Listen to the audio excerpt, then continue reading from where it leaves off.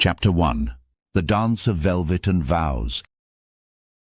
They met under the vaulted ceilings of the Citadel Hall, where chandeliers hung like captured constellations and every whispered promise was a weapon waiting to strike. Selene Veylor moved like smoke through the crowd, her gown a shade darker than morning. She wore no jewels, she was the jewel, the shimmering proof that House Veylor had survived the quiet purge when so many others had burned. Survival had a cost. She carried it like a blade hidden in velvet, honed sharper with every breath she took. Around her, courtiers laughed too loudly, their mirth thin and brittle, their lips stained with lies. Every smile was a trap. Every glance a weighing of worth. Eyes followed her like hounds. Some with envy, others with suspicion. She caught glimpses of stewards in dark crimson livery, bearing the sigil of the Dominion Triumvirate, a triskelion of iron thorns. Watching. Weighing. The Dominion rules everything, the court, the church, the houses, and it rules by fear, not truth. And my father serves them. So does every house that still smiles at their table. And among the courtiers, Selene spotted Lady Riona Thorne. Lady Riona Thorne stood like a promise no one could afford to keep, all gold and grace, with a mind sharp enough to cut silk mid-fall.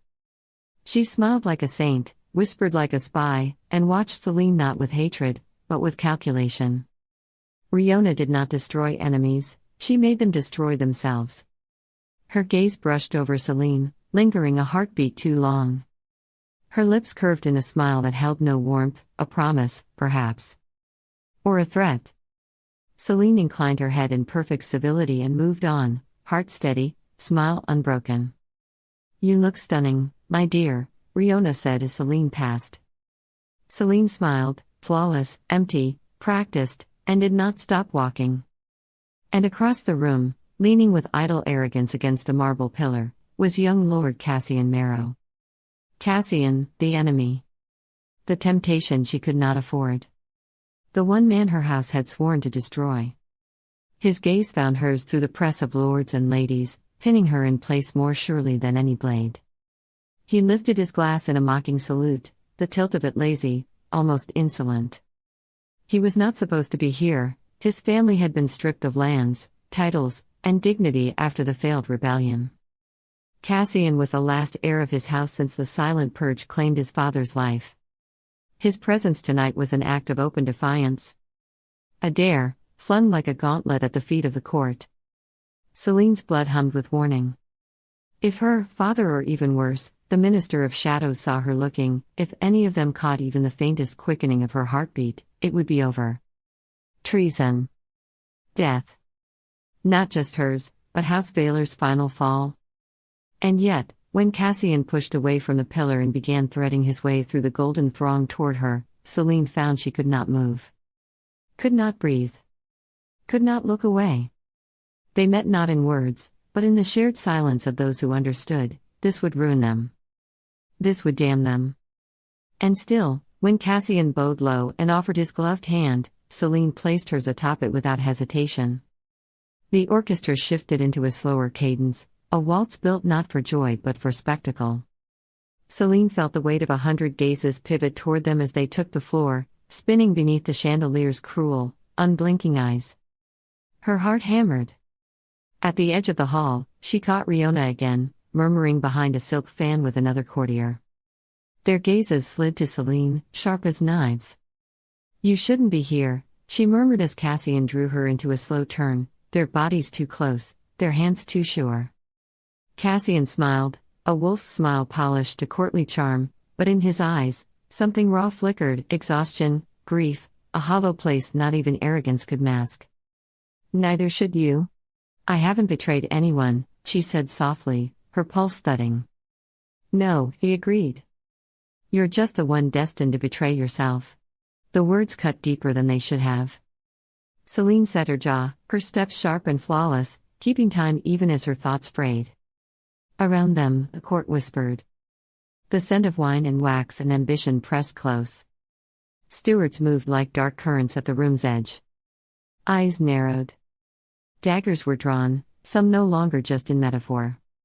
"You've caused a scandal just by showing your face. Your presence alone is a crime now." The Lord's triumvirate will demand blood. Let them demand, Cassian said, his voice low, meant for her ears alone. They can have my blood, when they earn it. And mine? She asked, before she could stop herself. For a heartbeat, Cassian's hand tightened fractionally at her waist. His gaze burned into hers with something far more dangerous than defiance, something closer to devotion. Recognition of the same breaking inside her. No, he said. Yours is the one thing I will not give them. The dance ended with a flourish. The court applauded, some too eagerly, some with knives glinting behind their smiles. Selene curtsied, Cassian bowed. For the span of a breath, she thought they might part ways, play their roles, pretend none of it had happened. Then a hand brushed her sleeve, discreet, almost accidental. Cassian slipped a folded scrap of parchment into her palm. Midnight. The Winter Gallery. The handwriting was unmistakable, and the parchment still held the scent of him. Selene barely blinked as she tucked it into the folds of her gown, expression serene. To refuse would be safe. Wise. Loyal. She was Veylor. Daughter of legacy. Servant of power. Not a fool. And yet, as she stepped away into the swirling sea of politics and poison, Selene already knew she would go. The Winter Gallery. The bells of the inner court tolled midnight, each chime heavy as a sealed fate. Selene moved like a shadow through the abandoned halls of the citadel, her steps soundless against the marble. Her gown was gone, traded for a cloak the color of deep wine, the hood drawn low over her hair. No attendants. No guards. No alibis. Every step carved the path of her own undoing. If anyone saw her wandering alone at this hour, the rumors would write themselves before dawn, and the executioners would not lag far behind. The Winter Gallery was the oldest part of the palace, left untouched by rebuilding after the purge. Here, the stones still bore the scars of ancient sieges, murals faded into ghosts, histories the Dominion would rather erase than honor. A cold draft gusted through the cracked mosaics, carrying the faint scent of ash. Selene paused before a faded fresco, a crowned figure standing defiant against a burning sky. Strange sigils wreathed the figure's brow, half erased, half forgotten. Old blood. Old vows. Something in her chest ached. Something ancestral and dangerous? The sound of armor rattling in the distance shook her loose from the moment. She pressed deeper into the shadows, heart hammering against her ribs. Tonight, I choose my ruin, she thought grimly. Not theirs. Not my father's. She stepped inside. Cassian was already waiting. He leaned against the far wall, half swallowed by the gloom. Only the silver embroidery at his collar caught the moonlight. He looked as he always had, reckless, self-assured, but Selene could see it now, the careful set of his shoulders, the tension radiating from him, like a man walking a blade's edge. You came, he said. You left me no choice, she answered, though both of them knew it was a lie. A flicker of a smile crossed his lips, quick, bitter. There's always a choice. Selene said nothing. In the Dominion's court, choices were illusions, prettied up in silk, sharpened into knives. She moved deeper into the gallery, into danger. Closer to him. You should have stayed gone, she said. The Dominion declared your house forfeit. Your lands. Your titles. Your name. You are nothing now. And yet, Cassian said, pushing off the wall, here I stand. And here you are. Their eyes locked, and Selene hated how easily the silence between them filled not with fear, but with understanding. You think this changes anything? She asked. I think it changes everything, he said. I think you and I are already lost, Selene. The only question left is how we fall. For a moment, the world outside the Winter Gallery ceased to exist. No Dominion. No houses. No loyalties but the ones they made themselves. Selene reached up and pulled down her hood. The moonlight painted her hair silver. Cassian drew in a sharp breath, almost imperceptible. You think you can survive this court without a house to shield you? She said, voice cutting. Without blood ties to barter, without a sigil to swear by? I don't need a house, Cassian said. He took a step closer, and Selene did not retreat. I need an ally. And you think I would ever ally with you? Cassian smiled, slow and dangerous. But beneath it, Selene caught it, the flash of uncertainty. Of need. A man gambling everything he had left. You already have, he said. Before Selene could answer, before she could summon the anger she should feel, Cassian reached out and brushed his fingers lightly against hers. The touch was nothing. And yet it shattered something inside her. Selene closed her eyes, just for a heartbeat, and let herself imagine it, a world without sigils or blood debts. A world where she could want what she wanted without drowning in guilt and ruin. She opened her eyes. Cassian was still there, waiting, not demanding, not forcing. Simply waiting for her to choose. This is madness, she thought. This is death. And then, this is freedom. I have secrets, Cassian said, voice low. Information your father would kill to possess. Information that could tear the Dominion apart. I have names, Selene. Dates. Letters signed in your father's own hand. Proof of the quiet purge, of nobles, soldiers, even children, erased without trial and buried without record. The Dominion feeds on silence, but I've stolen its voice. He leaned closer, eyes flickering with a dangerous fire. Your house wasn't spared. Some of those names. They wore your colors before they vanished. Selene's heart kicked painfully against her ribs. Meet with me, Cassian said. No one has to know. Help me, Selene. Help yourself. It was suicide. It was treason. It was the first breath of a future she dared not dream. Her hand trembled, just once. When? She whispered. Cassian smiled, a real smile this time, unguarded, broken, radiant. I'll find you, he said. And before the weight of what she had agreed to could crush her, he was gone, swallowed by the shadows. Selene remained standing in the ruins of a forgotten gallery, the threads of her future slipping from her fingers like a tapestry come undone. There is always a choice, she thought. And tonight, I have chosen mine. The Dance of Blade and Oath. Obsidian Hold, the seat of House Veylor, juts from the cliffside like a blade in the dark, severe, angular, and cold as judgment. Its halls, carved from black stone veined with fire gold, seem built not to shelter but to command obedience. Selene lunged across the polished marble, her practiced sword flashing. Sweat slicked her back beneath the high-collared tunic, each step measured, each strike deliberate. Across from her, Master Corlin moved like a wraith in grey, his blade tapping aside her attack with effortless disdain. Again, Corlin barked. And this time, less hesitation. Selene ground her teeth and struck anew, the sharp crack of steel echoing between the high walls. Her muscles burned, each breath felt like swallowing fire. Above them, carved balconies loomed, and she knew unseen courtiers watched, weighing her worth as surely as any duel. Corlin parried easily, pressing her back. A Veylor blade defends legacy, girl. Not foolish passions. Cassian's mocking bow at the ball flashed behind her eyes.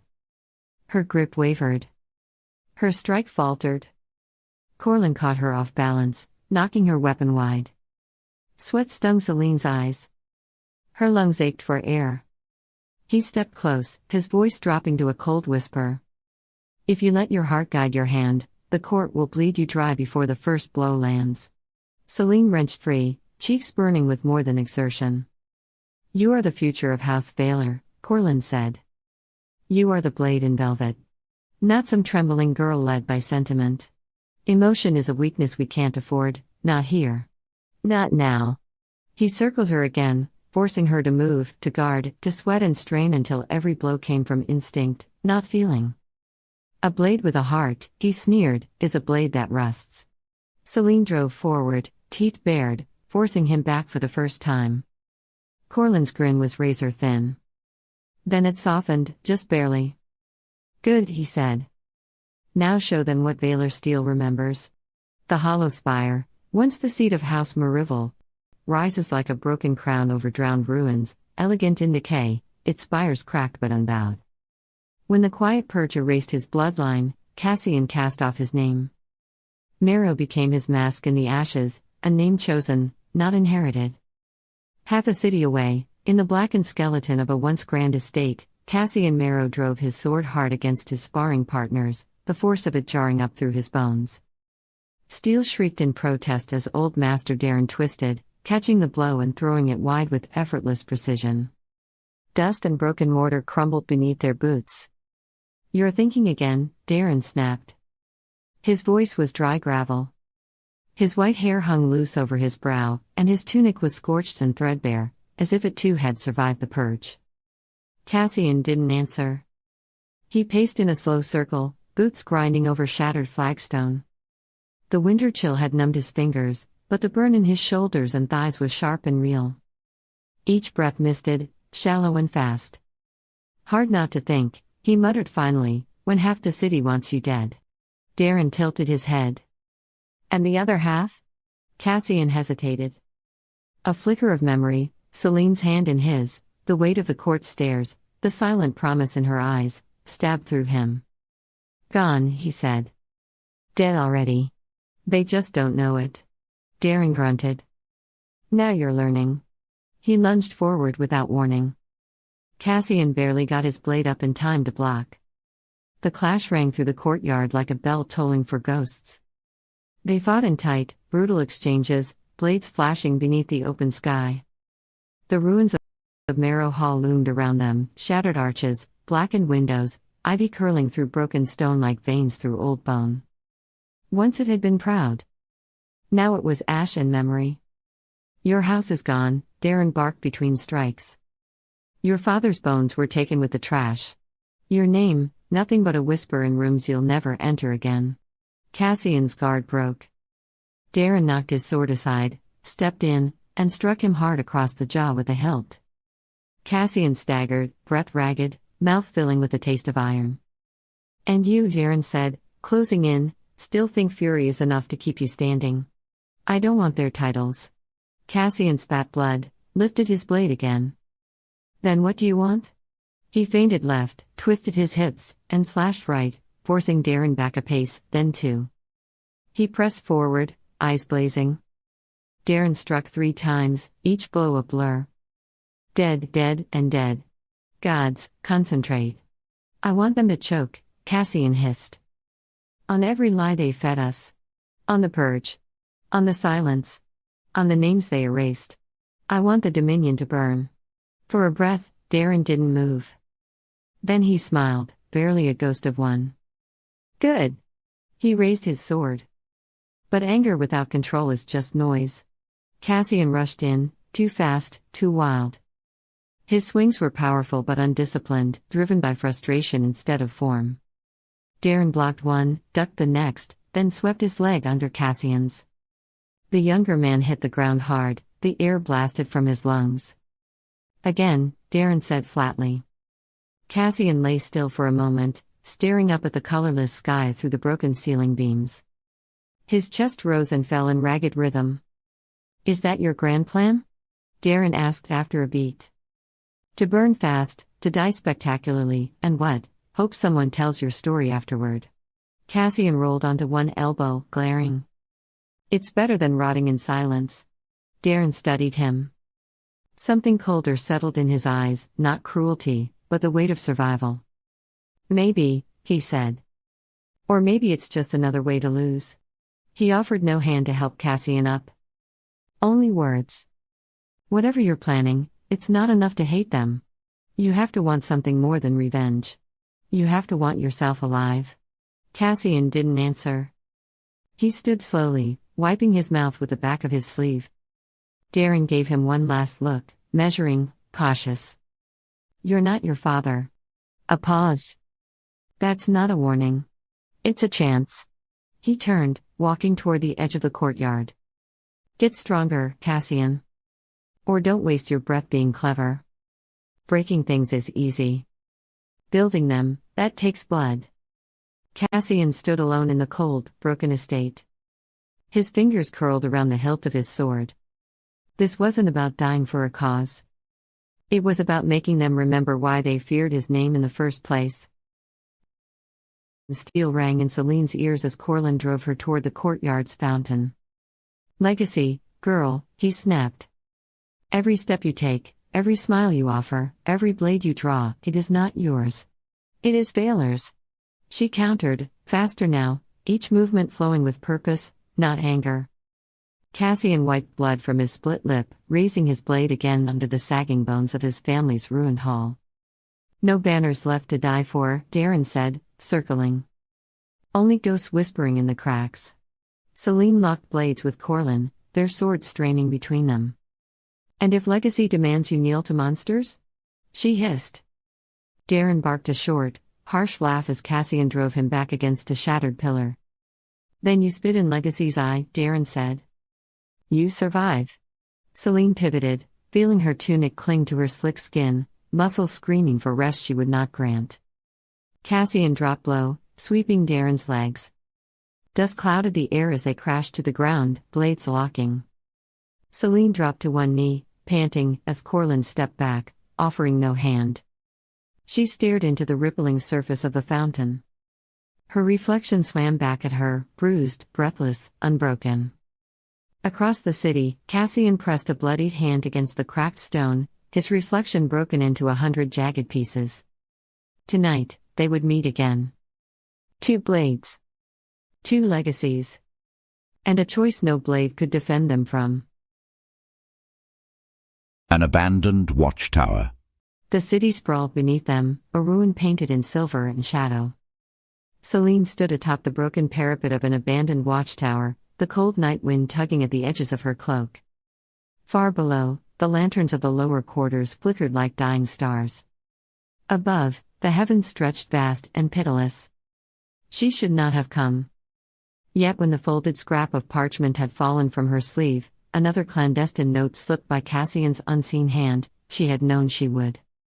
Rooftop. 1 hour before dawn. Trust me. And so she had slipped away from the warmth of her house's guarded walls, from duty, from caution, drawn by a thread she dared not name.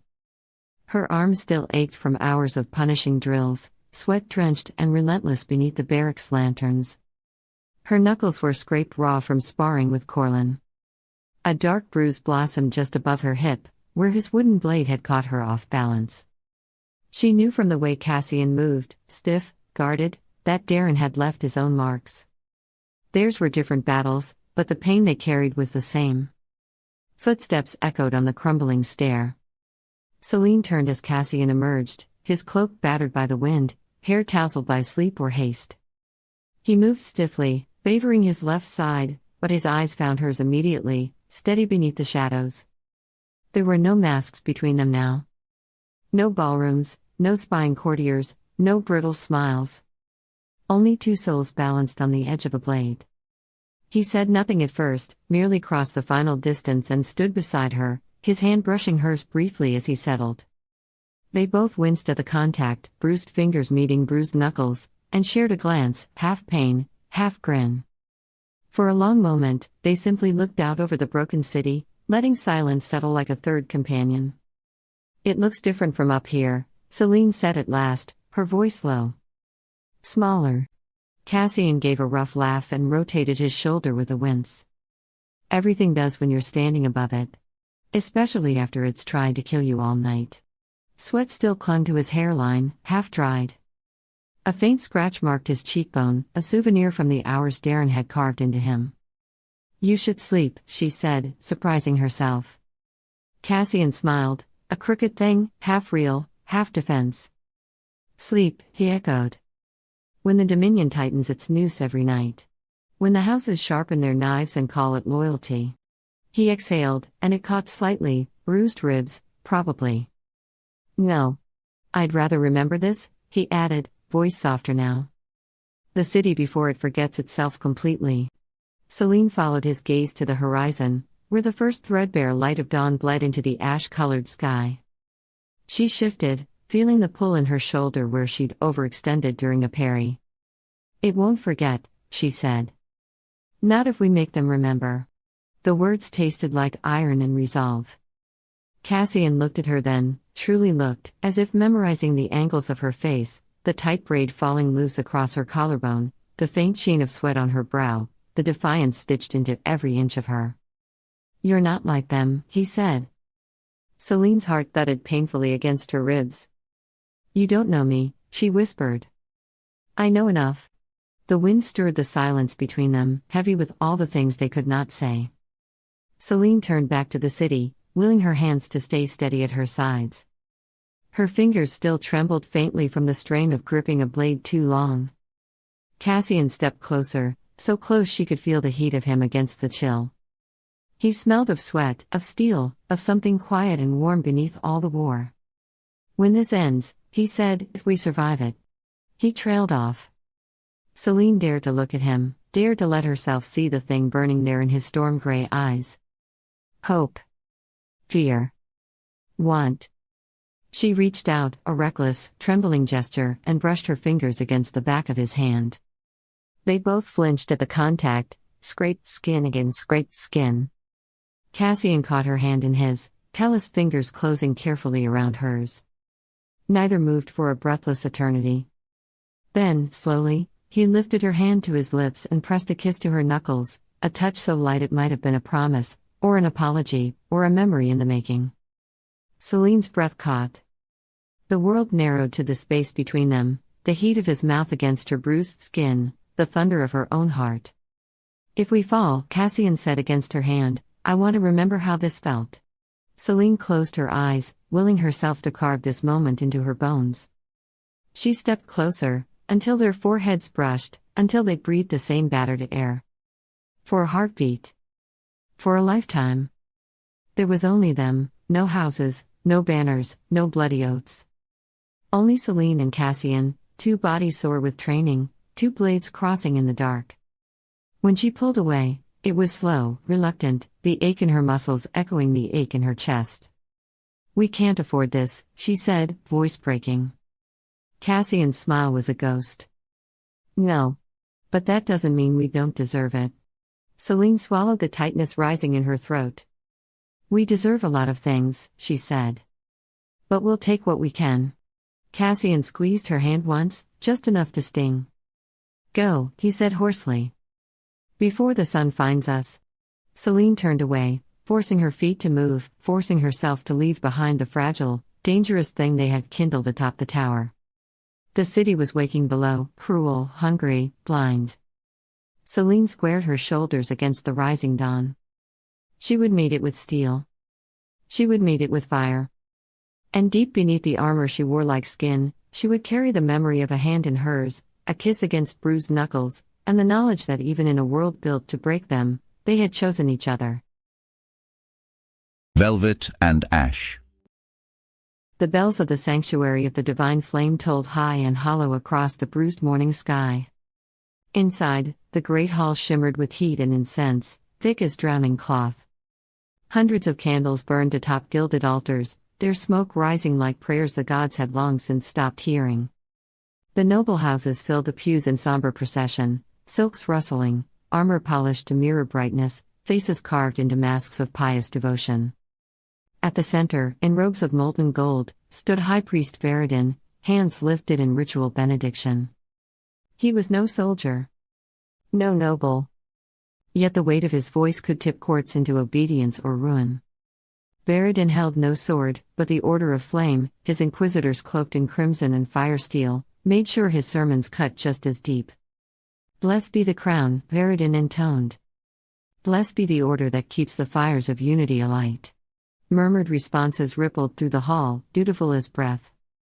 Selene knelt beside her father in the Veylor pew, head bowed, her face a study in serene obedience. Sweat trickled down her spine beneath the high collar of her formal dress. She kept her hands folded tightly, her eyes downcast.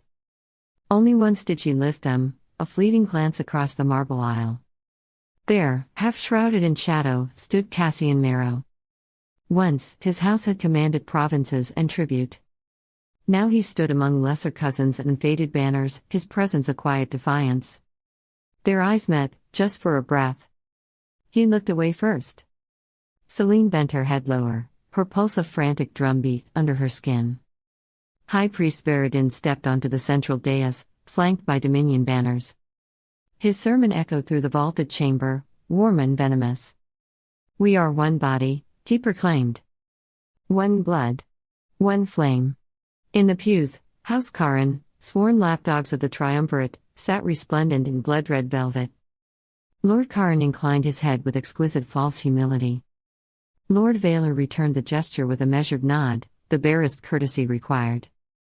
Near the front, Lady Avern of House Malin, whose fortune rose and fell with every dominion whim, smiled thinly, her jeweled fingers twitching like a spider sensing prey. The air beneath the stained glass dome was thick with 1,000 silent calculations. Marriage offers masked as blessings. Threats wrapped in pleasantries. Deals whispered into embroidered sleeves. The city burned beyond these walls, but here, in the sanctuary, the game endured. The noble youth from House Terran stepped forward, cloak trailing behind him like spilled ink. He dropped to one knee before the altar, head bowed low, hands clasped in trembling devotion. The gesture was flawless, precisely measured, reverent without being theatrical. Every house in the hall knew what was at stake. Terran's fading fortunes hung on this boy's ability to perform loyalty with conviction. Veridin raised a hand in benediction, his voice smooth and sonorous. "The flame receives the faithful." Behind the kneeling boy, Lord Halaric watched with cold, appraising eyes. Draped in black, gaunt as a crow, he tilted his head ever so slightly toward the Dominion magistrate seated beside him. A look passed between them, quick, wordless, and devastating in its certainty. Selene saw it. She kept her gaze lowered, her posture unchanged, but she noted everything: the angle of Halaric's chin, the magistrate's faint nod, the tightening of a gloved hand on a ceremonial staff. It was a conversation conducted without words, a deal sealed without need for parchment or seal. The boy's kneeling wasn't just piety, it was currency. His house had offered its loyalty like a coin pressed into the palm of power. And power had just accepted it. Selene's fingers curled slightly in her lap. She felt the heat of the candles, the weight of incense pressing against her lungs, and the unbearable stillness of her father's presence beside her. But her thoughts were already moving, quiet, sharp, calculating. Every glance in this hall could shift alliances, bury rivals, or resurrect the forgotten. And here she was, dressed in silk and obedience, watching it unfold like a second skin being shed. She had learned early, in the Dominion's courts, survival came not through proclamation, but through silence. Through the half-smile, the weighted nod, the gesture that said more than speech ever could. Above it all, Veridin's voice rose again. "Obedience is the path. Sacrifice is the price." Selene's throat burned. She kept her gaze fixed on the marble floor. Cassian shifted slightly, enough for the old man beside him, one of the last Merrow retainers, to grunt a warning. Cassian bowed his head again. Not in prayer. In calculation. He watched. Memorized. Faces. Positions. Weaknesses. When the fire came, he would know where to strike. His gaze flicked again to Selene, her pale hair bent beneath candlelight, her posture carved from duty and defiance alike. His hands curled slowly in his lap, fingers closing tight, as if around a sword that wasn't there. Not yet. But soon. On the dais, Veridin lifted the crown of ash, a relic blackened by forgotten wars, worn only during rites of obedience. "May those who stray be cleansed by flame?" The congregation answered, voices hollow, "May the fire remember." Selene's lips moved, but no sound followed. Cassian did not speak at all. Above them, the sanctuary's stained glass saints stared down, blind, their hands bound in chains of light. And beneath that frozen gaze, the great families of the Dominion smiled their false smiles, played their ancient games, and watered the seeds of their own destruction with every breath.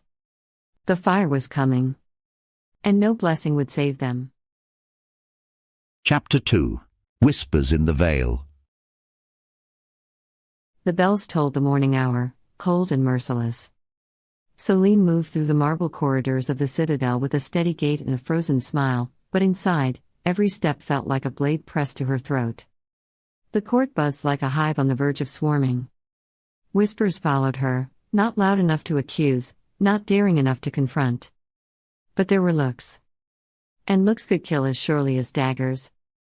Cassian's return had shattered something fragile beneath the court's glittering surface.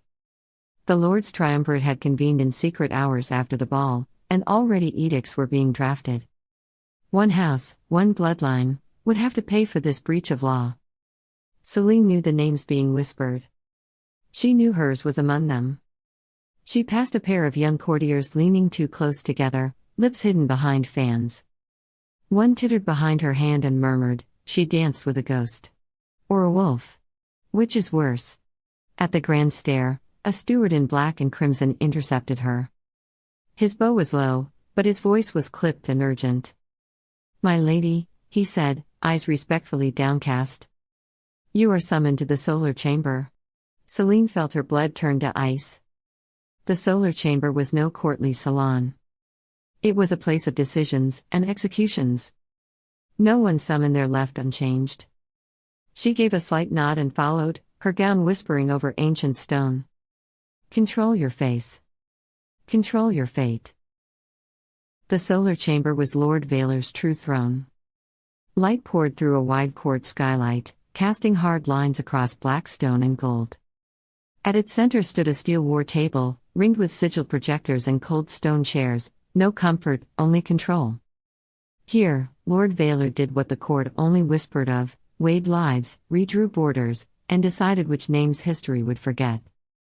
The solar chamber was an oven of light and judgment. Golden mosaics glared down from every wall, depicting the Dominion's founding victories, dragons chained, cities burned clean, thrones seized by fire and law. The ceiling domed high above in hammered gold leaf and glass, designed to reflect sunlight from dawn until dusk. No shadows were allowed here, only truth or the illusion of it. It was not a courtroom, not officially. The Triumvirate did not attend such gatherings. Their power moved through quieter channels, ministers, scribes, bloodless rituals.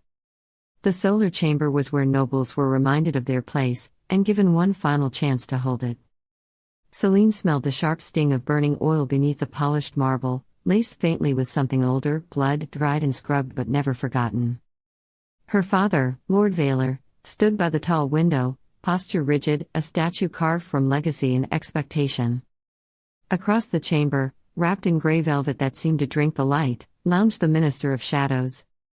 Her smile curved like a crescent moon over a cup of poison. A third figure lingered near the far wall, a slender man in archivist brown, his ink-stained fingers folded neatly at his waist. Talon Pharaohs, official scribe of the Dominion. His head remained bowed, his eyes never lifting. Selene barely noticed him, then. Later, she would remember his stillness. And the weight of what he heard. She stepped into the center of the chamber and bowed. "You summoned me, my lord," she said, voice steady. "You were seen last night," her father replied, still facing the light. His voice was calm, and somehow that was worse than rage. "Many were seen last night, my lord," she answered carefully. "You danced," said the Minister of Shadows, her voice silk-soaked in venom, "with a traitor." Selene smiled, just enough to be infuriating. "I am a lady. Must I also be cruel to the unfortunate?" Selene straightened, spine rigid as glass. "I danced with a man whose name has been stripped from the ledgers. Is it treason to acknowledge a ghost?" A soft chuckle from the minister, low and knowing. Her eyes never blinked.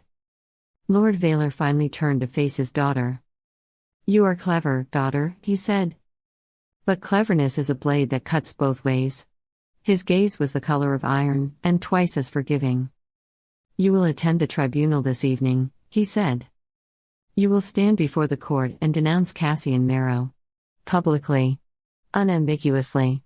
The words dropped like iron into still water. Selene did not let her hands tremble. "As you command. Your will is the tide, my lord, I merely drift with it." "Good." His smile was thin. Humorless. "For the survival of House Veylor." She bowed again, deeper this time, then turned to leave. Behind her, the Minister of Shadows whispered, soft enough that Talon Pharaohs barely needed to raise his quill, "There are no secrets in this palace, my dear. Only debts. Waiting to be collected." Selene walked from the solar chamber with her back straight, her silence absolute. But inside, her resolve cracked like scorched glass. The door closed behind her, and Selene exhaled slowly. A steward brushed past carrying sealed letters, one bearing the black wax of the triumvirate. Further down the corridor, she passed Lady Riona Thorne, who emerged from a side gallery as if by coincidence. Her expression was a work of art, polite surprise, gentle curiosity. But her eyes were knives. "My Lady Veylor," Riona said, all grace and frost. "So early. I do hope your morning counsel was enlightening." "Of course, my lady." "Do I not look enlightened?" Selene replied, her smile as soft as silk drawn over a blade. "Truth is rarely convenient," she added, voice quiet but steady. "Nor are ghosts," Riona said, her own smile cooling. "And yet they always find ways to linger." Their eyes held for a moment longer than court politeness allowed. Selene moved on without answering. She could feel Riona's gaze like the press of a dagger between her shoulder blades. She returned to her chambers with her smile still intact, barely. Only when the heavy oak doors closed behind her did she allow herself a single, shuddering breath. She tore the pins from her hair and let the cascade fall free. Her fingers trembled. A tribunal. A denunciation. A line she could not uncross. On her writing desk, a package waited. An innocuous leather-bound book, treatises on court etiquette, the sort clerks sent endlessly to remind young nobles of their place. She had not requested it. She opened the cover. Something slipped free. A note, written in Cassian's hand: "The Dominion's chains are gilded, not broken. Meet me. Midnight. Western Spire Archives. You are not alone." Her pulse pounded in her ears. Selene folded the note into her sleeve. Every rational thought screamed at her to burn it. To forget. To live. But rationality had died the moment she placed her hand in his at the ball. The Spire Archives. Selene moved like a ghost through the lower corridors of the citadel, cloaked in velvet so dark it drank the light. She wore no perfume. No rings. Not even a pin to mark her house. She was no one tonight, only a shadow among stone. She passed no guards. No servants. But she knew better than to believe herself unseen. In the Dominion, walls had eyes. Paintings whispered. Secrets were currency, and someone was always selling. The Spire Archives loomed above her, long abandoned since the last insurrection. The uppermost level had been sealed for decades, too damaged, too symbolic, too full of ghosts. A reminder. A warning. Not a sanctuary. The door stood ajar, creaking softly in the wind. Too easy, some part of her thought. Too still. She slipped inside. The silence was thick. Moonlight cut through broken windows, painting cracked stone in pale streaks. Moss crept across old banners. A fresco above the hearth showed a crowned figure bound in fire, half flaked away, but not yet erased. Beneath it, barely legible, "Let none outlive the oath." Selene shivered. Cassian stood at the center of the chamber, framed by ruined tapestries and ash. His coat was dusted with powder, his collar torn at one edge. But he stood straight, silver blonde hair tousled by wind, eyes burning in the dark. "You came," he said. "As you knew I would," she answered. He didn't smile. "I wasn't sure." She stepped closer. "They want me to denounce you tonight. At the tribunal." "I know," he said quietly. "It was Riona who brought the petition forward. She's circling you." Selene's pulse stuttered. "Of course she is." Cassian unbuckled a scroll case from his belt and held it out. "This is why I came back." She took it. The leather was cracked, ancient, the seal broken long ago.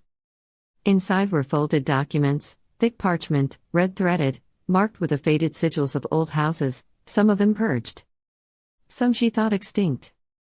She unfolded one and read aloud: "Disbursement approved for strategic termination, House Varen, House Lyrian, House..." She stopped.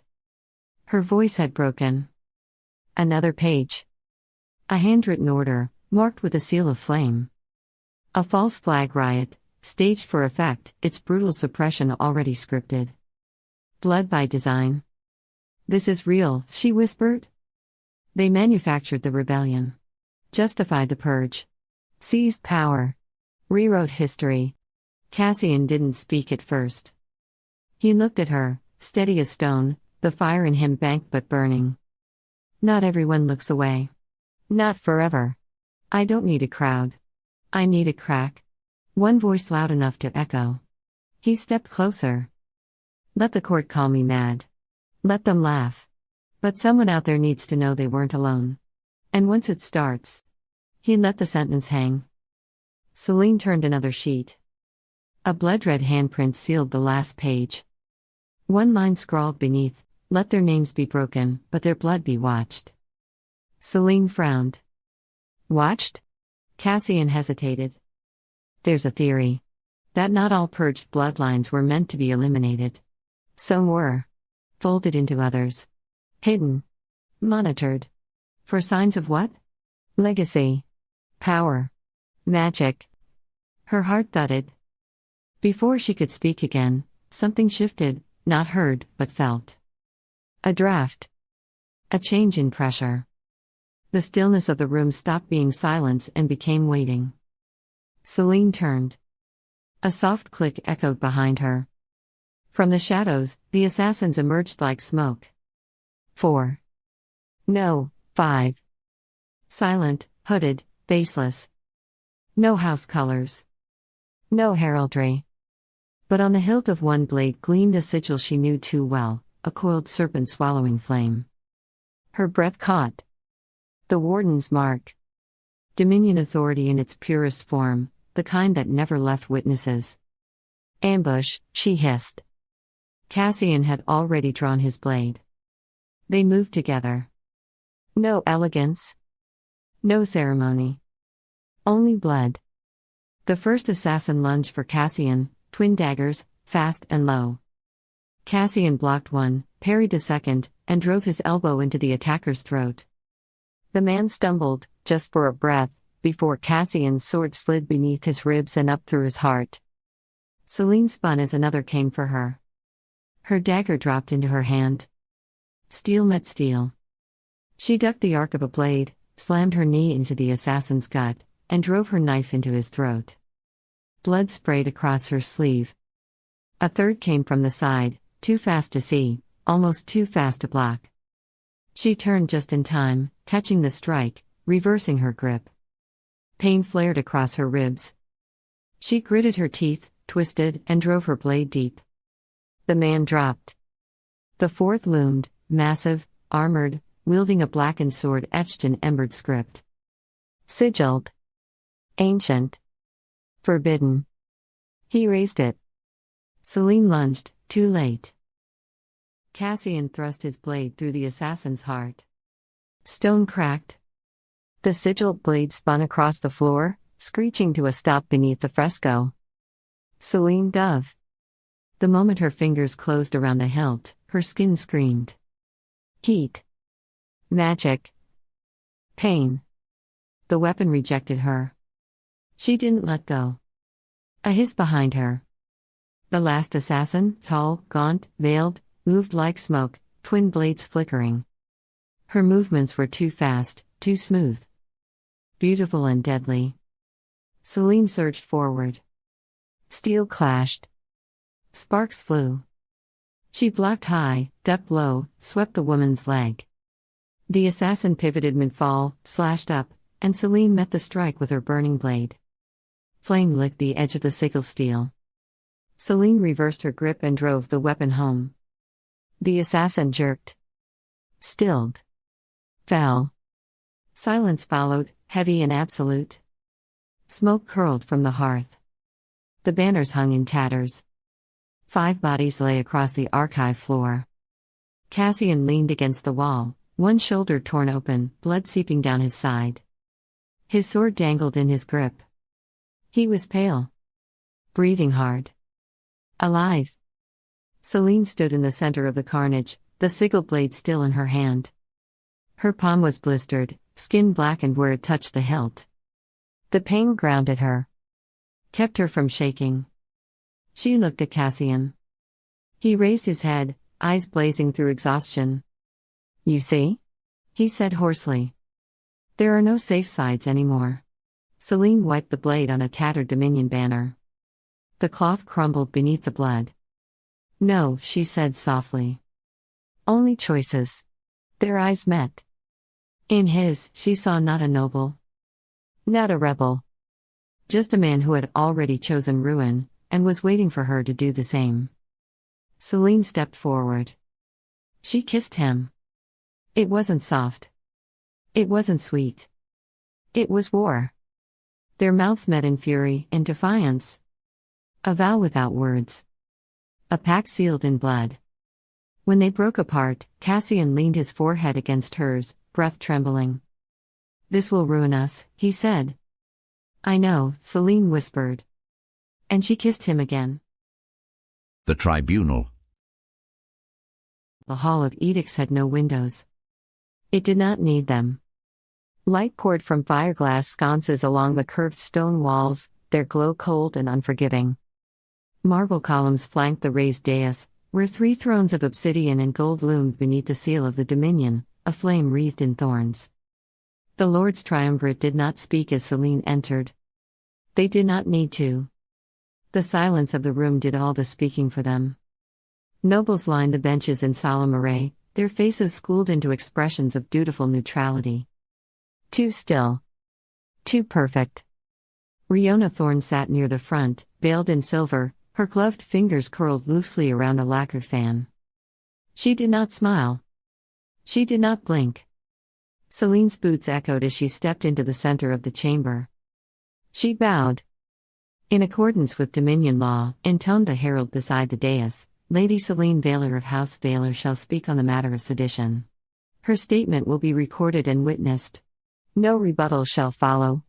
A beat passed. Then Selene lifted her head. Every eye turned to her. She wore a gown of winter white silk, bare of jewels, her house sigil embroidered faintly at the cuffs. Her hands were steady. Her face unreadable. But her heart thundered like war drums. "They are watching your eyes, not your words. Control your breath. Control your fate." She looked directly at the central figure on the dais, robed in molten gold, face obscured beneath the ceremonial hood of the flame. A High Inquisitor, or perhaps even Veridin himself. She could not be sure. "I come before this tribunal," she began, her voice clear, "to affirm my loyalty to the crown, to the flame, and to the sacred laws of our dominion." Silence. No nods. No smiles. Only the scratch of the scribe's quill. Selene drew breath. Held it.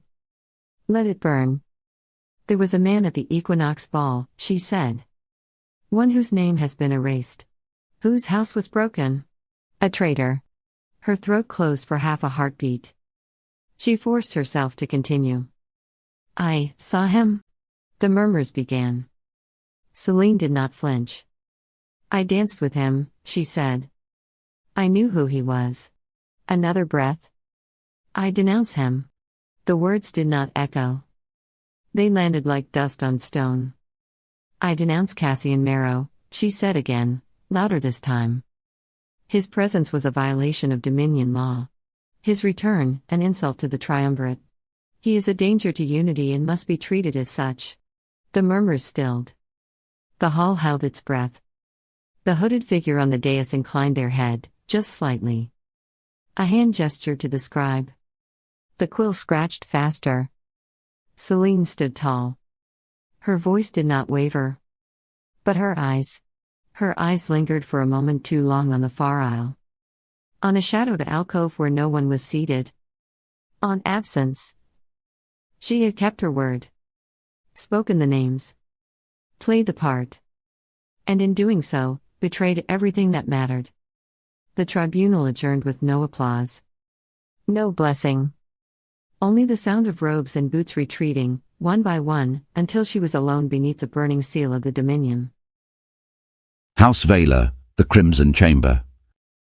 Candles burned low in the long hall of House Veylor, casting flickers of gold across banners marked with the blood-red hawk.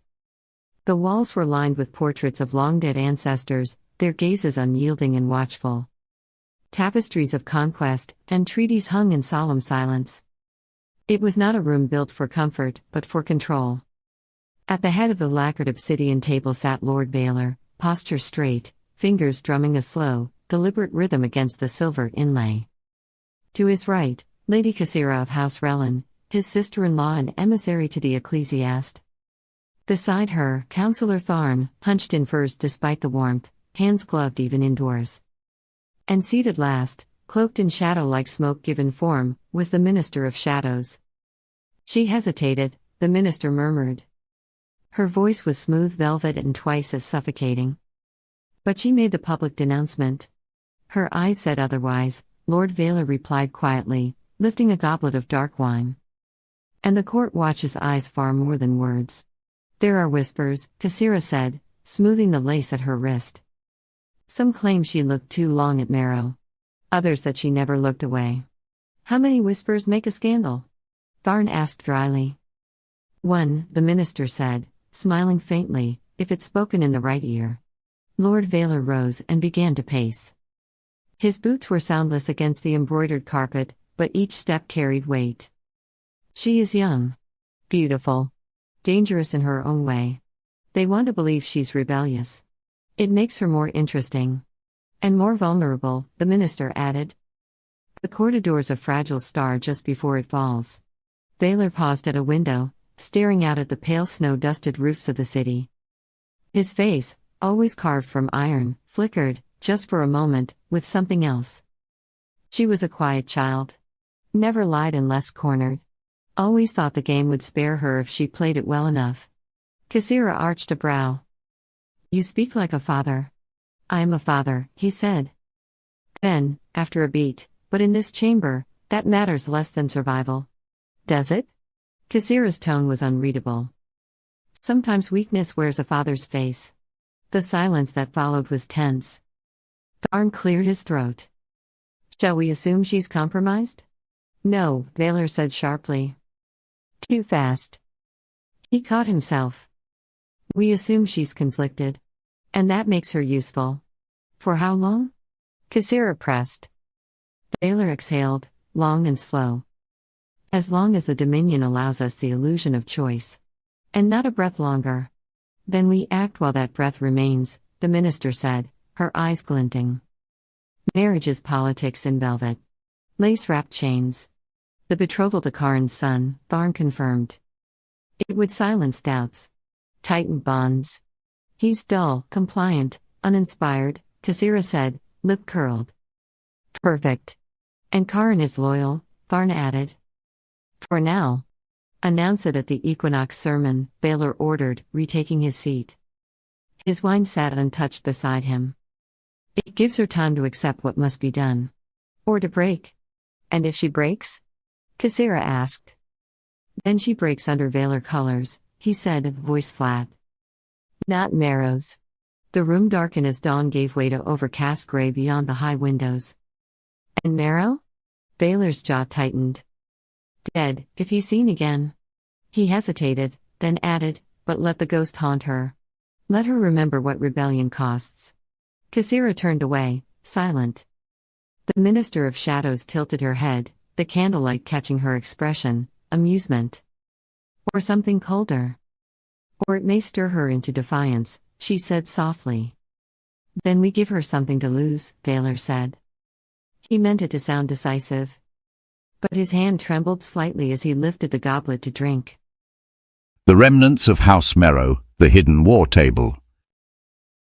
Cassian stood over a cracked table, maps and smuggled documents strewn between guttering candles. The room was damp and smelled faintly of mold, sweat, and the metal bite of old blood.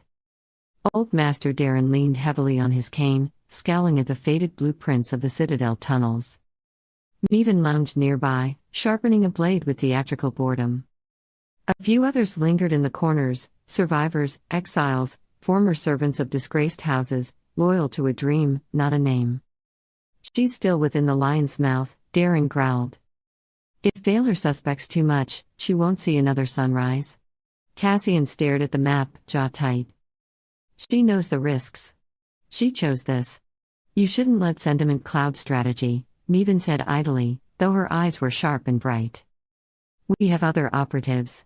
Other names the Dominion hasn't burned from the ledger. Cassian looked up.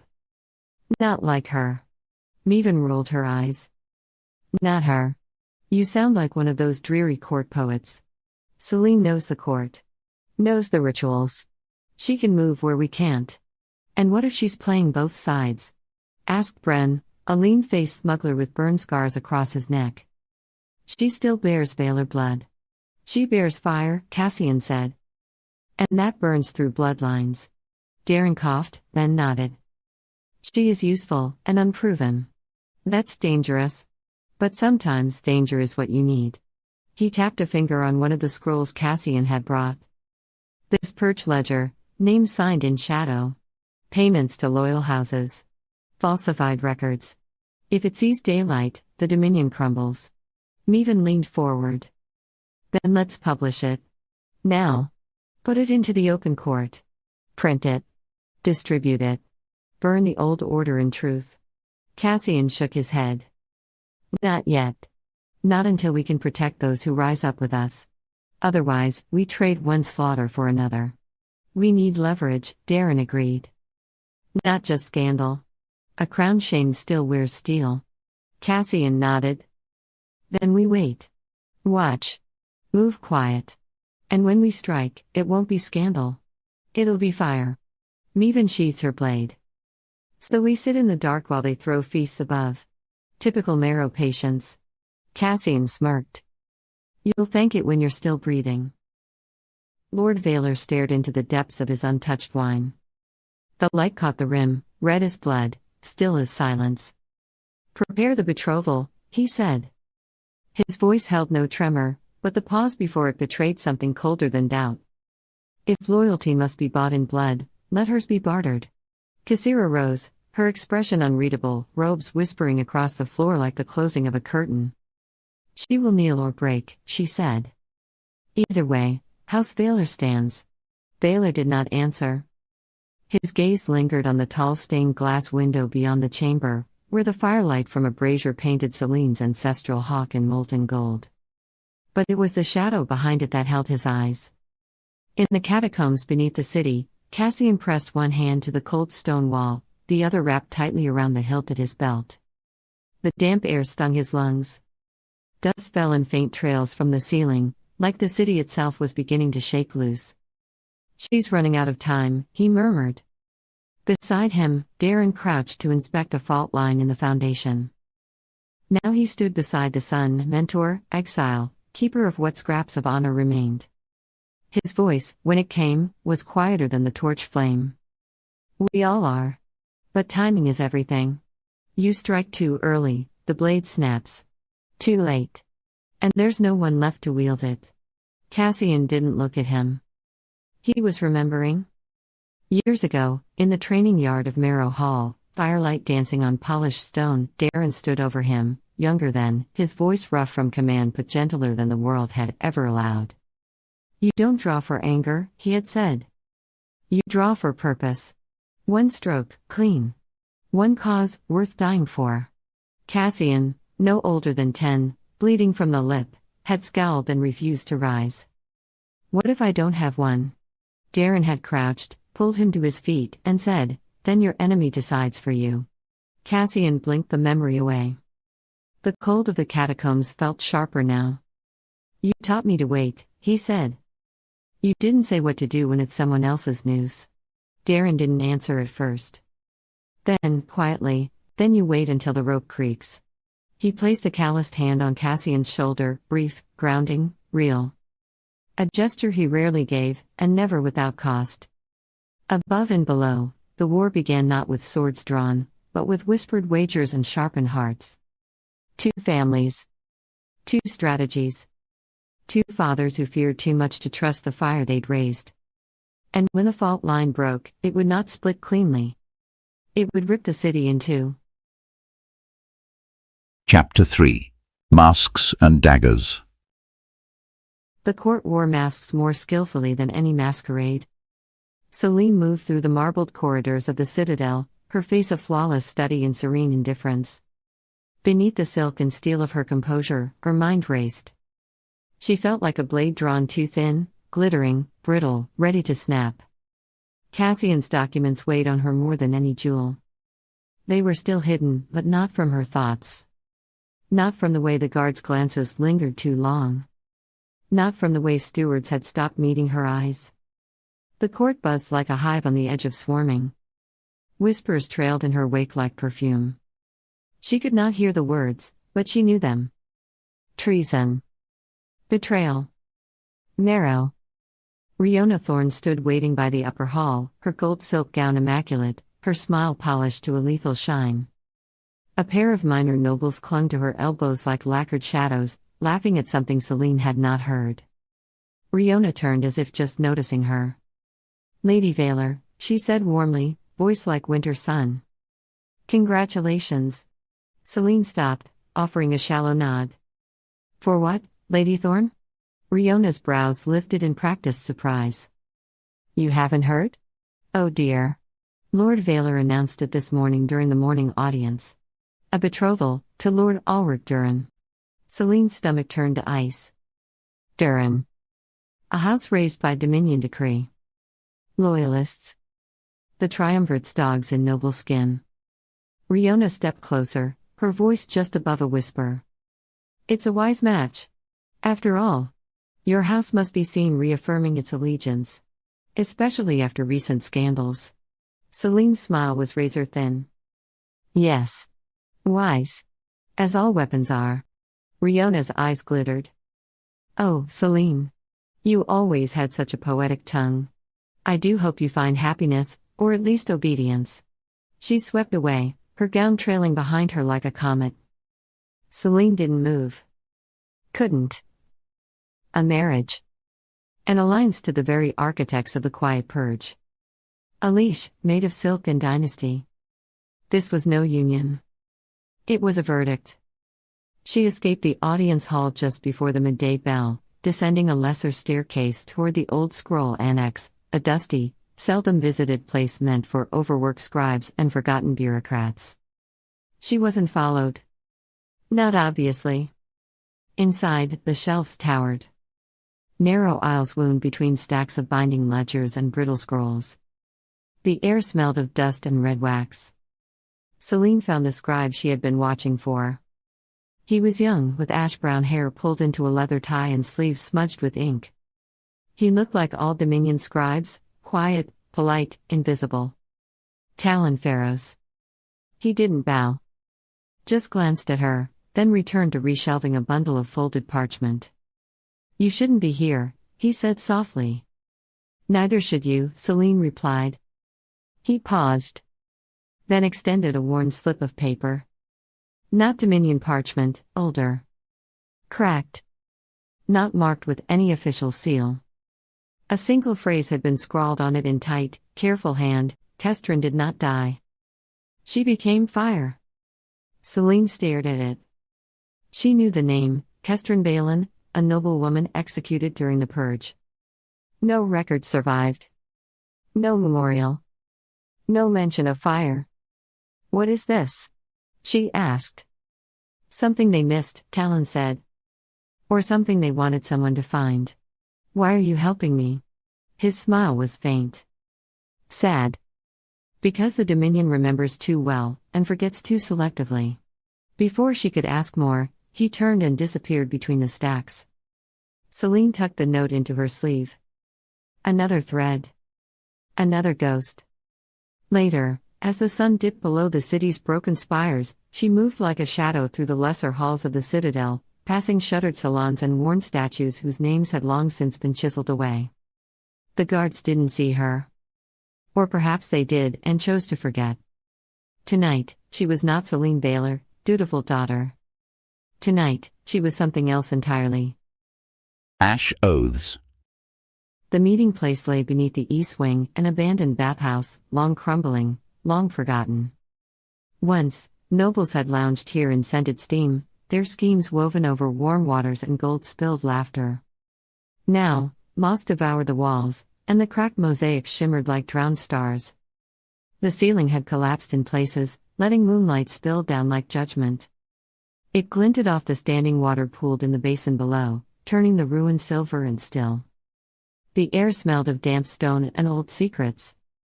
Selene descended into the darkness without hesitation. Cassian was already waiting in the drained pool, his silhouette cut sharp against the light. He looked like something from an older story, a prince carved from ash and oath, standing where history had failed. With him stood two others. Meven, tall, composed, braided hair tight as armor. She wore no sigils, no colors, only clean linen and leather, the uniform of someone who had no time for vanity. Her eyes, pale gray and piercing, missed nothing. Kale, younger, with healer's hands and a soldered scowl. He leaned against a shattered pillar like he owned the ruin. But his eyes flicked to Selene with open mistrust. Selene crossed the threshold, every instinct warning her, this was the real step. Not the dance. Not the kiss. This. You came, Cassian said. Selene inclined her head. I said I would. Kale scoffed. Words are cheap in the Dominion. Meven's gaze cut sharper than any blade. So are martyrs who think rebellion is poetry. Selene met her stare without flinching. Survival requires choices. I've made mine. Meven's expression shifted, not softening, but acknowledging. We'll see. Cassian knelt by the broken fountain, unwrapping a leather case worn at the edges. Inside, the proof they had risked everything to steal. Records of the Quiet Purge. Names. Payments. Orders sealed with blood and buried in fire? Selene crouched beside him, scanning the parchments with practiced eyes. She recognized house seals long considered extinct. Notations beside some names read only, assimilated, bloodline preserved, sigil reassigned. Her fingers paused over one name. Kestrin Balin. Talon found that, Cassian murmured. She was supposed to be executed. But there's no record of a body. No final ledger entry. Just a transfer. To where? Cassian's smile was thin. No one knows. Kale leaned in. This one's my favorite, he muttered, tapping a page. A payment order to a triumvir's cousin. For burning down their own estate. Selene's stomach turned.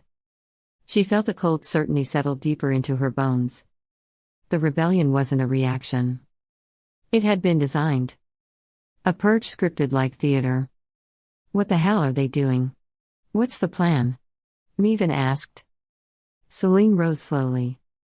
We find others who hate the triumvirate more than they fear it. We give them a reason to stand. Or a reason to burn. What is they don't? Kale arched an eyebrow. And if they choose wrong? Selene didn't blink. Then we burn them with the rest. For a moment, silence held. Then Meven stepped forward, drawing a thin dagger from her belt.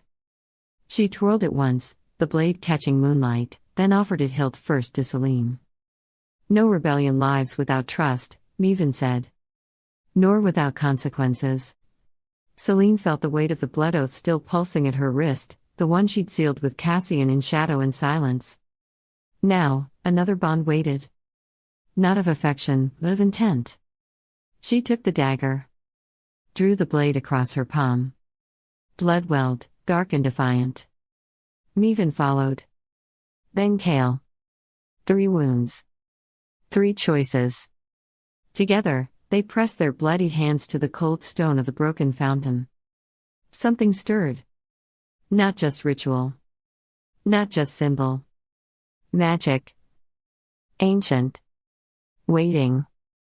The old stones drank their blood like rain. The cracked mosaics flickered faintly, the colors deepening for a breath, as if remembering something long buried. Selene felt it rise, a low, thrumming chord beneath her skin. The world did not change. But something in her did. Not loyalty. Not even rebellion. Vow. Cassian stepped back, watching, his expression unreadable.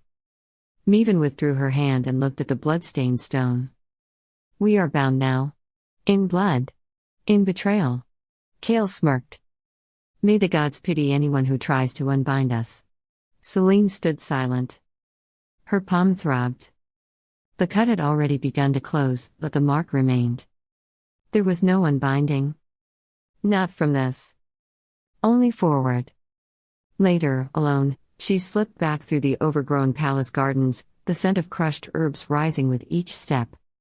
She paused at a broken balustrade, staring down at the city. The Dominion's banners still hung over the spires. Regal. Rigid. Stained red in the moonlight. But cracks had begun to spread. And within her, something had shifted, not just anger. Not just purpose. Claim.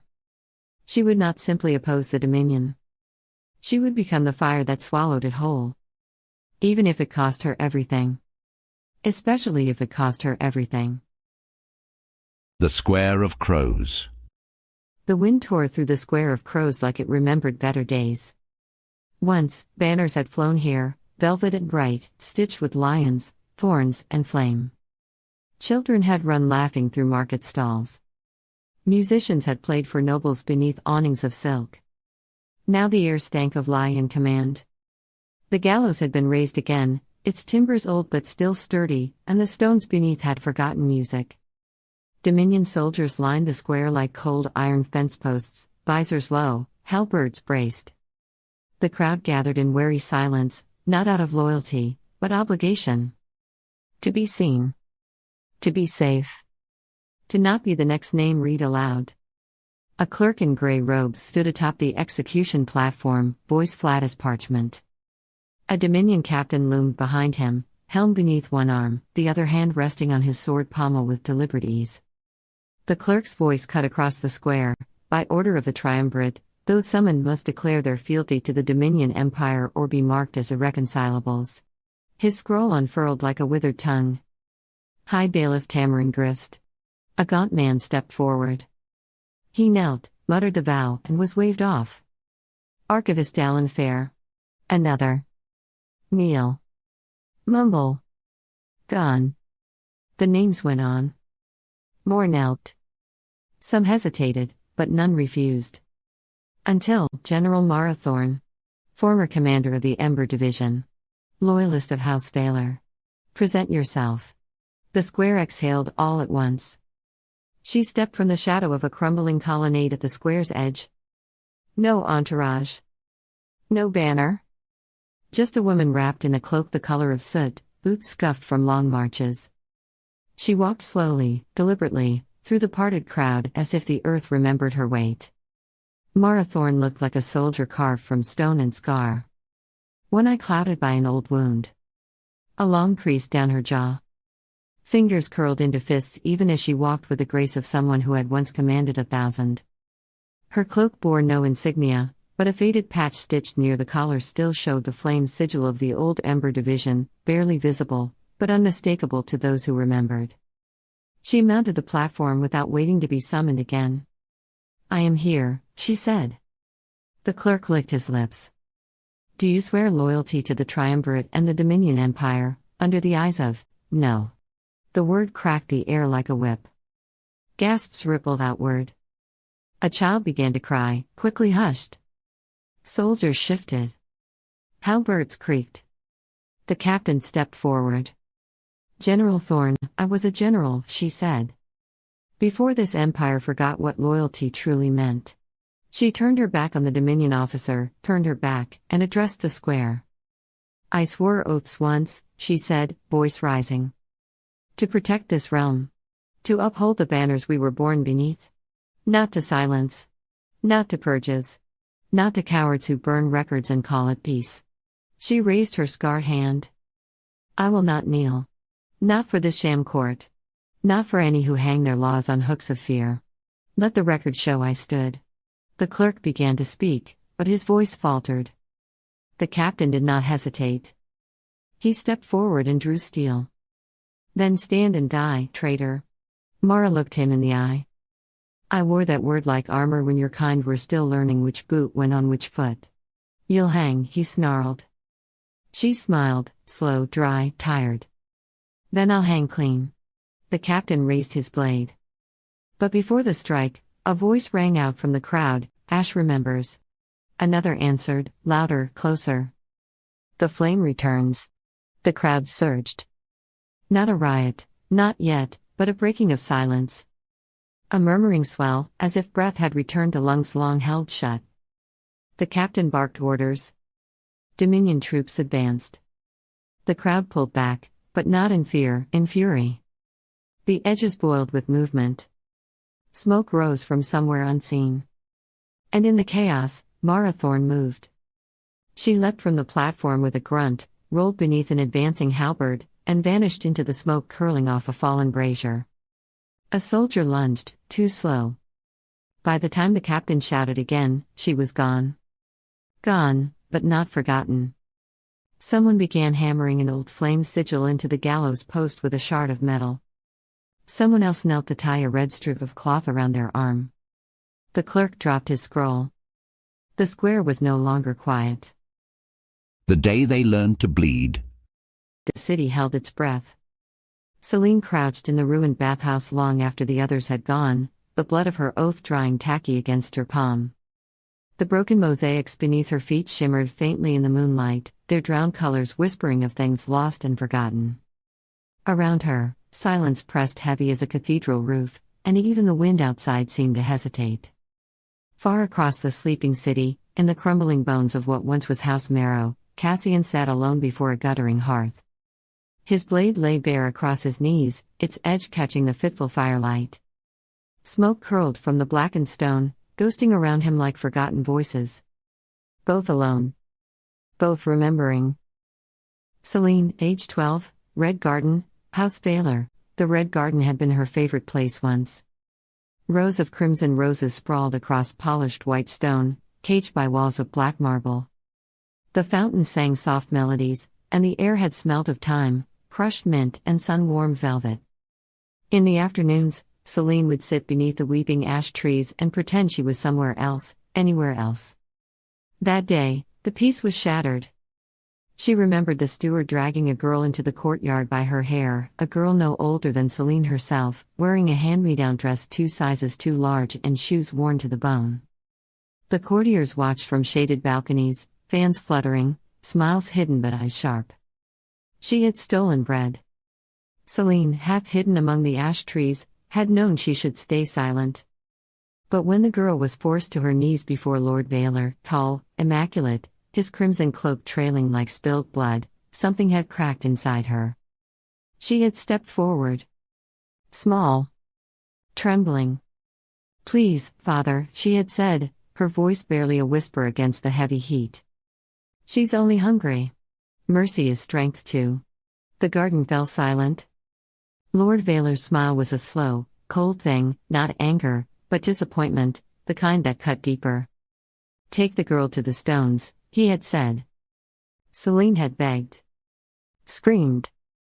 Tried to pull the steward's hand away. They made her watch anyway.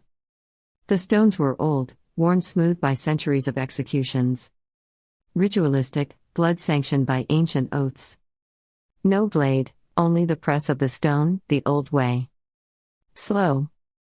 Crushing. Selene remembered the sound, not a scream. Screams faded. It was the crack of bone, the wet, final sound of hope dying. Later, when the sun had set and the blood had dried black in the cracks of the garden, Lord Veylor had knelt before her. He took her bloodied hands in his grip firm but not cruel, as though she were a precious heirloom he was polishing. "Remember this, child," he had whispered, the air between them smelling of roses and iron. "A heart is a blade turned inward. Mercy kills faster than any dagger." Selene had not cried. She had learned.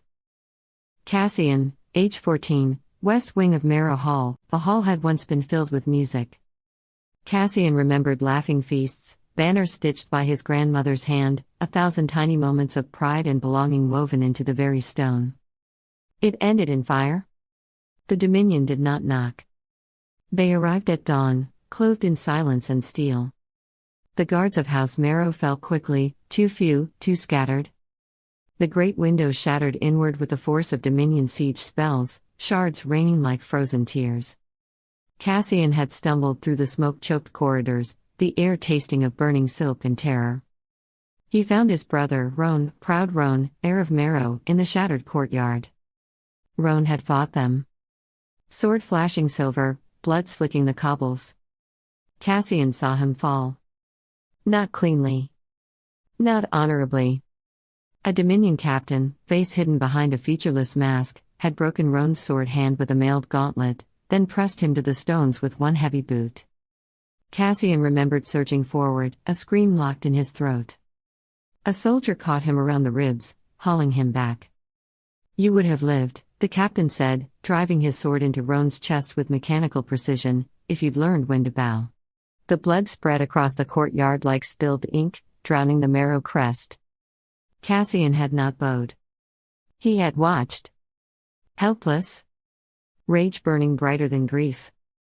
He had asked, later, whispered it into the ruins, into silence. Where had his father gone? No one ever answered. Lord Merrow had vanished before the siege began. Just gone. That was the Dominion's gift. Not death. Erasure.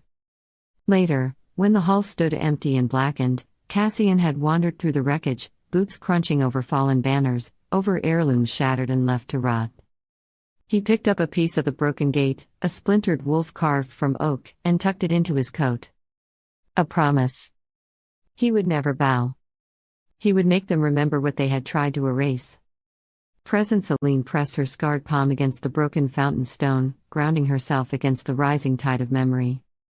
Far away, Cassian tightened his grip on the worn hilt of his blade until his knuckles whitened. Both bore marks invisible to the court's polished eyes. Children taught that kindness was weakness. That loyalty was obedience. That survival was bought in blood. The bathhouse around Selene seemed to exhale, a cold breath stirring her tattered cloak. Above, the ruined ceiling showed slices of ash-colored sky. Selene stood slowly, the dried blood on her palm cracking like an old seal breaking. She would not be that frightened child again. She would not kneel. She would carve her own future from the bones of the old world if she must. Across the city, Cassian rose to his feet, sliding his sword back into its battered sheath. The embers at his feet sputtered and died. He did not look back. Tomorrow, the loyalty trials would open their jaws to devour the weak, the wavering, the inconvenient. Selene and Cassian would not go to the altar like lambs. They would bring the fire. The city's bells tolled midnight, heavy and hollow. And somewhere between the stones and the stars, two blades were being honed. Not by choice, but by the Dominion itself. The day they learned to bleed was the day the Dominion signed its own death. Neither of them would forget. Neither of them would forgive. And neither of them would bow. The door opened. The others filed in, Cassira first, graceful and watchful, Councillor Tharn, coughing into a scented kerchief, and last, the Minister of Shadows, her presence cold enough to silence the room without a word. Veylor straightened. "Sit," he said, and they did. He reached for his goblet of wine, turned it once in his hand, then set it down untouched. Her eyes said otherwise, Cassira noted. "She's not a spy," he said quietly. "Not a traitor. Then what is she?" Tharn asked. Veylor looked at the flickering hearth, at the shadows stretching long behind the portraits of his ancestors. "She's my daughter," he said. "And she's standing at the edge of a fire I lit." Cassira frowned, her voice softer than usual. "You think she's in love with Merrow. I think she sees something in him that reminds her of herself," Veylor said. "And that terrifies me more than any alliance." A long silence. Then, the minister's voice, smooth as ever. "If she breaks with us, she breaks entirely." "She won't," he said. "Too fast. Too sure. The kind of lie a man tells when he's already counted how many ways it can go wrong." "She's a Veylor," he added. "But she had her mother's eyes. And her fire. She was never going to be a piece on the board." Still, he turned back to the game. "We'll proceed with the betrothal to Karin's son," Veylor said, the words burning like ash in his mouth. "Quietly. Announced at the equinox. We'll frame it as strengthening house unity." "She'll resist," Cassira said. Let her, he said. So long as she resists under our banner, not his. He paused. Then added, almost to himself, she doesn't have to love the man. Just survive him. And if she runs? Tharn asked. Veylor's jaw tightened. His voice dropped to a whisper. Then I'll be the one who has to send the order. Another silence fell. The minister watched him closely. Empathy is dangerous, my lord. So is hope, he said. But I have to believe she's still with us. That there's still time. And if you're wrong? Kasira asked gently. Then may the gods damn me before the Dominion gets the chance. When the chamber emptied, Veylor remained. He picked up the queen piece again. Turned it in his fingers. The paint had long since worn away. But it had once been the color of her eyes. Chapter 4. The Trial and the Thread. The loyalty trials began at dawn, and even the sun seemed reluctant to rise. Selene stood among the gathered court in the marble amphitheater of the Judgment Circle, her breath fogging in the bitter air, the cold biting through the thin soles of her slippers. Around her, nobles clustered like jeweled carrion birds, swathed in fur, masked in indifference, their silks and sashes a blur of bloodless luxury. But Selene saw what they truly were, not proud, not faithful. Afraid. The amphitheater's oculus yawned open above them, letting in the sky the color of steel and old grief. Wind screamed through the circle like a voice torn from the world's throat, carrying the sour tang of ash and sanctified blood. Echoes cracked off the whitewashed walls, boots, sobs quickly swallowed, the heavy drag of chains across ritual stone. The thrones of the triumvirate loomed above them, unmoving, untouched by the cold. They were flanked by house banners, armored guards, and silence. Beside them stood the Minister of Shadows, cloaked in storm-gray velvet, her gloved hands folded like a spider awaiting prey. And at her right hand, Lord Veylor, resplendent in crimson and coal-black. His face carved from Dominion law. His daughter's existence reduced to a political blade. Selene's pulse beat beneath her skin like a war drum. She did not look at her father. The first accused was dragged into the center of the circle, a minor lord, thin and trembling, half frozen in a threadbare coat. His name barely registered, Lord Oren Veylor, nephew of a perched line. Selene had seen him once before, polite, forgettable. He had asked no dangerous questions. Made no defiant speeches. His crime was absurd. Suspected withholding of grain tithes.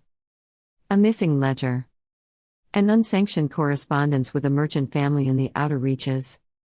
Everyone knew the truth. This was theater. Riona Thorne stepped forward from the edge of the dais, golden and cruel as always, a figure carved from perfection and policy. Her voice rang out like a bell too bright for morning. We gathered today not for vengeance, but for harmony. Not to punish, but to preserve. A lie so smooth it tasted like honey. She laid out the case in perfect order, not in fact, but in optics. A noble who had let his faith in the Dominion wane. A threat not in rebellion, but in hesitancy. And in hesitancy, there was wrath. Lord Veylor was forced to kneel. The Minister of Shadows stepped forward. She did not speak. She only touched his forehead with a gloved hand and nodded once. 2 guards dragged him through the black curtained arch at the amphitheater's edge. He did not scream. He did not look back. Selene's hands clenched inside her sleeves. Her nails bit into her palms. Remember this, she thought. Remember what it looks like when they kill you quietly. When they make it polite. A few seats down, Talon Pharaoh stood in the outer ring, scribe's tablet in hand. He made no mark as the man was taken. But his eyes flicked to Selene once, and then to the spot where Lord Veylor had vanished. Later, she would realize what he'd slipped under the bench before leaving, a scrap of parchment, torn from a Dominion census. It listed all survivors of House Veylor. The last name had been smudged out, and beneath it, a new one written in cleaner ink. Merged into House Duran. Status, assimilated. No longer independently tracked. Selene folded the paper with slow precision, tucked it into her glove, and felt the world tilt. They weren't erasing enemies anymore. They were consuming them. The loyalty trials continued. Another name. Another accusation. Another disappearance. Selene did not flinch. Did not blink. She was a statue of silk and silence. But inside, something had cracked. Not fear. Not grief. Conviction. That night, the chapel waited. A ruin of shattered glass and ivy-cloaked marble, once consecrated to old gods, now forgotten. The wind moaned through its broken ribs, and moonlight painted the stone like frost. Cassian, pacing like a caged flame. Meven, sharpening a blade with the care of a surgeon. Kale, half in shadow, too still. Selene stepped through the broken archway and said only, "We strike tomorrow." Ash and offering. The chapel had once been a jewel of marble and glass. Now only ruins remained, ribs of stone arching toward the stars, ivy curling through shattered windows, the altar long stripped of icon and sanctity. Dust lay thick on every surface. The wind whispered through the silence like breath through broken teeth. It was, in its way, perfect. Cassian paced near the hollowed font, fury radiating off him in heatless waves. His coat was open, his hands stained faintly with ink and old blood, parchment burned still fresh beneath his nails. "This cannot continue," he said for the third time. "They drag innocence into the light and call it law. If we wait, we die in fragments." Meven leaned against a fallen pillar, slowly sharpening a dagger on a whetstone that sang with each pass. "Then strike. Bleed them. They're not gods." "They might as well be," Kale muttered from the edge of the ruined nave. He had his back to the wall, his arms crossed. His voice was thin. "Frayed." Selene watched them all. Watched him. She saw the twitch in Kale's jaw. The way he didn't meet her eyes. The way he glanced, once, toward the chapel door as if gauging the distance. Not fear. Not exactly. But guilt. "Cassian," she said. He turned, breath sharp. She held out her hand. He passed her the scroll case without question. Inside were the false documents, forgeries crafted from the Dominion's own patterns, but seeded with truths too volatile to deny. Secret correspondences between the Minister of Shadows and a house thought neutral. Payment ledgers marked with blood-stamped seals. Plans to arrest rebels who had not yet rebelled. "A spark," Selene said. "Nothing more. But enough to light the kindling." Meven narrowed her eyes. "And we're sure the courier is loyal?" Cassian smirked grimly. "He's loyal to House Verlin, which is loyal to nothing but vengeance." Selene tucked the scroll back into its case. "Tomorrow's feast. The high offering. We let the court hand the blade to itself." Kale shifted, drawing a sharp breath. "And if it goes wrong?" Selene's voice was ice. "Then we bleed." The high offering feast. The feast bloomed like rot beneath the chandeliers. Long tables stretched beneath banners of crimson and pearl. Nobles dined on spiced fowl and jeweled fruit. Musicians played frantic waltzes, too cheerful, too desperate. The candles burned too hot. The wine too red. It was all a performance. Even the food tasted like theater. Selene moved like a blade through the crowd, dressed in a gown of midnight blue that bared her shoulders and her intent. Beneath her skin, the blood oath pulsed faintly, not painful, but alive. Like a second heartbeat. A warning. Across the room, Cassian moved with equal precision. His coat hung open, his expression unreadable. He smiled when required. Whispered where it helped. Neither looked at the other. They didn't need to. They had placed the truth where it could not be ignored, not delivered to the Minister of Shadows, but planted beneath his seat. A trap within reach of every noble eye. The scrolls contained internal Dominion orders, stolen pages from the Quiet Purge, lists of names, signatures, edicts of silencing. A record of atrocities carried out by the very hand that now lifted his wineglass in toast. Let the court see the blade in its own hand. Let them panic. Let them devour each other. At the height of the meal, as the offering was brought forth, a ceremonial tray stacked with golden reliquaries, scrolls, and tokens of devotion, the courier moved. Quick. Quiet. Exact. He crossed behind the dais and slipped the scroll case into the velvet-lined compartment beneath the Minister of Shadow's chair. Not to deliver. To expose. He turned. He took 2 steps. Seize him, barked a Dominion officer from the second-tier balcony. The feast shattered. Gasps spread like wildfire across the hall. Chairs scraped back. Steel hissed from scabbards. A musician screamed and dropped her violin in a shriek of strings. Red liveried guards surged forward. One grabbed the courier by the collar and drove him to the floor. Another tore open the scroll case and unrolled the first sheet. He scanned it. Stopped. These are internal orders, he said slowly. From the quiet purge. Lists of executions. House names. Entire bloodlines marked for silence. He faltered.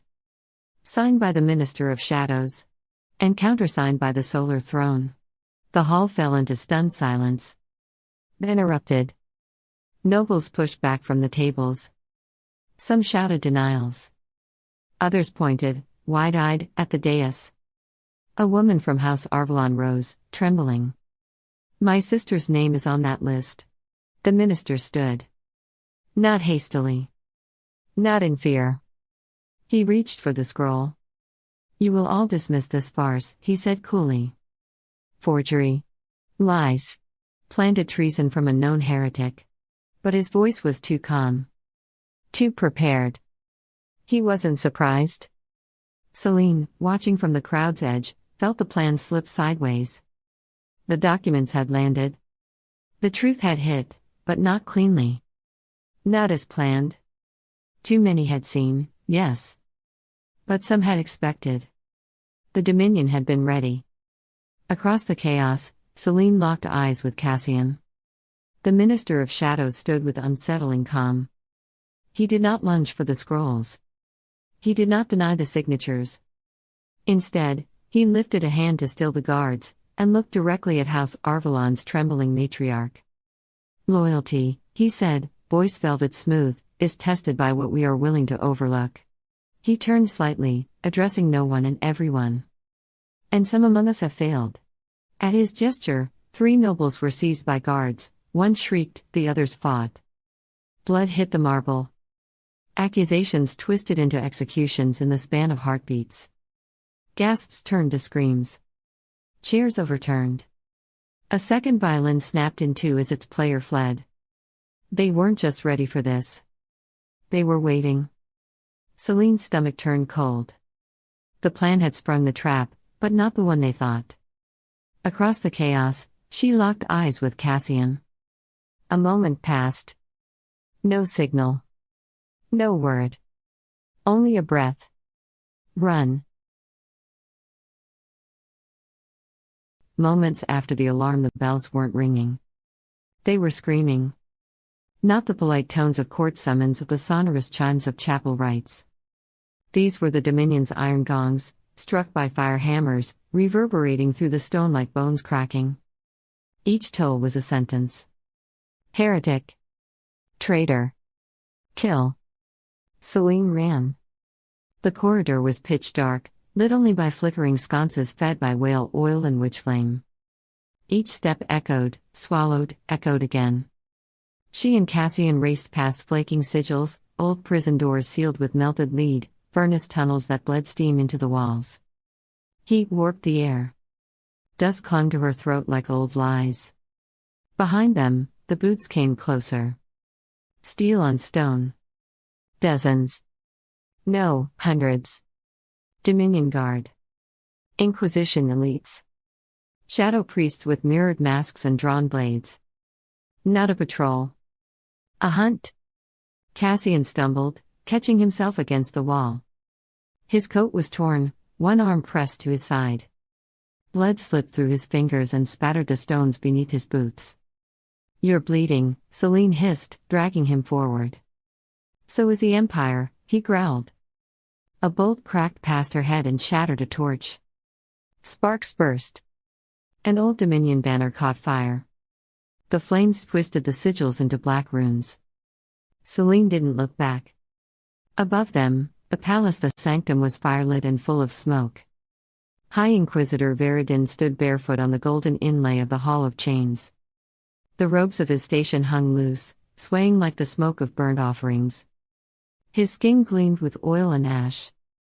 Beneath his feet, the names of fallen houses were etched into obsidian, scraped clean with every new purge. He raised his voice, but not high. Not shouting. Not theatrical.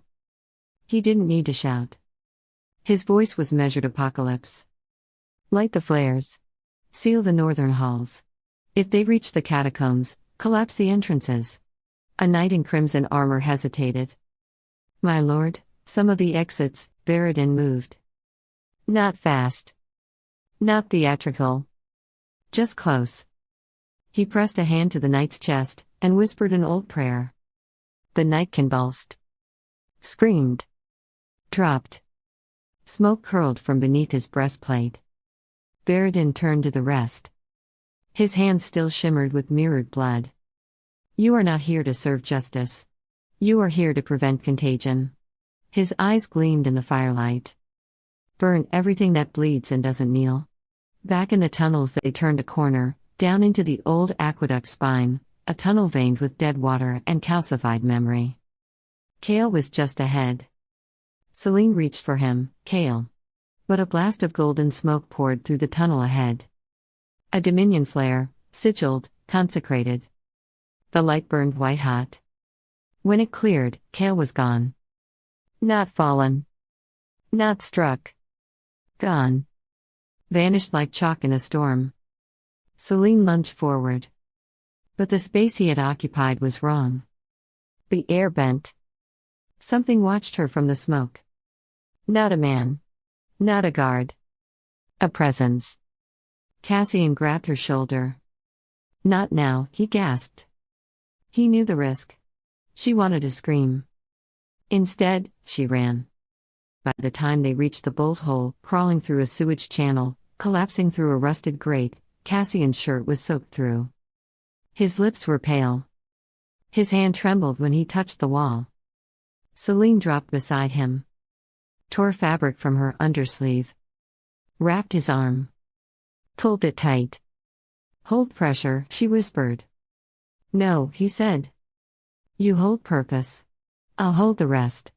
Her throat burned. The blood oath inside her pulsed like a second heart. She stood. Above them, horns wailed, the horn of Veridin's personal command, deep as a dragon's breath.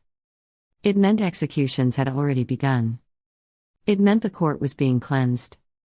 The Empire had always preferred fire to trial. The noble courtiers had gathered in the silver courtyard, under the guise of a feast day blessing. The fire pit in the center had not been lit in centuries. Tonight, it roared. 2 prisoners knelt before it, servants from a minor house, accused of helping traitors flee. Whether they had or hadn't didn't matter. Veridin paced behind them in his golden robe, chanting from an ash leaf scroll inked in his own blood. He didn't lift the blade. He didn't have to. The flames obeyed him.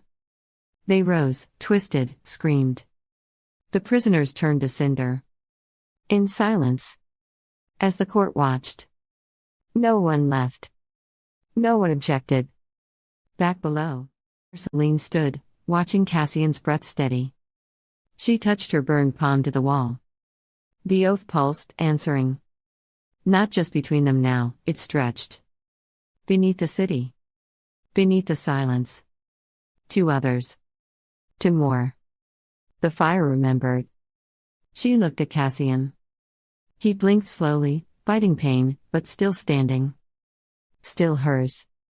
We don't run again, she said. They'll hunt us to the edges. Let them. Her smile was not soft. We choose the battlefield now. She stepped back into the tunnel. And when we do? Cassian met her gaze. No mercy? No mercy, she said. Only the blade. Chapter 5. Ash Vault, Ember Hall. The Ember Hall did not echo. It absorbed.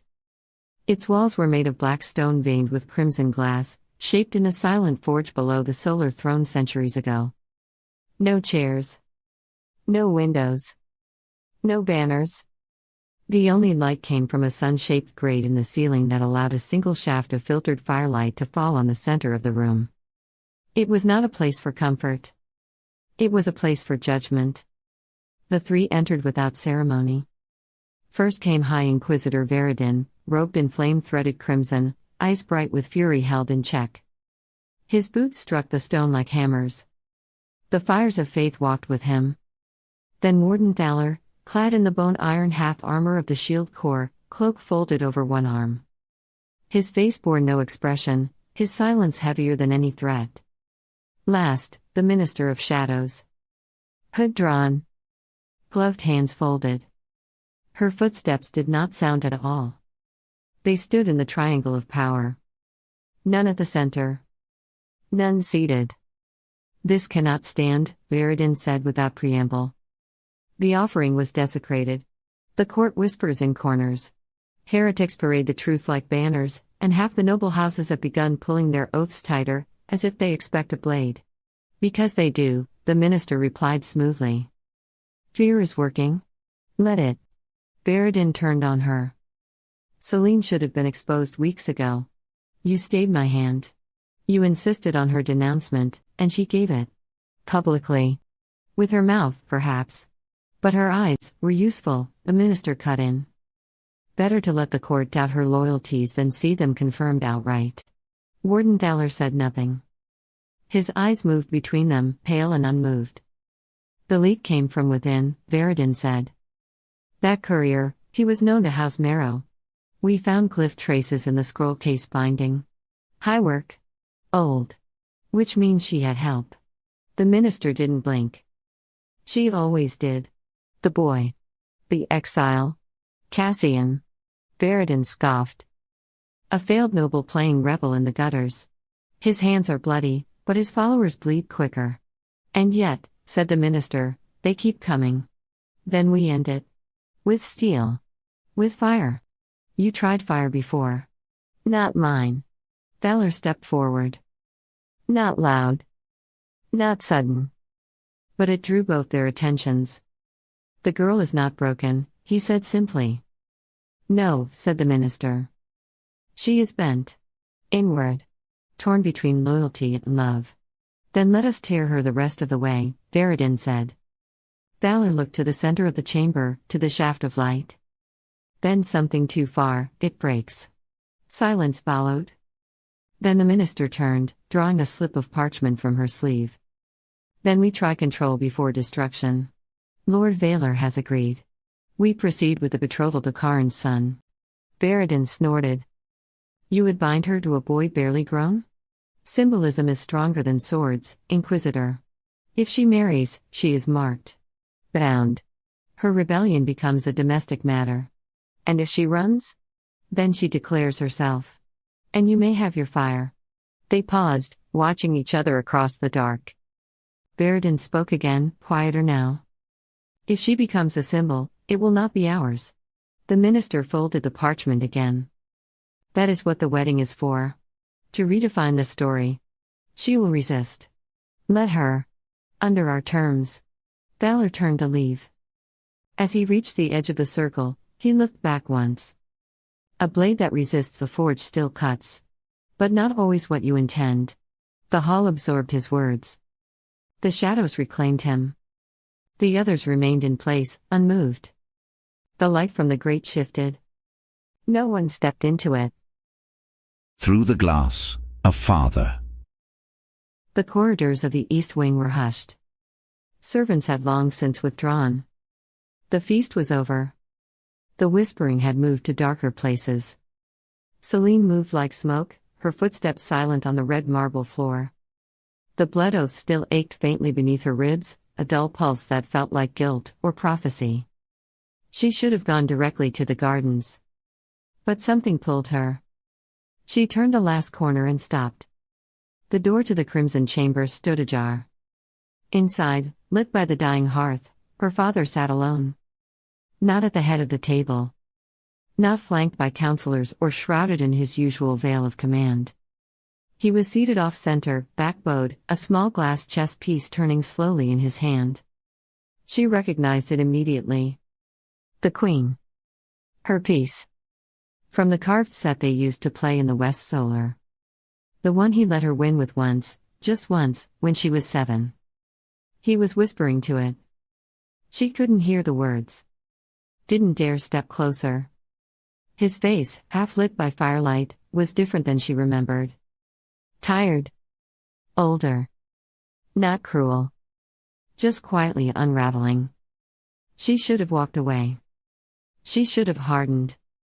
But for a breath, just a breath, Selene remembered him as he used to be. The father who had held her steady the first time she climbed a horse. Who had taught her how to speak without blinking. Who had looked at her not as a weapon, not as a risk, but as something he believed in. He still held the Queen. Still turned it. Over and over. Like a man turning over a wound. She stepped back, silent as snowfall, and vanished down the hall. She didn't cry. But the weight in her chest had shifted. He was still a piece of the machine. But maybe, just maybe, he'd left her a crack to escape through. Or burn. Chapter 6. Blades in the Dark. The citadel breathed like a living thing, all stone and bone and cold malice. Selene crouched in the damp hollow of a ruined chamber beneath the east wing, her cloak sodden with dust and sweat, the iron taste of fear sharp in her mouth. Above them, through floors and walls, she could hear it, the hum of music, the murmur of courtiers, the distant clash of goblets. Tonight was the night of oaths. Once, it had been sacred, a solemn renewal of the pacts that bound noble houses to the Dominion's heart. Now it was just another performance, gilded and hollow. Above, the nobles laughed and pledged false loyalty on blades dipped in bloodwine. Below, Selene prepared to betray everything she had ever been taught to protect. Cassian knelt across from her, checking their worn satchel, steel, rope, wax-sealed flints, a single oilskin of accelerant. And the desperate scrap of a plan. "Are you sure about this?" he asked, voice low. Selene met his gaze without flinching. "There's no path left but forward." He studied her for a breath longer. Then nodded, trusting her even now. Especially now. The blood oath between them pulsed faintly beneath her skin, not pain, but heat. A reminder. Our fates are bound. Together, we're not at all. Selene rose, brushing dust from her palms. Her heart beat slow and savage in her chest. "We move," she said. They slipped into the forgotten corridors like wraiths, every step a prayer, every breath a rebellion. The vaults of House Veylor lay buried beneath the east wing, guarded by magic, steel, and blood. Selene had memorized the paths as a child, tracing them with chalk and whispered oaths. She had been raised to inherit them. Tonight, she would betray them. At the outer doors, she pressed her palm against the inlaid sigil. Ancient runes flared to life, burning briefly gold beneath her skin, then dimming again, sullen. Angry. The locks groaned open like something waking from a bad dream. Cassian slipped inside first, sword drawn. Selene followed, her heart hammering against her ribs, her hand tingling where the sigil had branded her touch. Inside, the vault was a cathedral of secrets, towering shelves of iron-bound tomes, scrolls sealed in cracked leather, crates stamped with the faded sigils of dead houses. The air was cold and dry, tinged with dust and something sweeter, the slow, inevitable decay of legacy. "Where?" Cassian whispered. Selene led him toward the sanctum at the center, where the oldest ledgers were kept under false titles. Her inheritance. Her betrayal. "The ledgers of Concord," she said. "My father hid them among treaties that no one dares question."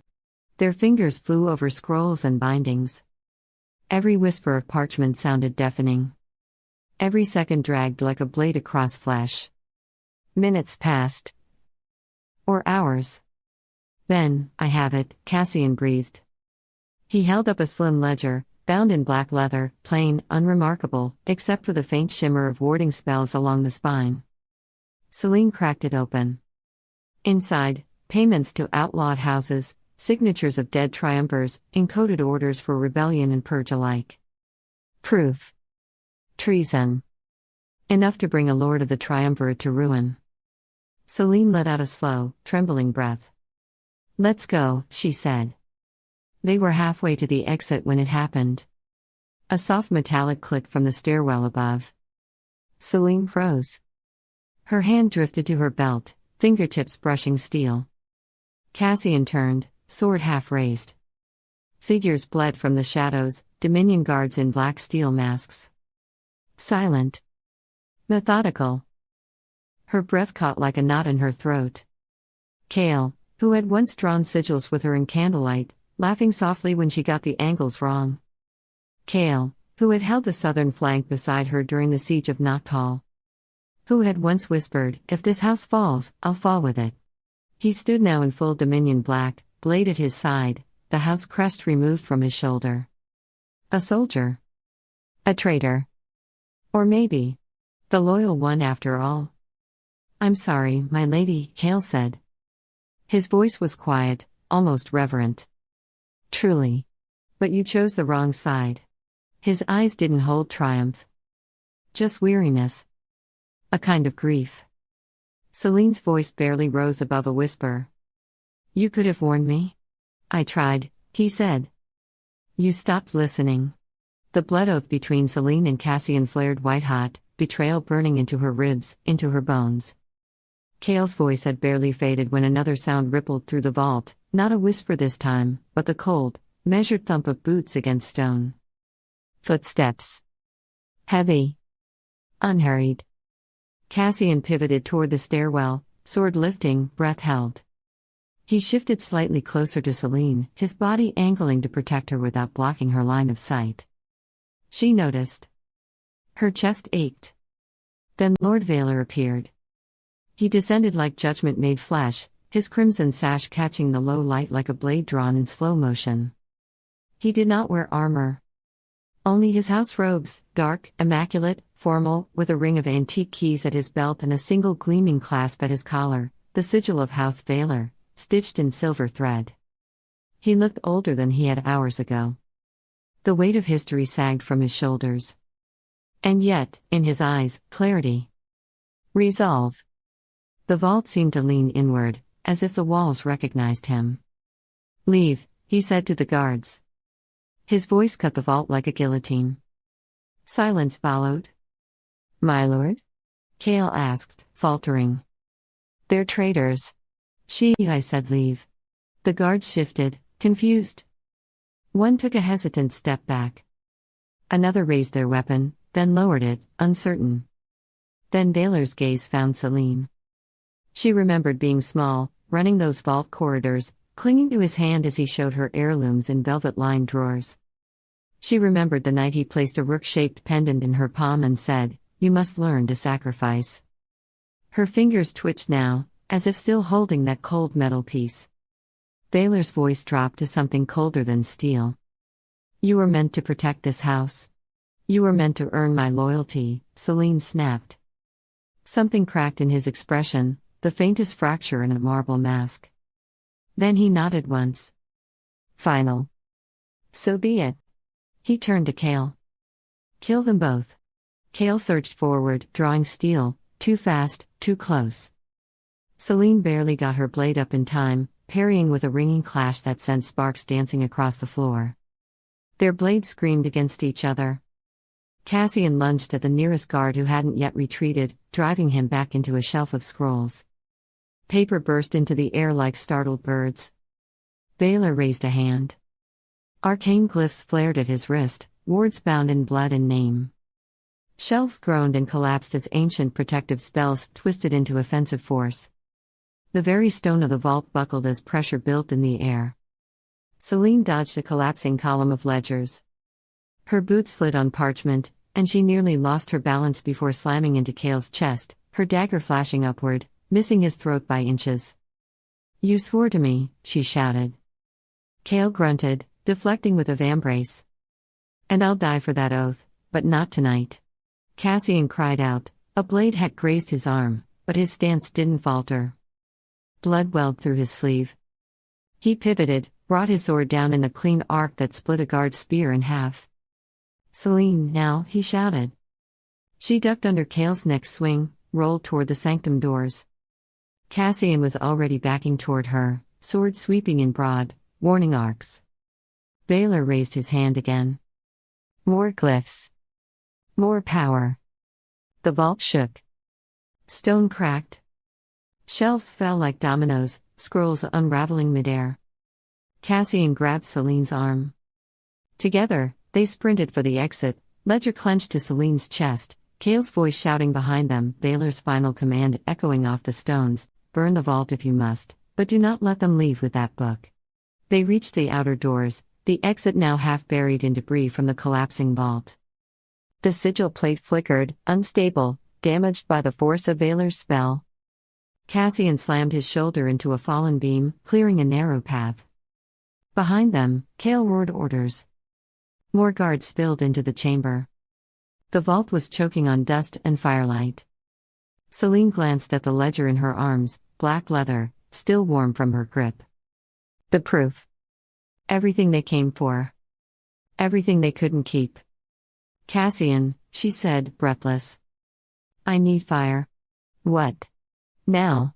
He blinked, saw the look in her eyes, and didn't argue. He pulled a sparkstone from his belt and struck it against the edge of his blade. Selene tore the cover from the ledger. The warding spell cracked, not just a shimmer, but a sound, like ice breaking over a grave. She dropped the book onto a shattered stone pedestal and dragged the spark across its spine. Flames leapt high. The fire caught with terrifying speed, fed by old parchment, ancient oils, powdered enchantments. The ledgers combusted with a hungry shriek, the very magic within them turning to heat and smoke. Cale screamed behind them, "No." The guards hesitated, thrown by the sudden inferno. One of them backed into a shelf that collapsed in a burst of sparks. The fire was more than heat, it was revelation undone. Legacy incinerated. Selene's lungs burned. Her eyes stung. Cassian took her hand. "This way," he shouted, pulling her toward the narrow breach in the wall, a forgotten maintenance tunnel marked only in the oldest blueprints. The fire roared behind them. A tower of flame and collapsing secrets. And in the flickering light, Selene turned once, just once, to look back through the smoke. Veylor stood at the edge of the fire, motionless. Not trying to flee. Not calling for water. Just watching her. As if in that moment, father and daughter understood what had truly been lost. He didn't try to stop her. He never had. Then Cassian dragged her into the dark, and the vault, and everything it held, vanished behind a wall of fire and ash. Interlude. He returned to his study before the hour turned, alone. No guards. No summons sent. No servants called. He dismissed them all with a nod. He poured a glass of ember wine, his father's vintage, and sat beneath the carved arch of his family's ancestral wall. Outside, bells tolled gently through the fog. He opened an old box on his desk and removed a single chess piece, the queen. The paint was chipped.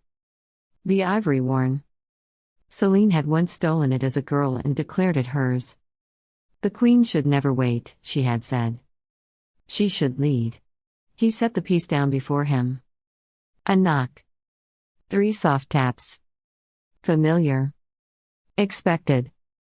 3 cloaked figures entered, silent, graceful, almost reverent. They were dressed in mourning black, faces veiled. One carried a blade folded in velvet. One carried a silver file. One carried nothing at all. The Minister of Shadows never sent letters. They stood before him. "You've read the names," Veylor said. "You know I stayed my hand." The blade bearer nodded once. "I loved her," Veylor said. "That was my only crime." No one answered. The room was quiet as breath. He took a final sip of wine. Then folded a piece of parchment. Wrote a single word. Left it beside the queen. "Selene." The blade slid clean. There was no scream. Only the thud of a body that had long since accepted its fall. The raid. The raid came at midnight. No warning. No pretense of justice. Only the thrum of Dominion boots on broken cobbles and the hiss of steam rifles charging in the dark. Mara Thorne had known they would come. Not if, when. She'd stayed anyway. The granary had once stored wheat for House Veylor's winter larders. Now it held ghosts. Cracked beams, scorched rafters, the scent of mildew and soot. A war widow slept in the loft with her infant. A weaver crouched near the old grain chute, trembling through prayers he no longer believed in. 2 boys, barely 10, curled beneath a tarp like bundled wire. A wounded courier watched the boarded windows with wide, broken eyes, his sling still marked with the flame thread of the old Ember Division. Mara stood watch near the furnace, her bad leg braced against a rusted crate. One hand on her dagger. The other on the pipe that led toward the alley, their only way out. When the knock came, it wasn't a knock at all. It was a detonation, a blast that tore through the front wall and filled the space with splinters and smoke. Someone screamed.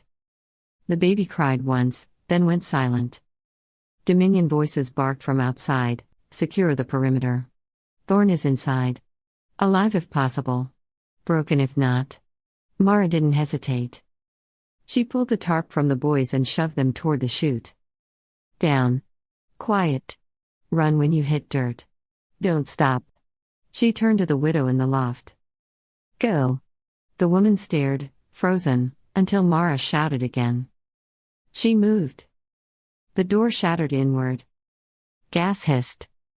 A Dominion soldier in scaled black armor charged through the smoke, too fast, too confident.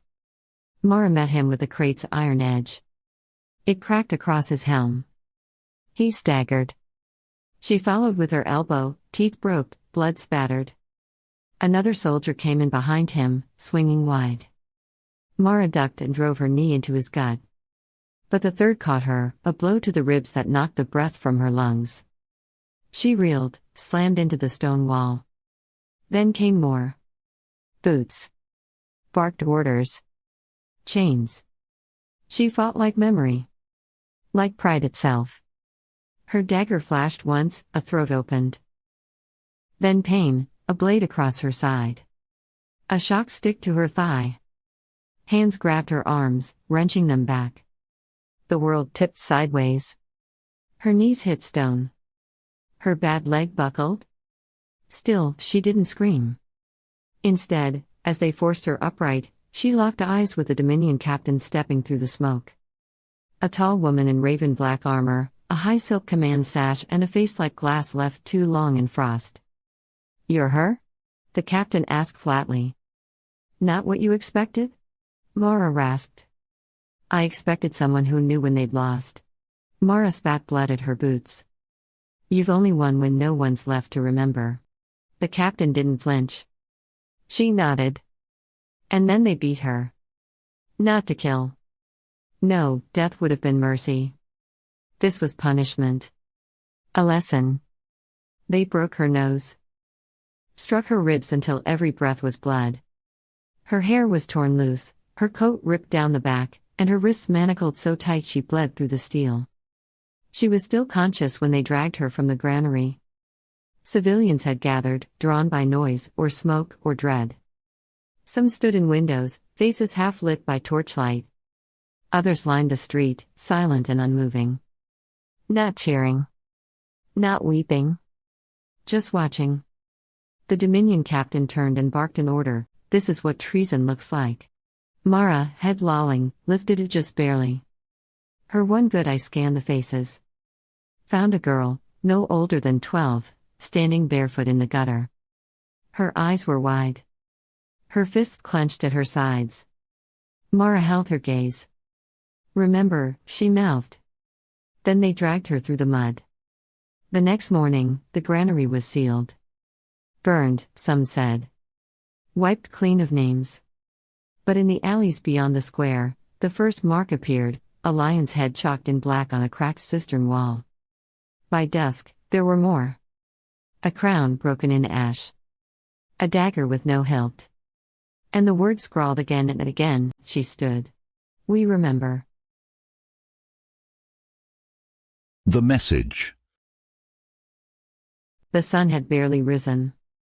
The light was pale and cold, leaking in through the slatted windows of the eastern antechamber like a breath held too long. The fire had not been fed since before midnight, and the coals glowed faintly beneath the ash, stubborn in their dying. Selene sat on the stone bench by the hearth, still dressed in the same blood-slicked tunic from the night before. Her gloves lay beside her. Her hands were raw and silent. She had not spoken since the last command was given. A soft knock. Then the door opened without waiting for her answer. Talon Pharaoh stepped inside. No armor. No formal address. Just him, wrapped in a gray cloak that smelled faintly of damp and night. He held a letter in both hands, sealed in red wax. The wax was cracked. He didn't speak. He only held it out. Selene took it. Her fingers left a faint smear of dried blood on the parchment. She opened it. There were only a few lines. No signature. Lord Veylor is dead. House remains. Heart is quiet. No rights. She read it again. And again. The fire did not crackle. The room did not move. Something shifted in her chest, slow and cold and sickening. Not pain. Not yet. Just the rearranging of something vital. The sudden knowledge of an absence she had spent years preparing for, but had never fully believed would arrive. Her father was dead. Her father was dead. Not the Lord of House Veylor. Not the Chancellor of the Dominion. Not the man who had arranged her silence, her marriage, her future. Just her father. The man who had held her steady when she first tried to climb. Who had taught her how to bluff, how to speak without blinking. Who had let her win one game of chess. Only one. But he'd smiled. She had seen him. Not 2 nights past. Alone in the Crimson Chamber, whispering to the Queen Peace. He hadn't looked like a man preparing to die. Unless he had known. Unless he had already been sentenced. She stared down at the letter. She did not weep. The tears sat behind her ribs, thick and sharp, but did not rise. Talon sat across from her without asking. He said nothing. Just waited. That was the mercy of him. Finally, Selene looked at him. Her voice, when it came, was hollow and hoarse. Who? He didn't lie. Minister's order. Quiet knives. Her breath hitched. Just once. She looked back to the fire. The letter curled in her hand. She didn't let it go. She let it blacken slowly, edge by edge. They made it look clean, Talon said. Of course they did. The fire caught the last line, no rights. Selene stood. Her legs ached. Her spine felt heavier than it had last night. She walked to the desk. Picked up the Queen piece. She had kept it close, tucked among the things no one was allowed to touch. She turned it over once in her fingers. Then twice. Then again. He hesitated, she said. That's why they killed him. Talon didn't disagree. Selene looked toward the window. The sun was rising. Cold and pale. No warmth. He wasn't brave, she said. Not the way we needed. Not for what comes next. She closed her hand around the Queen. But he remembered who I was. At the end. That's something. Silence stretched. What will you do? Talon asked. Selene looked down at the piece again. Her fingers shook once, just once. Then steadied. What I was born for. She turned back to the fire. Tossed the last blackened curl of parchment into the flames. The Queen she kept. The silence she carried with her out the door. Chapter 7. The Fall from Grace. Selene staggered against the catacomb wall, her vision swimming. Every muscle screamed. The copper tang of blood coated her tongue. Her cloak clung to her in damp, frayed tatters, and cold sweat glued her hair to her temples. Somewhere behind her, Cassian cursed under his breath, clutching his side where a dominion blade had slashed deep. Both alive. Both bleeding. Barely. Above them, the citadel roared. Bells told the hunt, deep, endless knells that split the night into ragged shards. Somewhere, banners were lowered. Orders barked. Names cursed into the stone and sky. Selene Veylor, traitor. Cassian Merrow, condemned. The proclamations would already be flying through the court, scribed and sealed. House Veylor disavowed. Merrow outlawed anew. Their faces plastered on parchment for the hunters to tear apart. She pressed a bloodied hand against the rough stone, forcing herself upright. Move. Breathe. Survive. We have to go, she rasped. Her voice scraped raw in her throat. They'll drive the hounds into the lower tunnels by dawn. Cassian leaned heavily against the opposite wall. Pale, blood soaking through his ruined tunic, but grimly upright. They've sealed the inner gates, he said. There's no going back. Selene met his gaze, exhausted, defiant, burning. The blood oath between them pulsed faintly beneath her ribs, not pain but an aching reminder. We are not alone. We are not broken. We're not going back, she said. They moved through the blackened veins of the Undercity, a labyrinth where Dominion light never reached. Selene led, half by memory, half by instinct. She counted steps by heartbeats.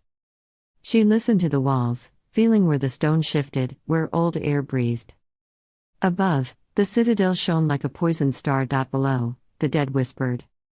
The deeper they descended, the colder the air grew. Moisture wept from the stones. Mold choked the broken arches. The only sounds were their own ragged breaths and the relentless, ghostly echo of the bells. Hours passed. Or perhaps it was lifetimes. When at last they stumbled into the ruins beneath the eastern wall, half collapsed, abandoned even by the rats, Selene collapsed behind a fallen column, dragging Cassian down beside her. He groaned as he hit the ground, his breath rattling. Selene tore strips from her ruined cloak, pressing them hard against the gash along his ribs. You should have let me fight harder, Cassian muttered, his voice ragged. Stopped you from burning the proof. Selene bound his wound with brutal efficiency, blinking against the sting of her own tears. You stopped me from dying tonight, she said. We lost a ledger.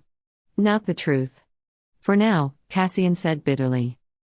Selene pressed her hand to his chest, feeling the fierce, stubborn thrum of his heart against her palm. Still alive? Still fighting?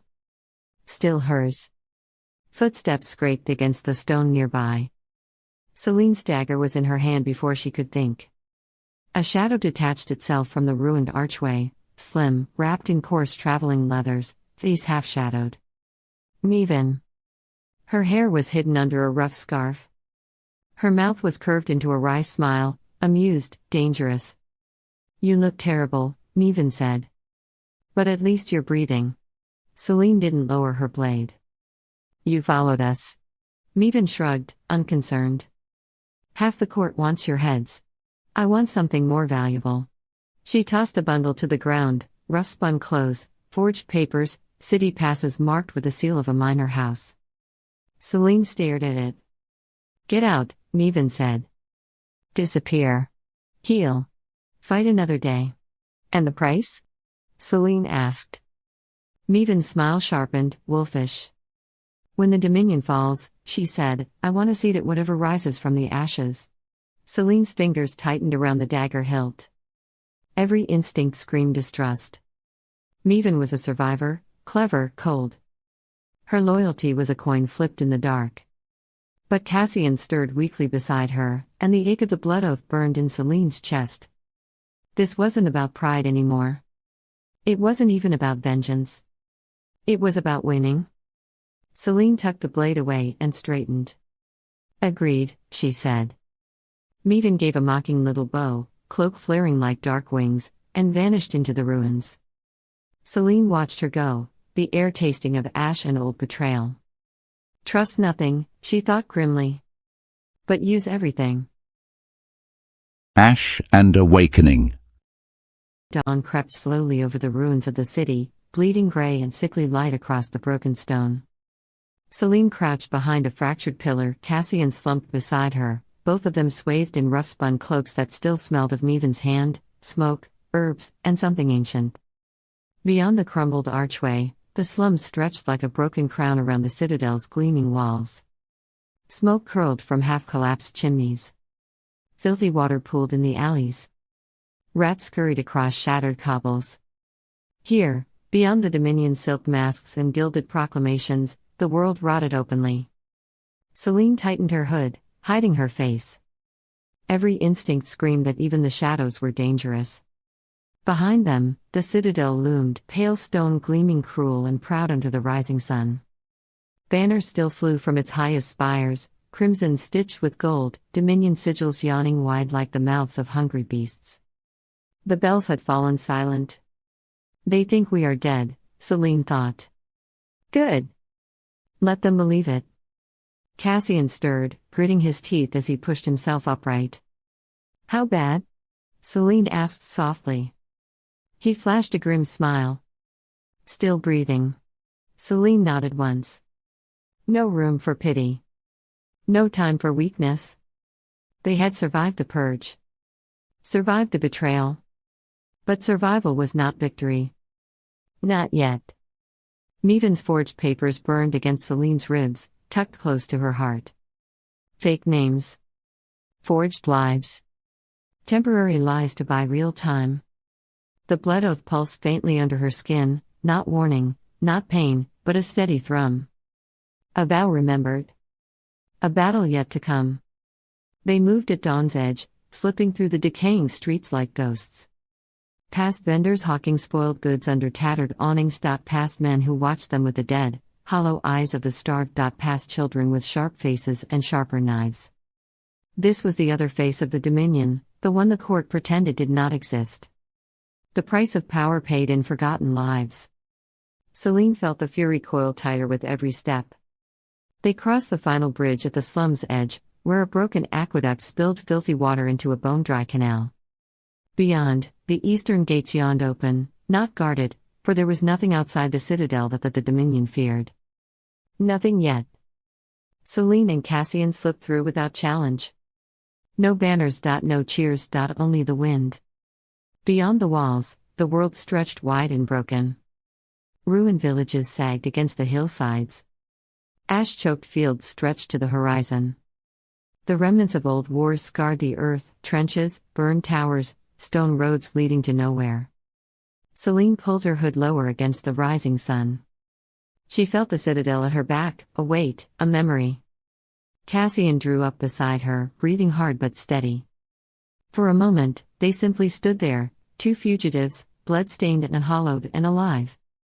Cassian glanced at her, exhaustion and stubborn defiance etched into every line of his face.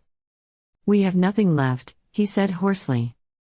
Selene turned, threading her fingers through his, grounding herself, grounding him. No, she said.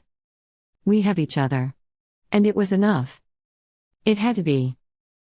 Chapter 8. Ashes of the Crown. The slums beyond the citadel stank of lie, smoke, and slow despair. Selene moved through the crooked alleys with her hood pulled low, boots silent on broken stone. Beside her, Cassian limped beneath the weight of his cloak, every step pulled from clenched teeth and iron will. In the slums, no one cared who you'd been. Only what you could offer now. They passed ruined murals defaced with ash. Propaganda posters, once demanding loyalty to the triumvirate, had been overpainted with crude symbols, a broken crown. A flame with no name. Words scrawled in charcoal on doors and crumbling walls, ash remembers. The flame returns. Bend or burn. Ghosts of rebellion haunted the alleys. Rumors of nobles who had fled. Of prisoners who never reached the gates. Of voices whispering truths beneath the rot. Selene said nothing. But something stirred in her chest. A thread pulled taut. Their shelter was a tenement above a tanner's shop, where the stench of hides clung to everything. The walls swept with damp. Rats ruled the rafters. The mattress was straw and mold and stubborn hope. It was miserable. Filthy. Perfect. Cassian collapsed onto the bedding with a hiss that barely escaped his lips. Selene dropped beside him, breath shallow, fingers quick as she unwrapped the bandages at his side. The wound was healing, barely, but angry red lines spread from its edges. Heat pulsed beneath the skin like coals buried too deep. Selene cursed under her breath, fumbling for their last vial of boiled water. "I need salve," she muttered. "Cleaner water. Herbs. This is." Cassian caught her wrist. His grip was weak, but his voice was steel. "Selene." She looked at him. Really looked. He was burning up, but his eyes were clear, and full of something harder than pain. "Rest," he said. "We can't," she snapped. "You're getting worse and I let us here, you saved us." He smiled faintly, and it broke her. Because it was the smile of a boy who had once stood in a ballroom and asked for a dance. And of a man who had followed her into fire. "Then let's make them bleed first," he said. Selene swallowed the ache. Not at once.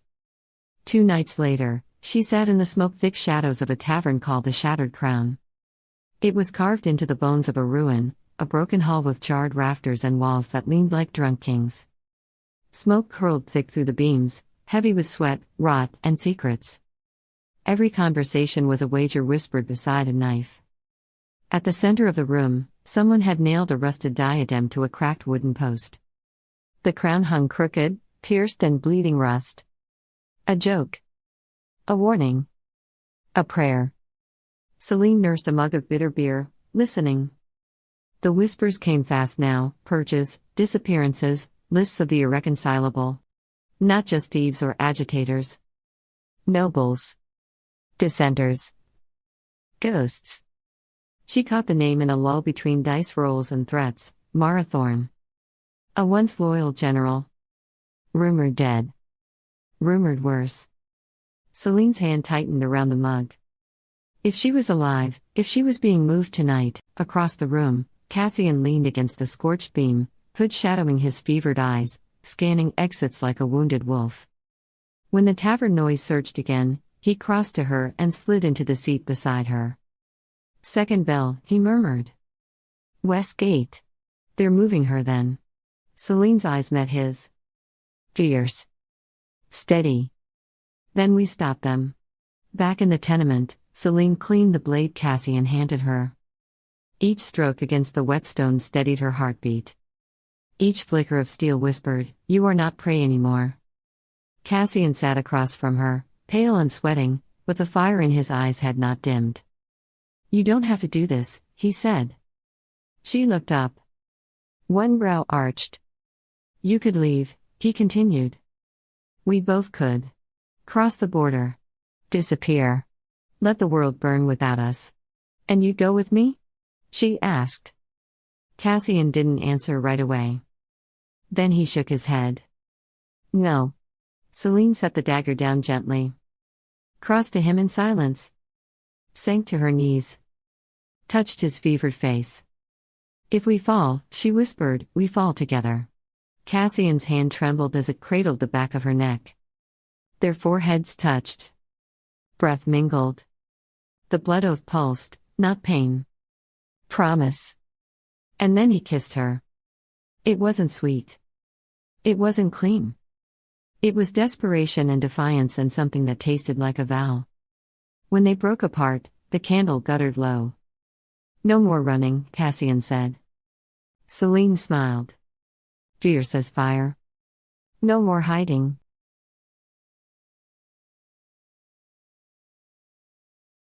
The ambush came beneath the ruined archway called the Dagger's Teeth, jagged stones reaching like shattered fingers toward the storm-lit sky. The convoy rumbled slow and careless, iron-bound carts pulled by steam-choked engines. Torchlight flickered on armor and iron. Guards marched beside the wagons, visors low, boots sure. The prisoners didn't cry out. They'd long since learned silence. Selene moved through the dark like a phantom. Her dagger kissed the throat of the first guard, no sound, no mercy. He fell like a dropped sack. Cassian was slower. He grunted as he lunged, his wound tearing open with a hiss. His blade still found its mark, but blood soaked his side. He staggered. Selene caught him. Foreheads touched again, one breath. "Stay up," she breathed. "I'm not done," he growled. The battle was brutal. Dominion guards fought with precision, not panic. One barked clipped orders. Another, a woman with a cracked helm and haunted eyes, fought like she welcomed death. Selene met her in sparks and steel. "Run," she warned. The woman spat blood. "You first."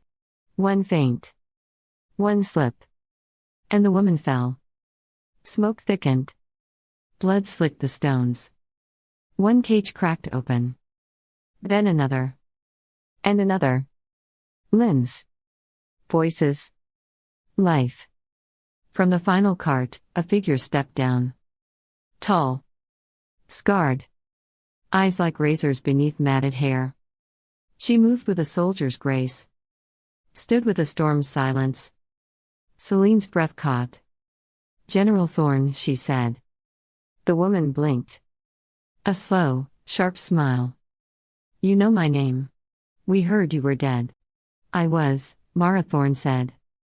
"Then I got better." Cassian coughed behind them. "We need fighters." Thorn looked at them. "The blood. The broken. The fire." Then she bowed, not low, but enough. "My name is General Mara Thorn," she said. "And if you're building a rebellion," a pause. A grin like flint sparking steel. "You just found your first army." At dawn, Selene stood atop a broken wall overlooking the slums. Below her, the city stirred. Not to bells or orders, but to shouting. To gathering. Fires burned where Dominion banners had fallen or fled. And in the streets, 100 voices murmured, names, oaths, memories. Mara Thorn stood in the square, barking commands, rallying the forgotten. Strips of cloth became banners. Kitchen knives became swords. Prisoners became soldiers. Cassian stood beside Selene, cloak wrapped tight, blood soaking his bandages. He looked at her, not with pity, but with pride. "We're not nobles anymore." Selene turned to him, wind tugging her hair. "No," she said. "We're something worse. A beat. Together, rebels." And from that high wall, watching the city rise, Selene felt the fire catch. Not fear. Not guilt. Purpose. The Dominion had taught her how to kneel. Now, it would learn how she burned. Chapter 9. The Fire That Follows. The ruins crackled with low fires and murmured voices, a fragile heartbeat beneath the shattered sky. Selene stood with Cassian and General Mara Veylor around a broken stone table in what had once been the archives of House Reiner. Now it was soot, broken stone, and wind. The shattered dome above had once held painted constellations. She could still see flecks of gold, swallowed now by ash. A crude map, stitched together from memory and scraps, lay between them. Candlelight guttered low as if straining to witness their resolve. Their shadows stretched long over the stone, crooked giants preparing for war. They had no crowns. No banners. Only the fire in their lungs and the weight of the impossible in their hands. Mara stabbed a dagger into the map, the tip striking a blotched mark near the western edge of the lower city, 2 streets beyond the charred bones of the old amphitheater. "The Dominion's west outpost," she said. Her voice, gravel-thick and iron-sure, cut through the ruins' hush. "Used to be a grain haul back when the old trade lines ran clean. Now they've packed it with rations, medicine, and powder, enough to keep 3 regiments standing. We take it, we carve out their stomach. Starve them. Choke their siege." Cassian's arms were folded, eyes narrowed. "There's a ridge behind it. Dominion artillery's got a clear sweep of the ground. If they see us coming, we'll burn before we breach the outer wall." "They won't see us," Mara said. She scraped the dagger's edge along a faded ink line, running like a crack beneath the map's surface. "The Ashwell tunnels still run under that sector. My scouts, Lise and Boren, made it through yesterday. Collapsed in places, but passable. If we move at dusk, time it with a shift change, We can gut the outpost before they blink. Selene leaned in, tracing the path with her eyes. The map looked like a wound, ragged edges, bruised lines, stitched guesses masquerading as strategy. Their forces were little more than desperate names and borrowed glyphs. Exiles. Street-born orphans. Scribes who now carried swords. A dream stitched together by fire and desperation. 30 fighters? She asked. No more? 30's all we can sneak through the tunnels, Mara said. Any more and we clog ourselves. The strike has to be fast, loud and gone before they know where to swing. And the signal towers? Selene pressed. If even one beacon lights the ridge, we'll have stormfire raining down. I've got 4 runners who know the spires, Cassian said. Street-born. They've worked under Dominion noses for years.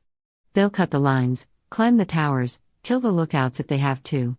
Selene studied him. No bravado. No optimism. Just cold reality behind his gaze. And the escape? She asked. The tunnels run north under the river gate, Mara said. But if they collapse? Cassian's voice was dry.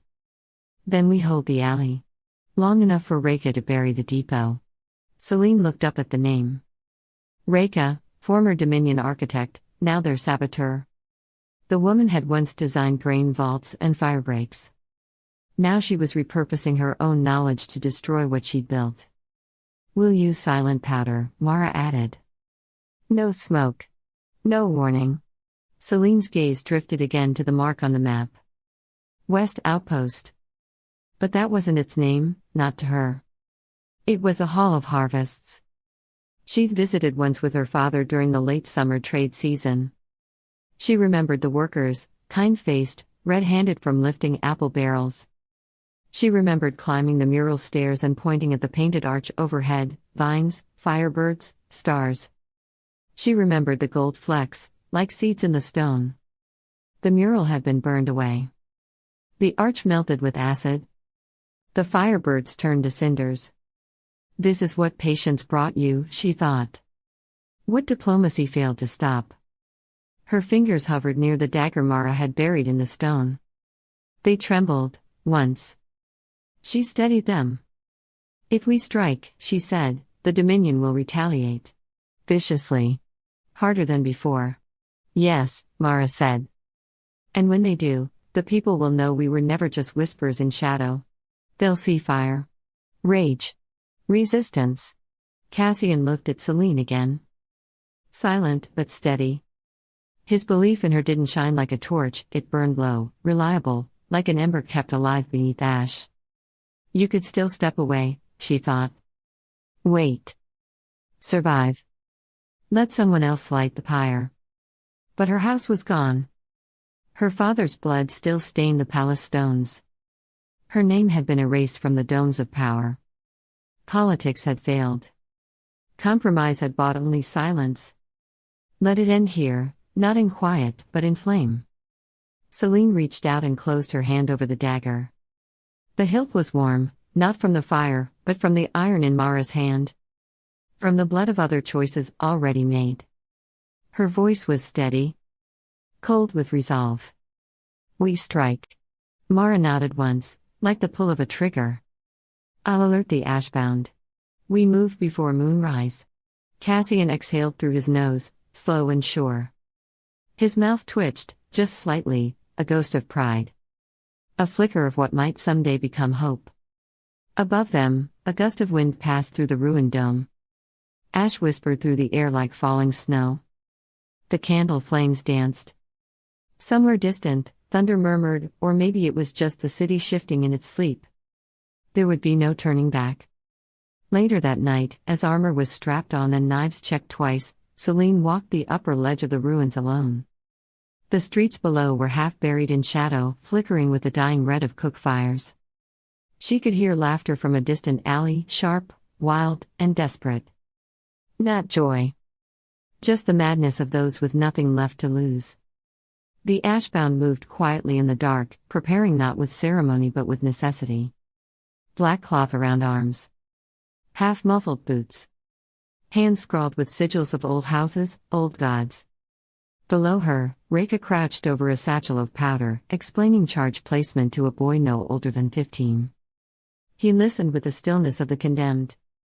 Selene looked up. The stars had been absent for weeks, swallowed by smoke and Dominion lantern light. But she imagined them still there, waiting.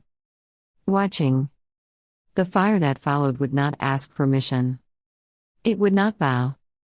It would take the city in both hands, and remake it. The assault. The signal came in the form of flame. At the far western wall, Mara's scouts lit barrels of pitch in the alleyways, setting fire to a block of abandoned grain carts. Black smoke spiraled upward, a decoy blaze designed to draw Dominion eyes to the rear. A moment later, thunder ripped the air. Cassian's saboteurs had buried charges beneath the old catacombs, and when they detonated, the entire eastern wall of the outpost buckled inward with a deafening roar. Stone shattered. Dust billowed. The ground beneath the Dominion garrison shivered. Selene didn't wait for orders. Didn't wait for the fear. She was already running. For the fallen, she cried, voice rising above the chaos like a blade unsheathed. The rebels surged forward. Arrows sang from the ramparts. Some lit with flame, others whispering with enchantment. The first wave fell hard, bodies thudding against cracked cobble and broken crates. One man, Kellen, took an arrow to the throat mid-cry and dropped without a sound. Selene ducked beneath the lip of a collapsed archway. The sting of ash clung to her throat, and the heat from the fires behind her painted the morning sky blood orange. Then she moved, fast. She burst from cover, blade raised high, driving her sword into the belly of a red-cloaked Dominion soldier before he could lift his shield. She yanked it free with a wet rip, pivoted, and slashed down a second who rushed in blindly. Steel screamed against steel. To her left, Cassian charged, hammer in one hand, short sword in the other. He moved like a siege engine, crushing everything in his path. A Dominion pike shattered on his shoulder plate. He responded by driving the spike of his hammer into the man's eye socket, wrenching it free with a spray of gore. Onward! Cassian roared. Rebels poured through the breach behind them. Half-trained, underarmed, some barefoot, but burning with fury. Selene led them toward the inner gates. 2 Dominion officers stepped into her path, heavy armor, trained stance, twin swords gleaming. The first struck fast, she parried low, twisted, slid under his guard, and plunged her dagger beneath his breastplate. He gasped once. The second caught her across the ribs with a glancing blow. She stumbled, rolled, came up bloody but unbroken, and slashed his hamstring before cutting his throat from behind. Blood sprayed. Smoke choked the air. The rebels rallied, cries echoing from ruin to ruin. Then Mara's second wave slammed into the flank, a wedge formation of fighters in scavenged armor, roaring battle hymns as they crashed through the outer yard. The Dominion staggered. For a heartbeat, they reeled. And then the magic came. From the high balcony of the central tower, a Dominion mage captain in silver-etched robes raised his arms. Sigils spun into the air like burning stars. Heat shimmered. The very air seemed to bend. Cassian shouted, "Mages! Tower!" Selene looked up just as a ring of fire erupted from the sigils, exploding outward in a wave of molten force. She threw herself behind a fallen statue, dragging a bleeding rebel, Jaron, wide-eyed and coughing blood, with her. Behind them, 2 others weren't fast enough. The fire incinerated them mid-scream, leaving nothing but smoking bone and blackened steel. "Get them down," Selene growled. "Too far," Cassian shouted. "No clear shot." The mage began weaving again. This time the sigils glowed blue, ice and air. A storm spell. If it finished, half the rebels would freeze mid-charge. Then came the final card. "Now!" Mara's voice bellowed from the southern gate. From beneath the earth, a sealed drain grate burst open.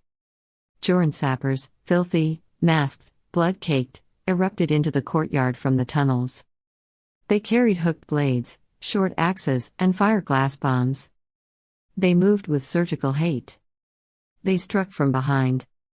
One leapt onto the tower stairwell and hurled a charge into the mage's flank. It detonated, a burst of glass and fire, sending the spellwork spiraling out of control. The mage captain turned, half his face melted, screaming as Jorn himself rammed an iron spike through the back of his neck. The tower pulsed once. The sigils vanished. Silence followed. Then Selene rose. She was covered in soot and blood. Her ribs ached. Her breath came in short, raw gasps. But she charged again, and the rebels followed her into the mouth of the beast. The inner courtyard became a killing ground. Steel met steel. Blades clashed. The screams were endless. Bodies fell and didn't rise. The air was a storm of iron and ash. Selene parried a halberd swing, lost her footing, rolled over a corpse, and slammed her pommel into a Dominion soldier's throat. As he choked and fell, she drove her sword through his chest and left it there, yanking a fallen spear from the ground to fight on. A rebel beside her, Maerith, screamed as she was run through. Selene grabbed her, stabbed her killer in the gut, and caught Maerith's body as it collapsed. The girl was already gone. Behind her, Cassian and Mara fought back to back, covered in blood. Mara had a cut across her scalp, and Cassian was bleeding from his thigh, but neither stopped. Mara caught a Dominion soldier's sword on her bracer and gutted him with her offhand blade. "Push," she roared. "They're breaking." A group of Dominion soldiers fled into the barracks. "Don't let them regroup," Cassian shouted, hurling his hammer into the door before it could shut. It cracked inward. Rebels surged after them. Selene forced herself to keep moving. Her legs were jelly, her vision a red smear. Every heartbeat felt borrowed. She stumbled past Jaron's corpse, saw another boy, Thomas, dragging a wounded rebel out of the line of fire with tears in his eyes. And still the Dominion held the upper tower. 2 archers remained. One notched a flame-tipped arrow and aimed for her. Then a black-feathered bolt took the archer in the eye. He fell, limp. Across the yard, one of Cassian's runners, Nyla, stood atop a shattered barrel, already notching another bolt. "Clear," she shouted. The second archer fled. Selene staggered to the tower steps. Smoke. Blood. Screams. At the top, the last Dominion officer, a captain with gold on his pauldron, drew his sword. "You don't know what you started," he said. Selene said nothing. She stepped forward and fought. The duel was short and brutal. He was trained, fast, precise, but she was fire and fury, and pain made flesh. She caught his blade, locked it, twisted it out of his hand, and drove her spear through his gut. He fell without a sound. Selene turned, dragging herself to the tower's edge. The Dominion banner still hung there, red and gold, soaked in the blood of her people. She took it in both hands, ripped it from its post, and hurled it down into the flames below. It caught fire midair, curling, shriveling, turning to ash as it fell. The courtyard had gone still. Mara limped toward her, Cassian beside her, his hammer dragging on the ground. "We held," Mara said. Her voice was thick, low. "We took it." Selene looked at them. Then out over the wall, where the lower city watched with wide eyes. The smoke would be seen for miles. The Dominion would know. They would come. But for this moment, this one breath of stillness, the outpost was theirs. She didn't smile. Only whispered, "Light the pyres." The aftermath. The west outpost lay in rebel hands. The fire still smoldered in the shattered barracks. Blood pooled between the cobbles. Arrows jutted from corpses like weeds in broken soil. Selene stood in the courtyard, surrounded by the wounded, the weary, the victorious. Her cloak hung in tatters. Her hands were slick with blood, some of it hers, most of it not. Her body was a map of bruises and burn welts. She didn't move. Couldn't. Not yet. Cassian limped toward her, dragging his hammer like a memory behind him. A shallow cut bled from his cheek. He touched her shoulder with blood-streaked fingers. "You still standing?" "Barely," she said. "You did it." Selene looked around at the ruined outpost. Smoke curled through shattered windows. A half-burned Dominion banner lay at her feet, trampled into the dirt. "No," she said softly. "We did." For a moment, they just stood in the silence. Then someone, a young rebel boy, bloodied but alive, raised a cry, "Selene! Selene!" Others picked it up. A chorus, cracked and raw and defiant. "Selene! Selene! Selene!" She turned away from it. Her eyes scanned the fallen. Jaron. Mayrith. Thomas. Dozens she didn't know, but would never forget.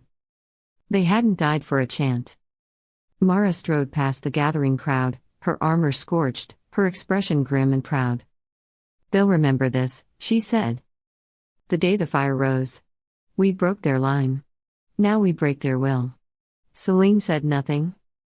She moved toward the western watchtower, its steps blackened with ash. Slowly, deliberately, she climbed to the top. The city spread out below, rooftops, alleyways, and smoke. Watching. Waiting. Where the Dominion banner had once flown, she stood. She drew her sword, battered, blood-stained, and raised it high. The setting sun caught the steel. A line of fire against the dark. Her voice rang out like a bell of war. "This is our fire," she shouted. "Let it burn everything that holds us down." The rebels roared below her. A sound that shook the stones. From the north, signal towers flickered, the Dominion had seen the blaze.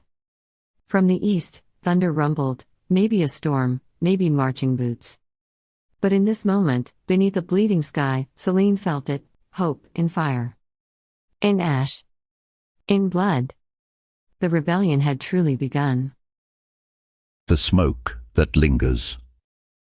Night fell heavy over the ruined west outpost. The fires had died to embers. The screams faded to silence. Only the wind remained, low, constant, threading through the shattered stone like a morning song. Selene sat on the cold steps of the outer wall, her hands still stained with blood. The stars above seemed impossibly distant. Too clean. Too far. She had not removed her armor. Couldn't. It felt like the only thing still holding her together. Cassian lowered himself beside her with a soft grunt, his movements stiff with bruises and exhaustion. He offered a flask of water. She took it silently, drinking in slow, measured sips. "You're bleeding," he said, reaching gently for the cut at her brow. Selene flinched. "Not from pain, from kindness." "It's nothing." "It's something," he replied, dabbing at it with a scrap of cloth. They sat in silence for a long while. Around them, the rebels moved like ghosts through the wreckage, tending fires, comforting the wounded, carrying the dead. General Mara's second-in-command, Joran, had taken command of the recovery. He moved with quiet purpose, giving orders in low tones. No one raised their voice. Even victory felt like a funeral. "They're looking to you," Cassian said softly. Selene stared at the broken gate. The charred remnants of the Dominion's banner. "I'm just trying to keep us from collapsing." "You're doing more than that. You gave them something to believe in." She closed her eyes. Later, Selene wandered through the makeshift infirmary, a hollowed-out grain hall lit by lanterns and prayer candles. The wounded lay on straw mats, wrapped in bandages, some still murmuring fevered dreams. A young girl sat beside her brother's cot, holding his hand. An old man whispered thanks to the stars. A healer sang softly to a soldier missing both legs. Selene knelt beside one cot, where a boy no older than 15 slept, his arm crushed and splinted. He had carried messages through the outpost under fire. She reached out and adjusted the blanket over his chest. A whispered voice spoke behind her. "They would follow you into the fire." Meaden stood in the doorway, shadowed by the flicker of candlelight. Her blade was still at her hip, but for once her tone held no sharpness. "Then I need to make sure there's still something left on the other side," Selene murmured. Meaden crossed the room, pausing beside her. "You think this was the end of a battle? But it's only the beginning of your burden." Selene didn't respond. Meaden's eyes softened, barely. "Sleep tonight. Or you'll start thinking you're invincible." That's how leaders die. Then she was gone. Selene found herself back atop the tower near midnight. Cassian waited for her there, cloaked against the wind. He didn't speak. Just opened his arms. She stepped into them.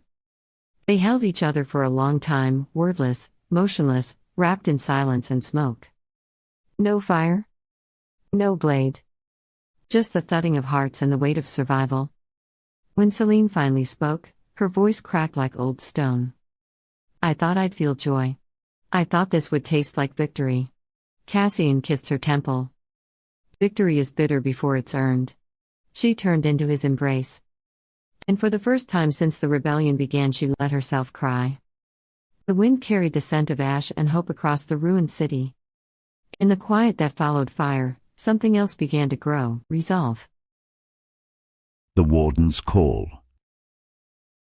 The incense in the warden's chamber was not sweet. It was charred myrrh and ironroot, ground and burned in long black bowls that lined the stone walls. The smoke coiled in lines, never drifting free. Dominion discipline controlled everything, even air. High Warden Cauldron stood before the flame-etched seal of the triumvirate. His armor was unmarked obsidian, his helm gripped in one gauntleted fist. Bald, pale, and statue still, he stared down at the blood-stained map on the long command table. They've struck the outpost, said the officer kneeling at his feet. The Westgate district has collapsed into full defection. Militants. Civilians. Temple breakers. Cauldron did not move. The flame of the incense caught the sharp angles of his cheekbones. Cauldron turned his head slowly. His voice was flat. Belief is not truth. Truth does not waver. Find her. Yes, Warden. Another officer stepped forward. This one bore a scar across his face, earned during the Purge of Hollow Spire, and worn with pride. Shall we call for reinforcements from the Citadel? Cauldron's fingers twitched once. No. He finally lifted his eyes to the ranks of armored soldiers gathered in the chapel beyond the chamber's open doors. 200, at least. All arrayed in black and red, helms polished, faces unreadable. We do not ask for help, he said. We cleanse. That is our charge. He stepped away from the table. Bring them in. 2 guards opened the chapel's inner gate. From a side corridor, 12 men and women were dragged forward, bound at the wrists, ragged, hollow-eyed. Some had bruises. One limped. All bore the same brand scorched into their skin, a broken flame. Cauldron faced the gathered troops, his voice rising like steel hammered on steel. These are the soft hearts that fed the rot. The ones who whispered her name. Who passed bread to rebels. Who let children speak of lions. He gestured. The prisoners were shoved to their knees. Mercy was tried. Mercy failed. Mercy breeds corruption. He drew a short-bladed officer's sword, not the heavy glaive he wore in battle, but something personal. Ritualistic. He knelt beside the first prisoner, an older woman, silent but weeping. Without ceremony, he pressed the blade to her chest and drove it in. She slumped without sound. The second tried to speak.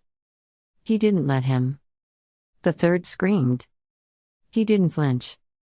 By the time the last body hit the chapel floor, the blood had pooled at his feet, steaming in the cold. Cauldron rose. This city is ash and guilt. It forgets the order that binds it. But we do not forget. He looked to the front row, to his captains, to the silent, breathing weapons that served beneath him. We are not soldiers. We are judgment. We are clarity made flesh. He turned to the black banners that lined the walls, the sigil of the warden's glaive, a sword piercing a kneeling figure. The rebels think fire makes them pure. But fire without discipline is chaos. It is weakness. He pointed toward the west. There is a girl who calls herself Flame. She thinks rebellion will crown her. That fear will falter. He took his helm and locked it into place, a smooth hiss of steel. Show her what fear really looks like. The soldiers slammed gauntlets to breastplates in perfect rhythm. Once. Twice. Show them the weight of order. The gate to the courtyard opened. Outside, war wagons rumbled and hissed. Dominion banners flared in the wind. Horns began to blow, not like rebel calls, but like warnings before a storm. Cauldron mounted the stairs beside the outer wall and looked across the ruined skyline of the lower districts. Smoke curled into the dawn. Somewhere, faintly, he could hear singing. Ragged. Rebellious. He said nothing. Just raised one hand. And pointed toward the smoke. The response. Morning arrived with no sunlight. Only the sky, heavy with smoke and ash, greeted the battered remnants of the rebellion. In the west outpost's remains, the taste of soot clung to every breath. But no one rested. Selene stood in the shattered command hall with Cassian, Merrow, and Joran. A map of the city lay spread before them, smudged with ash, blood, and sweat. Joran tapped the northern quadrant. Scouts say Dominion warbands are regrouping here. 5 caravans arrived under cover of darkness. Supplies. Troops. They'll strike soon, Merrow said, pacing like a caged blade. Not to reclaim the outpost, to make an example of it. Burn it to the ground and salt the rubble. Cassian ran a hand through his hair. And with it, every civilian who's come here seeking protection. Selene nodded slowly. They want fear to do what their swords couldn't. She turned to Joran. Double the watch. I want a fallback tunnel through the well vaults cleared by dusk. Joran saluted and moved. Merrow arched an eyebrow. Clever. But defensive. You're not planning to hold this place forever. No, Selene said. But we make them bleed for it. Enough to delay their next step. Enough for the people watching to decide who they believe in. Later, Selene met with a group of runners returning from the far districts. Their news was grim. She read the proclamations in silence, then handed them back. Let them say what they want, she murmured. The fire's already out of their hands. Cassian stepped forward, eyes narrowed. But their retaliation will be ruthless. Selene looked to the distant skyline, to the towers of the citadel still untouched, still watching. Then so must we be. By evening, Merrow returned from the rebel sympathizer network with another report. They've begun rounding up suspicious citizens in the mid-districts, she said grimly. Public trials. Fast executions. They're making martyrs out of anyone who even looks like they whispered your name. Selene's jaw tightened. Then it's time we remind the people why they whispered it in the first place. She looked around at the room, soot-covered faces, weary eyes, hearts full of ash and defiance. Tomorrow, we strike again. Not to win. Not yet. But to remind them we're still alive. She paused, then added, and that we are not afraid. Outside, the firelight flickered across the crumbled walls. And in the hearts of the people, resistance burned hotter than ever. Beneath the ashen sky. The wind carried dust through the crumbled tower, its open arches framing the night sky like broken cathedral windows. Selene climbed the narrow stairwell, the stone slick with soot and ash. Her legs ached. Her ribs bruised. The blood on her gloves was dry now, but it hadn't all been hers. She stepped into the ruined lookout and found Cassian already there. He stood near the edge, watching the city burn in silence. Fires dotted the lower districts, some theirs, some the Dominion's. The stars above were faint behind the smoke, but present. Defiant. Like them. He turned as she entered, and for a moment, neither of them spoke. The quiet between them was a presence, heavy, crackling with everything they'd carried but never said. I wasn't sure you'd come, he said. Selene walked to him and looked out over the city. I needed to see it from here. To remember why we fight. Cassian's mouth twitched, not quite a smile. To remember that we're still human? Selene met his gaze. That we still feel. Still bleed.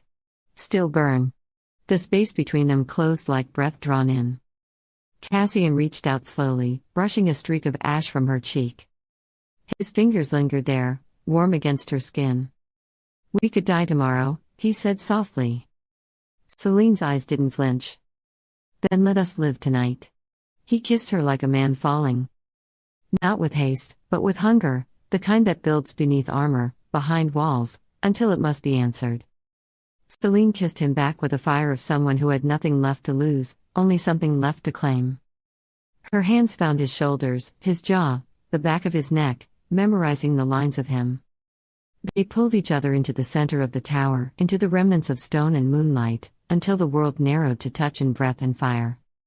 Cassian unfastened the buckles on her chest plate with care, not urgency. His hands, calloused and bruised, moved like he knew every piece of her, not just her body, but the weight she carried. The pain. The grief. Selene pressed her palm to his chest, where his heart thundered. "You make me remember what hope feels like, even when I don't believe in it," she whispered. He leaned into her hand. "You make me want to be more than just angry." Clothes fell away like old titles, like broken chains. They moved together slowly at first, cautious, reverent. But that gave way to urgency, to the truth of what they had never said aloud. In the open air, on stone still warm from fire, they claimed each other, not with possession, but with devotion. They did not speak. There were no declarations. Only breath and flesh and the soft gasp of discovery. Selene's fingers traced every scar. Cassian kissed every bruise. Their love was not perfect. It was not gentle. It was real. It was the kind born in blood and fear, in sacrifice and fire. Something raw and unyielding. A promise not of safety but of choice. When it ended, they lay tangled in one another, cloaks beneath them, bare skin against stone. The wind swept through the tower's broken windows, but it could not steal the heat they had built. Cassian stroked her hair, his voice low. "I don't know what comes next." "No one does," Selene murmured. "But I know this, whatever we face it together." He looked at her, and in his eyes she saw not the rebel, not the weapon, not the heir of a broken name, but the man who had chosen her again and again, even when the world tried to make her unlovable. Selene traced the line of his jaw with a fingertip. "You're mine, Cassian Merrow." Not as a claim. As a truth. He caught her hand and kissed it. "And you're mine, Selene Veylor." Flame and fury. Heart and blade. They stayed there long after the fires dimmed and the sky lightened into the pale lavender of morning. Not speaking. Not sleeping. Chapter 10. The Warden's Price. Smoke curled into the sky from the shattered ruins of the West Outpost, a black banner drawn across the dawn. It was the first Dominion stronghold to fall in a generation. And with it, something stirred in the city beneath the citadel, something louder than whispers, stronger than fear. Hope. Not the fragile hope of prayers and silence. The dangerous kind. The kind that fought back. Selene walked through the lower city at dusk, cloak pulled tight, eyes lowered. But the people had already begun to look up. Mothers murmured stories to their children, not of saints, but of rebels. Old men sharpened blades that had gathered rust for years. And here and there, scrawled in soot or scratched into stone, was a simple symbol, a circle split by a dagger. She passed a child no older than 6, crouched in the gutter, twisting scraps of red cloth into a doll's sash. When the girl caught Selene's glance, she smiled, a crooked, gap-toothed thing, and tucked the sash away like a secret. Selene's throat tightened. Hope. Terrible, burning hope. Cassian found her near the cracked fountain square. His fingers brushed hers in passing, a touch, a tether. "Word from the North Districts," he said. 2 outposts raided. Supply lines torched. Even the ferrymen are refusing Dominion tolls. Selene's pulse skipped. Too soon. Too fast. "We're not ready," she said. "They are," Cassian answered quietly.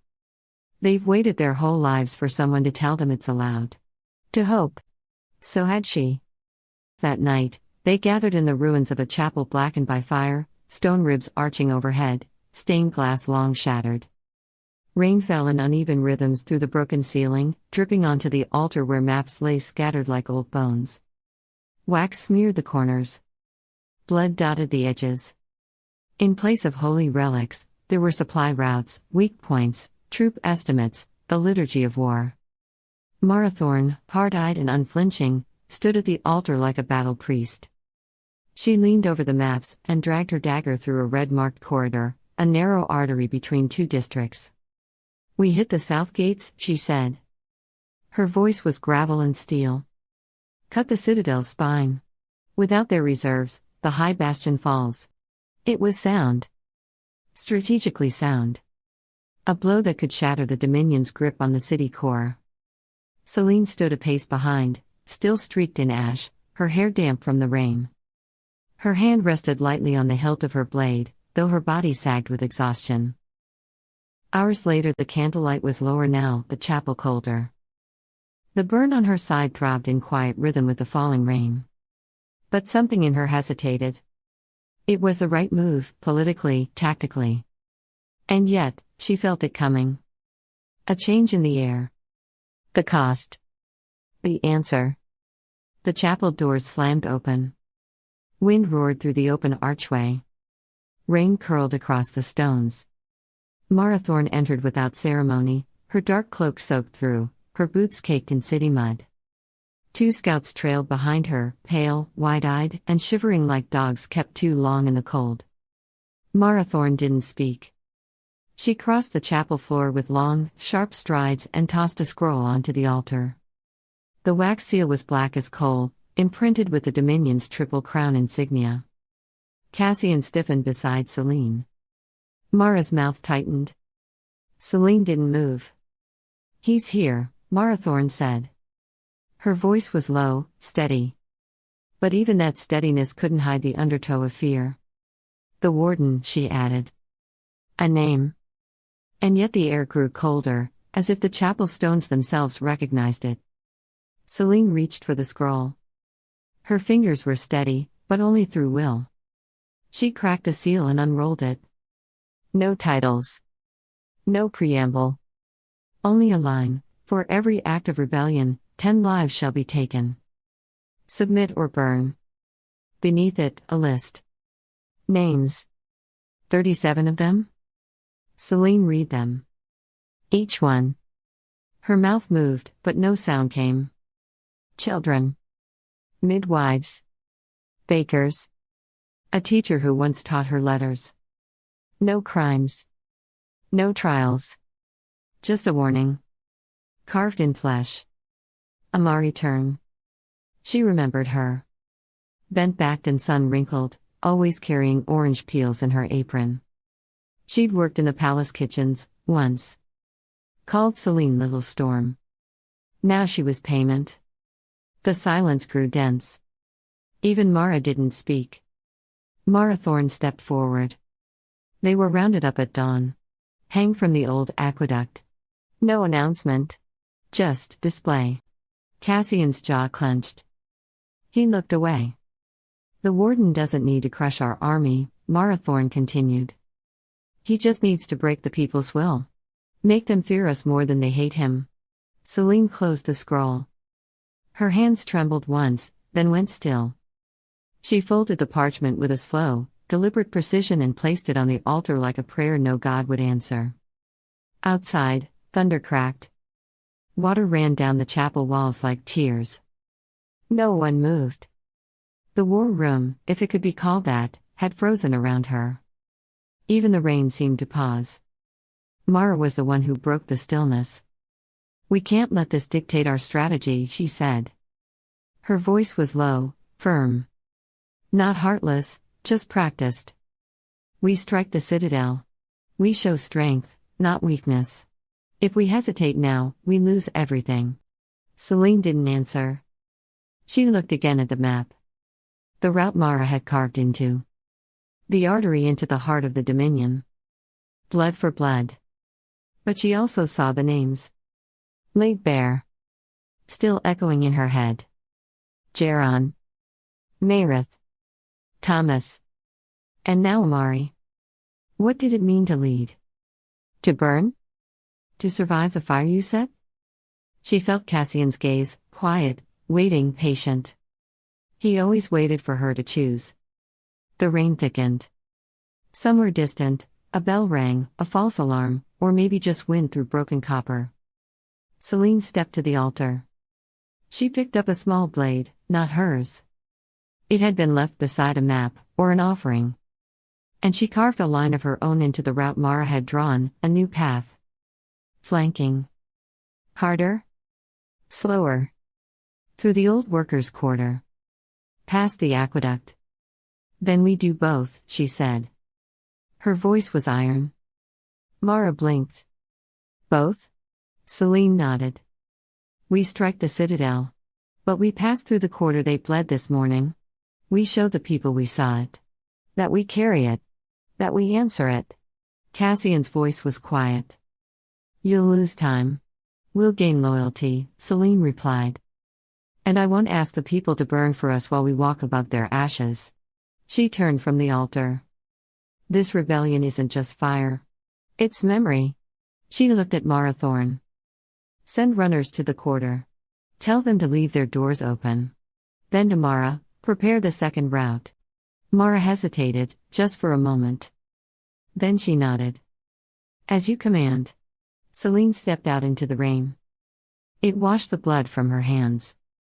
But not her mind. Above her, lightning split the sky. The warden had written his warning in flesh. Selene would write her answer in fire, and names no empire could erase. Selene stood at the edge of the crowd. The city did not cry out. It watched. Watched 10 lives turn cold in the wind. Watched the black-helmed guards walk away without looking back. Watched the Dominion write its threat not in ink, but in breath and bone. Selene's fists clenched until blood welled in her palms. These are the lives spent for your flame, a voice in her head whispered. But she did not look away. If she looked away now, it would mean she could be broken. She would not give the warden that. Mara found her afterward in the ruined alley behind the chapel. You can't stop now, she said roughly. You can't show weakness. Selene didn't answer. Mara stepped closer. The people are watching you, Selene. If you hesitate, what about the next 10? Selene snapped. Her voice was raw. And the 10 after that? They die free, Mara said. Not as slaves. Selene turned away before her hands betrayed her. Cassian found her later, standing in the rain. You can't carry this alone, he said gently. I have to. They're not dying because of you. They're dying because of the Dominion. Because of him. Selene didn't answer. She pressed her forehead against the cold stone. Eyes shut. Breathing shallow. I don't want to become like them, she whispered. You won't, he said. Because you still care. He touched her face, just for a moment. No kiss. No vow. Just contact, steady, quiet, real. The blood oath between them pulsed faintly, like the memory of a heartbeat. Selene leaned into the warmth. And then she straightened. Eyes hard. Spine steel. The next night, word came, another execution. 20 hostages this time. Children among them. Selene gathered the rebels in the broken square. The fires guttered low, casting more shadow than light. Faces turned toward her, bruised, hollow-eyed, but here. She looked at them, smugglers. Farmers. Scorned nobles. Survivors. Not warriors yet. But choosing to be. She stepped forward. No raised dais. No banner behind her. Only truth. I will not surrender, Selene said. Her voice rang clear. I will not bow to fear. I will not let them teach us to break each other to survive. She drew her dagger, the one that had cut her blood oath, that had lit the fire in the outpost. The flame caught the blade's edge. We fight, she said. We strike first. We save them. A murmur ran through the crowd, low, rising, resolute. Cassian stepped beside her, blade already drawn. Mara followed, arms crossed, a soldier's pride in her gaze. Mara Thorne gave a low laugh from the shadows. And one by one, others stepped forward, each lighting a torch from the first. The warden had brought war. Selene would bring fire. Chapter 12. The Man Who Watches. The warden did not flinch as the rain soaked through his gloves. He stood atop the high parapet of Spire Bastion, the Dominion's southern watchtower, and gazed out over the dark fields and burned edges of the city. Below, the bodies still hung from the aqueduct. Ropes swayed. Necks snapped forward in unnatural angles. A child's boot had fallen into a drainage ditch, where it bobbed quietly in the runoff. The warden watched. He did not blink. Behind him, aides shuffled papers in leather gloves, careful not to speak unless spoken to. The air inside the war room was warm, dry, perfumed with civility. Here, on the edge, where blood met stone, the cold reigned. He preferred it. The scent of wet ash. The sound of distant thunder. The way fear took root in silence. His name had arrived in Ashline not by trumpet or proclamation, but by whispers. And that was the way he wanted it. Fear does not require permission. Only repetition. A quiet cough behind him. He turned. A scribe, trembling, held out a parchment sealed with red wax. "The list," the boy said. The warden took it without a word. He read each name. Not aloud. Never aloud. Words had power. Spoken carelessly, they became too familiar. Too human. He folded the list and handed it back. "Send a copy to the regional tribunal. They'll need records. Even for the dead." "Yes, sir." The scribe turned to leave. "And strike through Mari turn," the warden added. The boy paused. "Sir?" She was known to the girl, he said simply. "Let them feel that. Let her wonder if it was personal." The boy nodded and disappeared into the dry warmth of the spire. The warden turned again to the window. Through the curtain of rain, he could see the faint glow of rebel-held fires along the western edge. The outpost was gone. 37 soldiers. Dozens of civilians. And the west gate shattered. He had predicted as much. What mattered now was not the gate, but what the city remembered about how it was taken. Not the fire. But the cost. He descended the steps of the tower slowly, deliberately. His boots echoed in perfect rhythm. Past the armory. Past the prisoners. Past the quiet cells where those who once shouted now simply breathed. In the lowest vault, he entered his office. Not a room of luxury, a room of stillness. Stone walls. No windows. A single table. A small brazier. 4 chairs. 3 always empty. He removed his gloves and placed them neatly beside a bowl of black ink. He rolled up his sleeves. The ink was warm, scented faintly with copper and myrrh. One of the aides returned, carrying the wooden box. "Unsealed," the warden said. The aide obeyed. The lid opened with a hiss of iron clasps. Inside, scrolls. Dozens. Each tagged with a name and a sigil. Rebel sympathizers. Suspected dissidents. Silent witnesses. He selected 3. Tonight's messages. Not to the rebels, to the city. To the mothers who still closed their shutters. To the merchants who fed both sides. To the priests who preached neutrality. To the children who dreamed. He did not raise armies. He raised choices. Silence or ruin. Submission or spectacle. He dipped the brush and began to write. No threats. No demands. Only truths. The fire does not protect you. It only consumes. Remember the peace. Remember who kept it. The first scroll was finished. Then the second. They chant her name now. Soon they will cry it in mourning. And the third, addressed not to Selene, but to the house of Veylor, you open your doors to ghosts. What happens when they do not leave? He paused only once, when the ink nearly smudged. A flicker of anger. Rare. Not because of the rebels. Not even because of the outpost. But because of what he had read in the latest scout report. Selene hadn't turned back. She hadn't lashed out.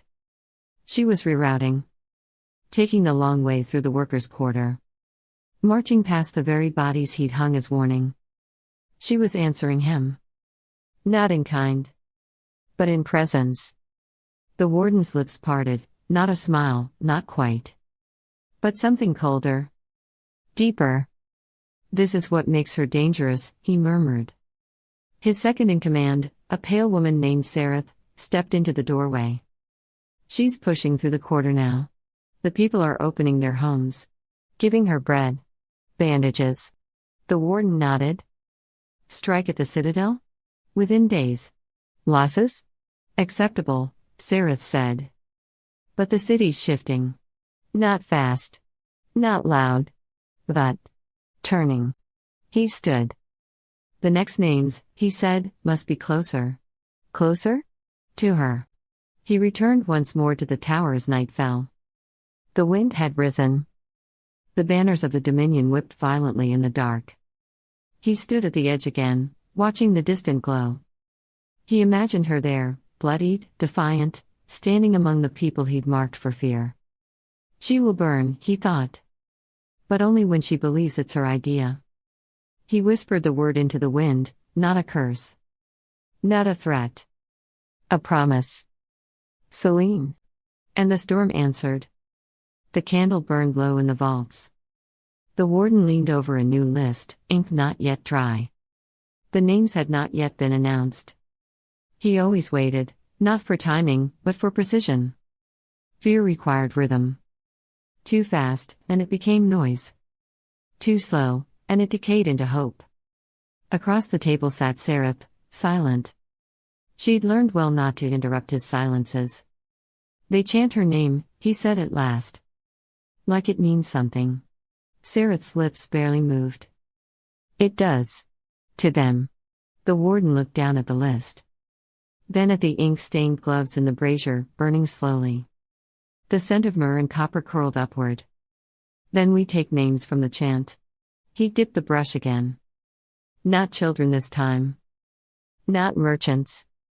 Symbols. A rebel torchbearer in the river wards. The smith who melted Dominion locks. The widow who stitched the first banner. He wrote not for revenge, but for memory. Let her watch their names vanish. Let her feel the cost of every cheer. Sereth shifted. If you go too far, he raised one gloved finger.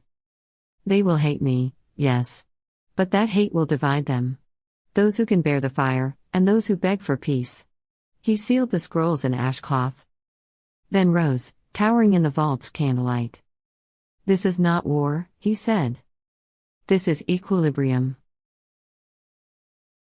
Chapter 13. Blood in the Dust. 20 hostages knelt in 2 lines, heads bowed beneath crimson hoods, hands bound, back straight in terrified silence. And beside them, him. The warden. A mountain of dark steel and silence. He stood motionless, executioner's blade draped across his broad shoulders like a cloak, his helm black and featureless, no eyes, no mouth, only reflection. Selene couldn't look away. This wasn't a battle. This was a performance. A ritual. A declaration. Behind the platform, soldiers in Dominion black paced the perimeter, their armor etched with the crown sun insignia. Their boots struck the stone like hammers on a tomb. A single crow cawed overhead. No answer came. Even the sky was afraid. Cassian slipped beside her, silent as shadow. His breath warmed her ear. We're in position. Selene nodded once, not trusting her voice. She felt her pulse in her throat, her wrists, her ribs. Every part of her wanted to run, and every part of her refused. Marathorn arrived next. The general wore no armor, only a black band tied tight around her upper arm, the rebellion sign of the willing. Her sword gleamed at her side. We strike fast, Mara said, her voice grim and sure. 2 minutes from breach. Get the hostages, or don't come back. Selene looked past them at the rebels, ex-soldiers with hand-me-down blades. Cobbled together armor. Merchants with crossbows. A priest clutching a firebomb. Thieves and smiths. Dreamers. Not an army. A promise. This isn't just a rescue, she said softly. It's a reckoning. We show them that fear ends here.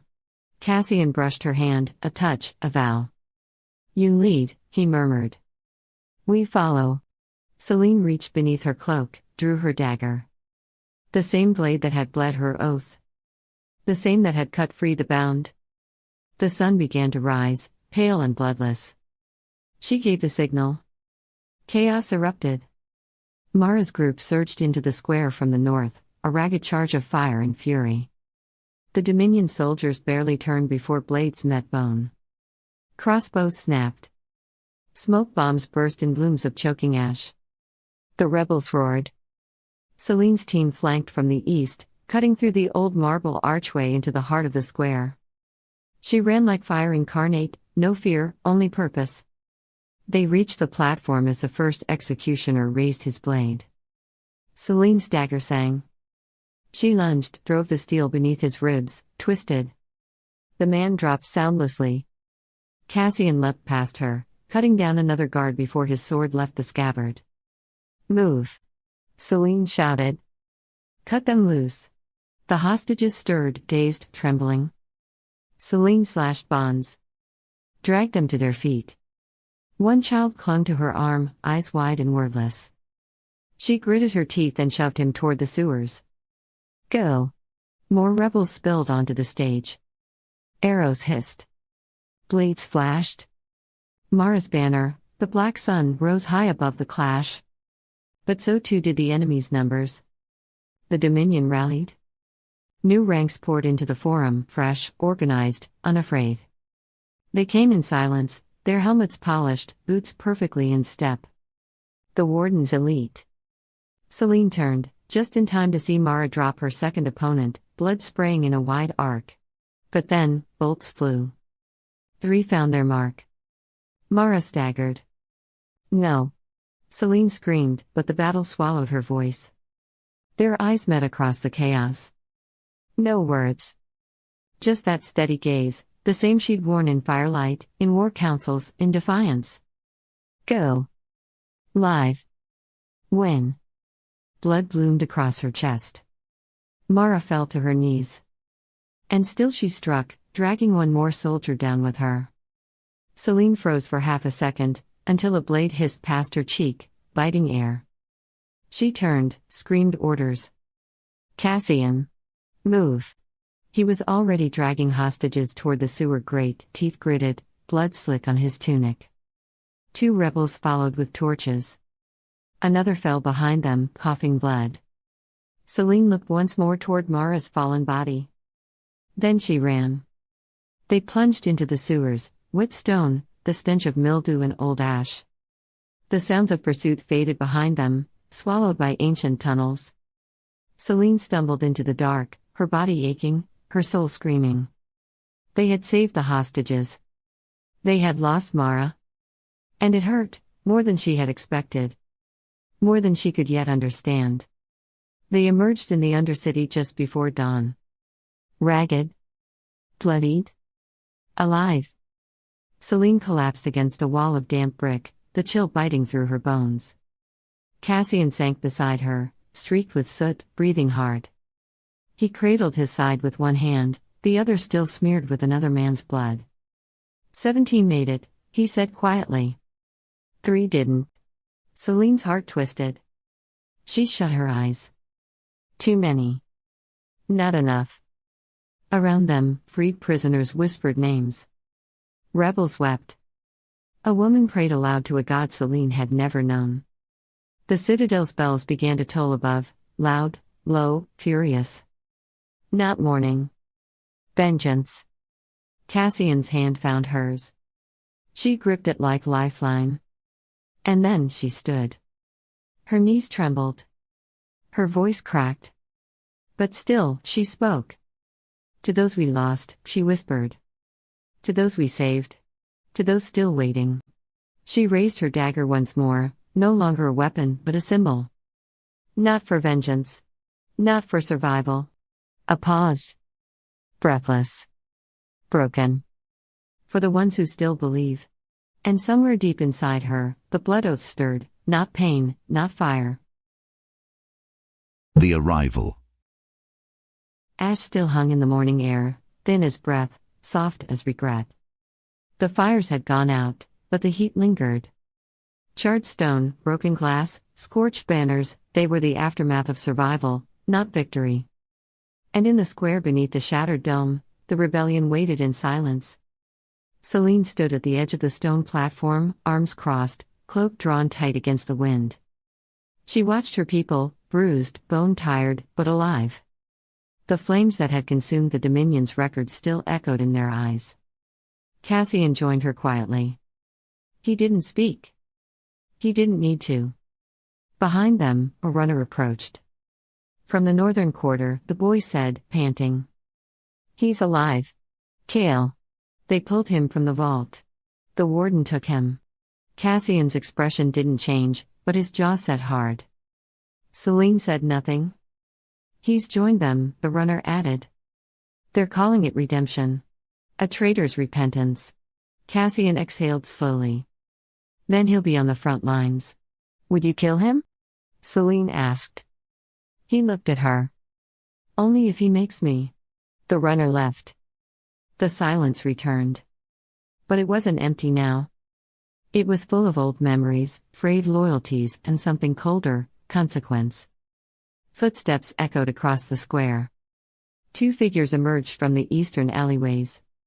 The first was tall, lean, wrapped in a travel-stained cloak. Duran, the blade master, moved like water over stone. He carried no banner, but the sword at his side gleamed like old judgment.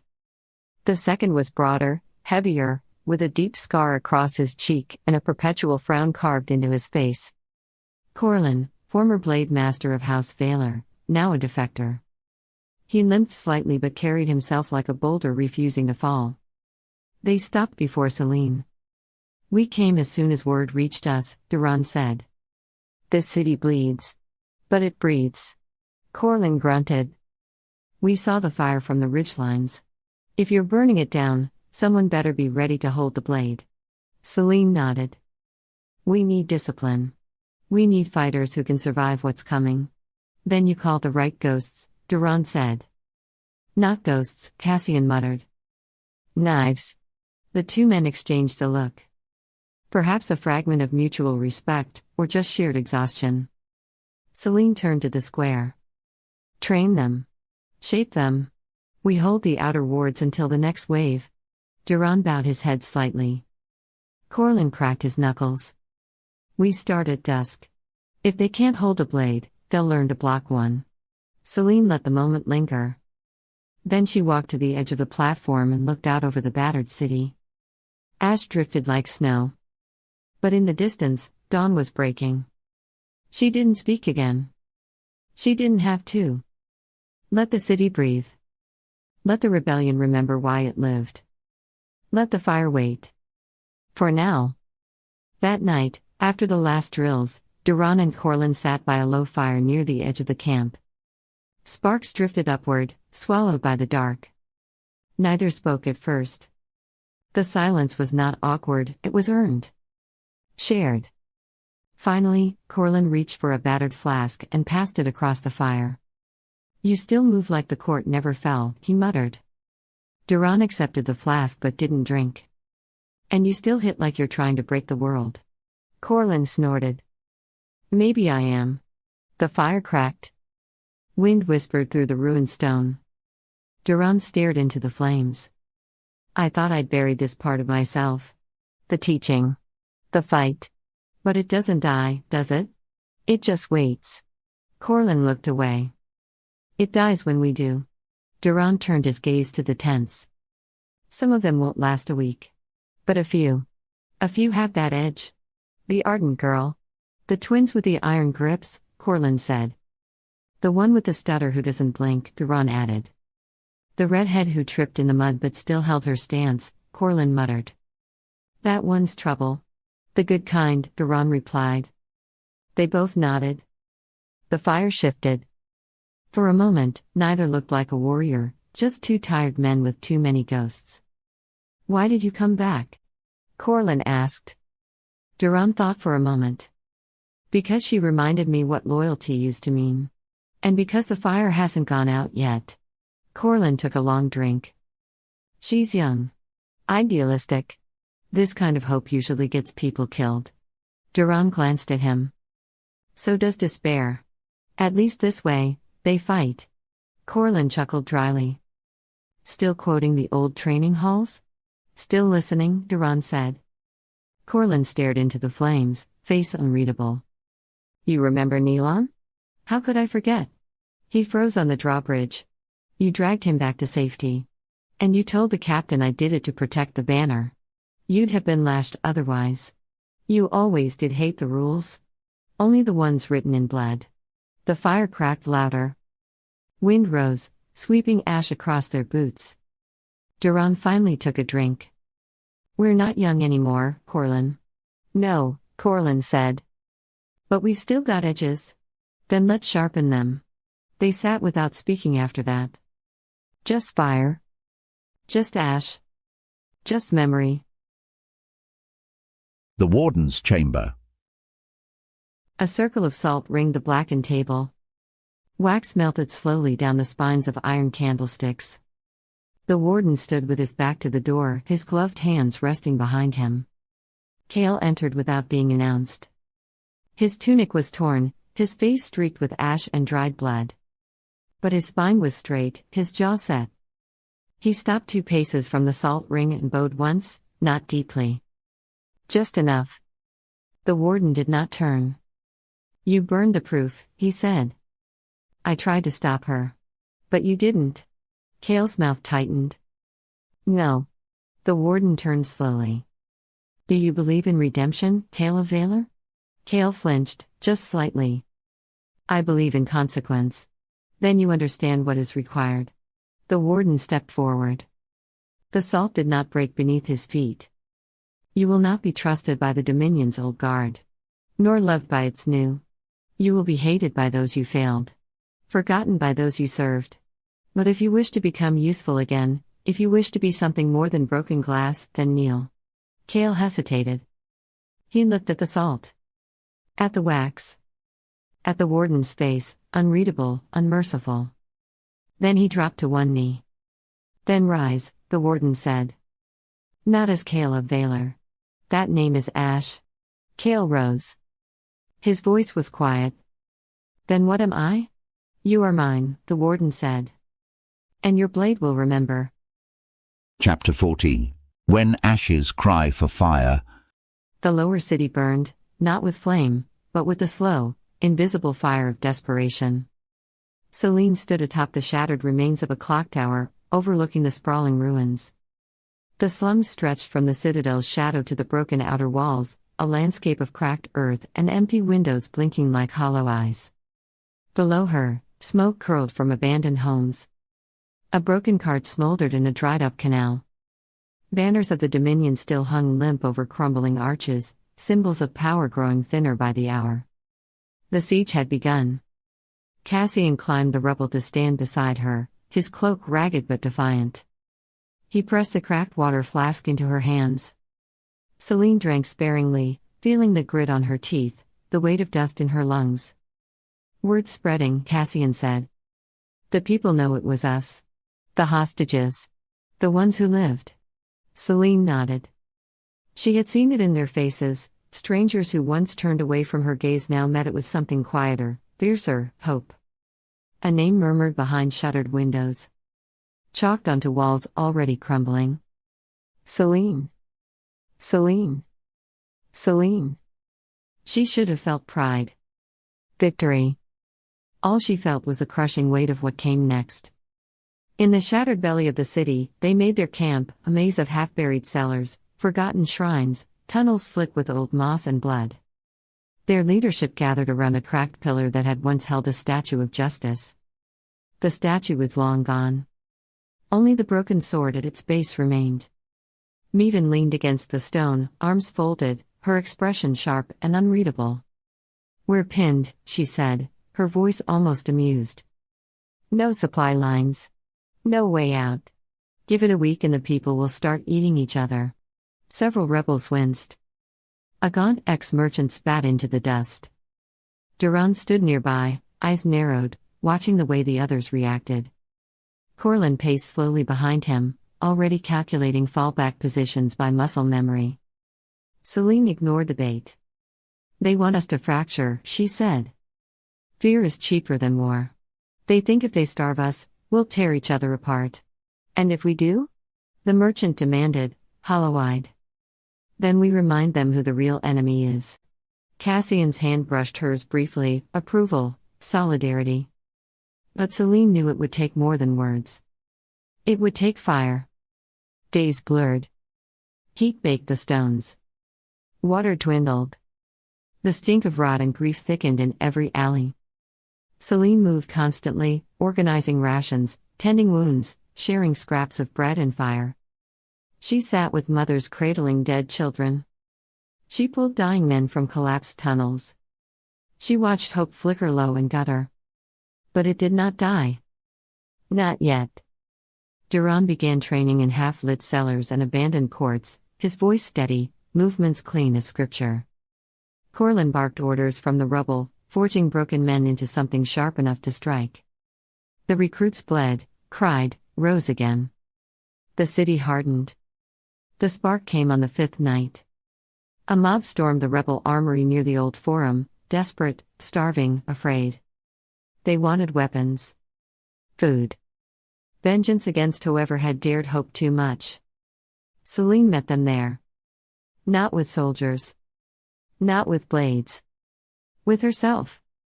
She climbed the broken tribunal dais, the same place where the Dominion once pronounced death sentences, and stood alone. Before her, 100 faces twisted by hunger and fury. The old laws said she should silence them.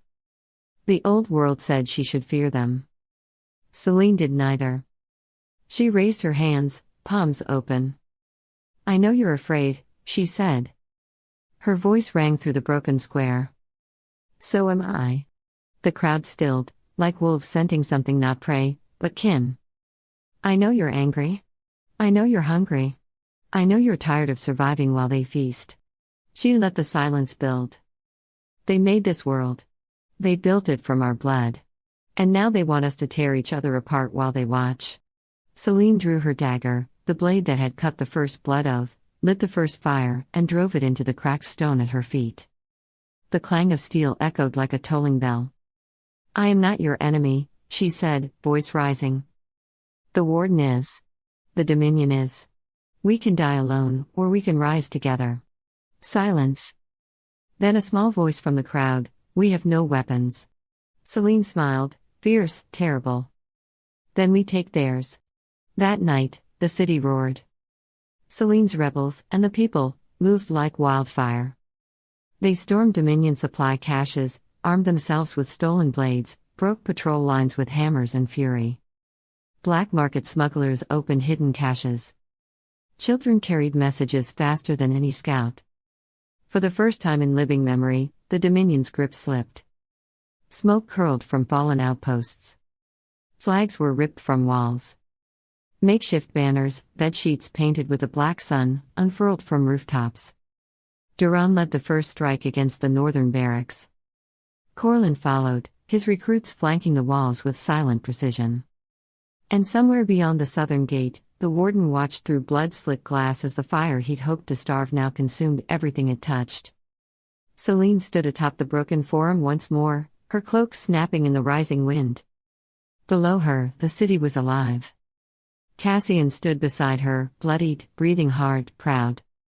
She could feel the blood oath between them like a second pulse, anchoring her against the coming storm. Selene raised her voice to the heavens, the old tribunal once more hers, we are not prisoners. We are not broken. We are the fire that will burn the chains away. The city answered, a roar that shattered stone, that made the old gods turn their heads. The warden thought he could starve them into submission. Instead, he had taught them hunger. And now, they would devour him. Chapter 15. The Siege Burns. Dawn broke over the lower city like the lighting of a funeral pyre. Smoke bled from cracked chimneys and shattered rooftops, rising in ragged banners that painted the sky with soot and sunfire. The air tasted of ash and iron. The streets, once silent beneath Dominion rule, were alive now, haunted by rebels slipping through shadows, readying blades scavenged from the dead and desperate. Children ran between walls with stolen messages and knives too large for their hands. Dogs barked in the distance, echoing like war drums. Somewhere, a bell tolled, not a call to prayer, but a warning. A reckoning. Selene stood in the nave of a half-buried temple, its roof long collapsed, its altar scorched black by fire and time. Once a place of supplication, it now bore the scars of war, bullet-pocked pillars, ash-choked icons, a stained glass window shattered into teeth. Before her, a map of the lower city was pinned across the cracked altar stone, stained with old blood and older oaths. The altar had once belonged to the god of judgment. Now, it served her. Around her gathered the rebellion's flame-bearers, Cassian, Mevin, Corlin, Duran, and the hardened captains who had survived siege, execution, and the death of General Mara. None bore titles. Only scars. They stood in grim silence, armor patched with cloth, eyes lined by fatigue, resolve coiled tight beneath their skin. The Dominion holds choke points here, and here, Selene said, tapping the map. Her voice was low, controlled, not to sound calm, but to keep the room steady. They've split the city into starving quarters, each more desperate than the last. If we break them simultaneously, we open a corridor to the river, Cassian finished. Resupply. Reinforcement. A way out.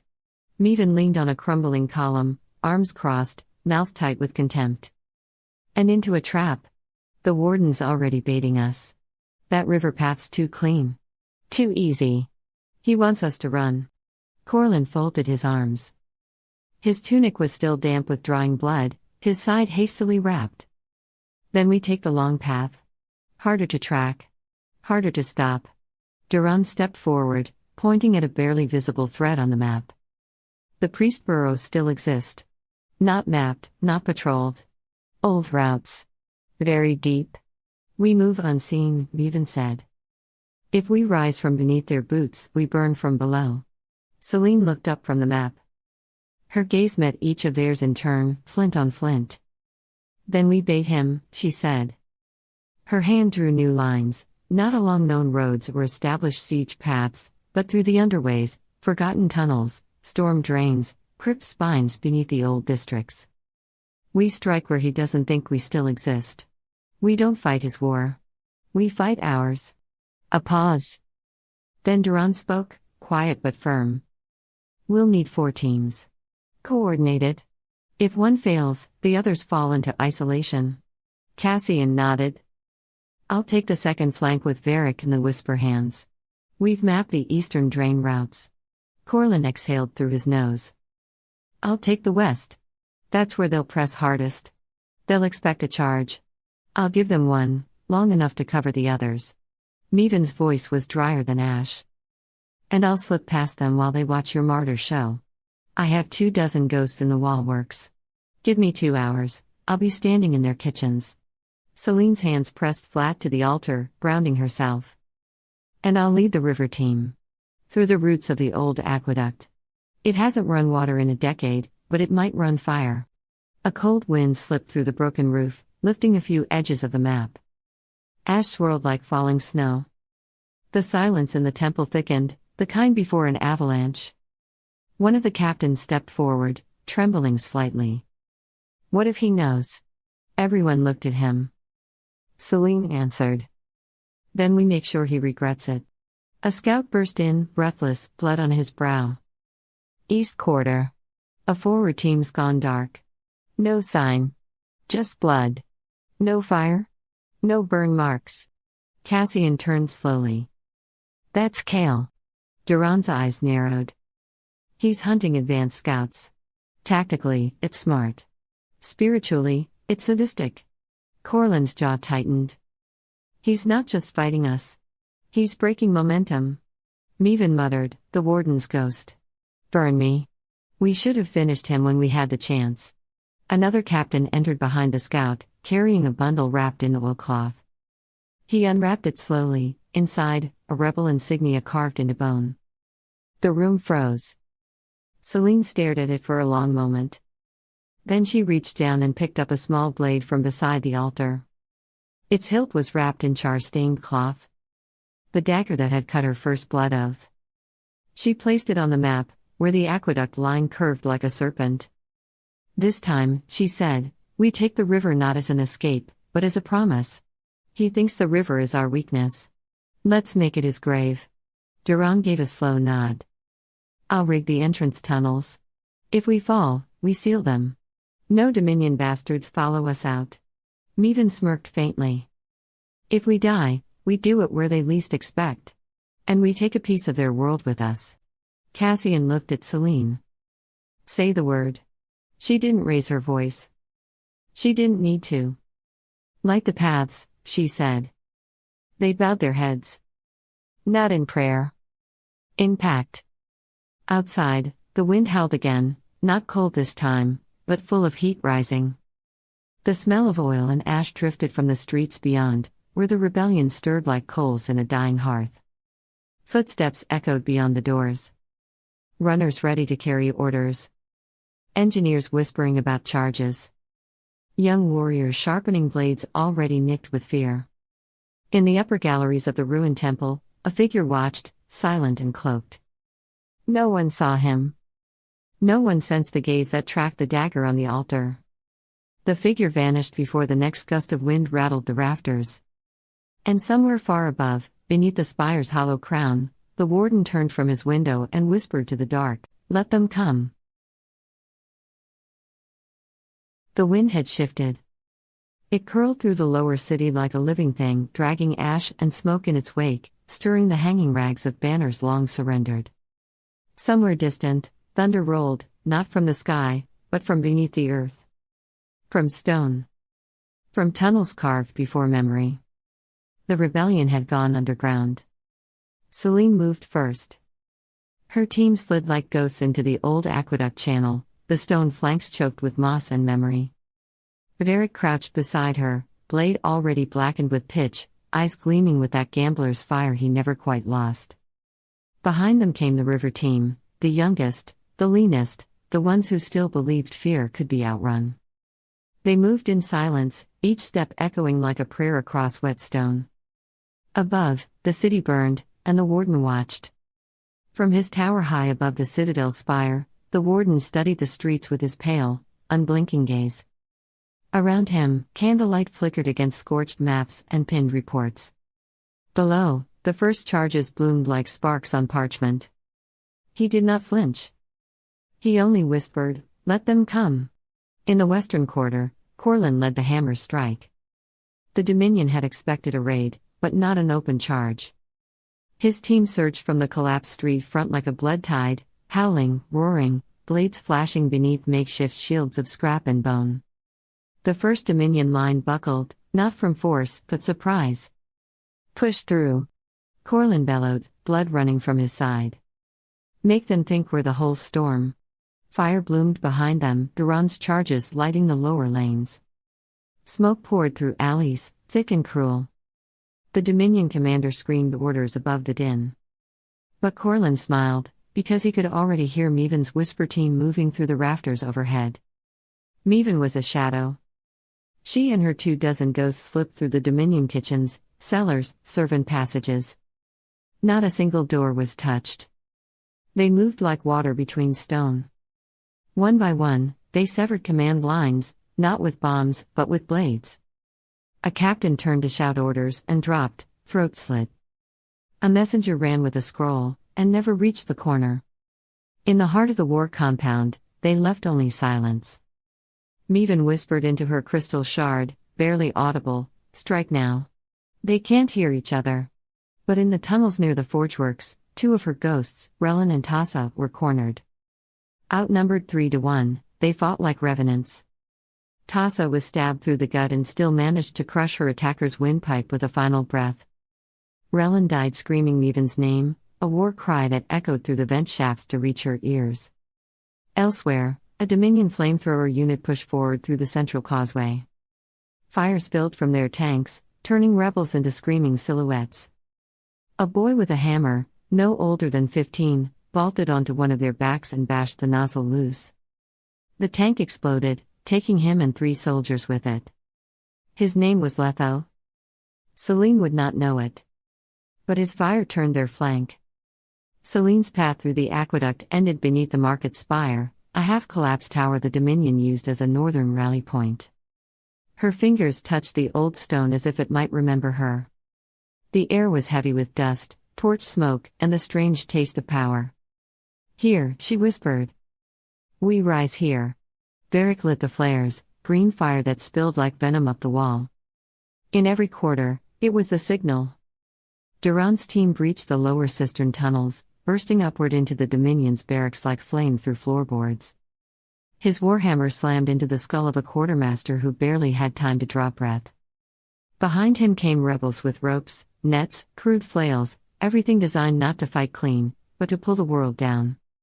And it did. The Dominion screamed. Not in pain. In confusion. They were surrounded. Beneath. Within. Above. Not one angle was safe. But then came fire. A rebel sabotage team ignited the eastern fuel depot too soon, and the resulting explosion shook 3 districts. The blast took down a guard tower and half a stone bridge, but also collapsed a tunnel line. Dozens of Meven's ghosts were cut off. For a heartbeat, the tide threatened to turn.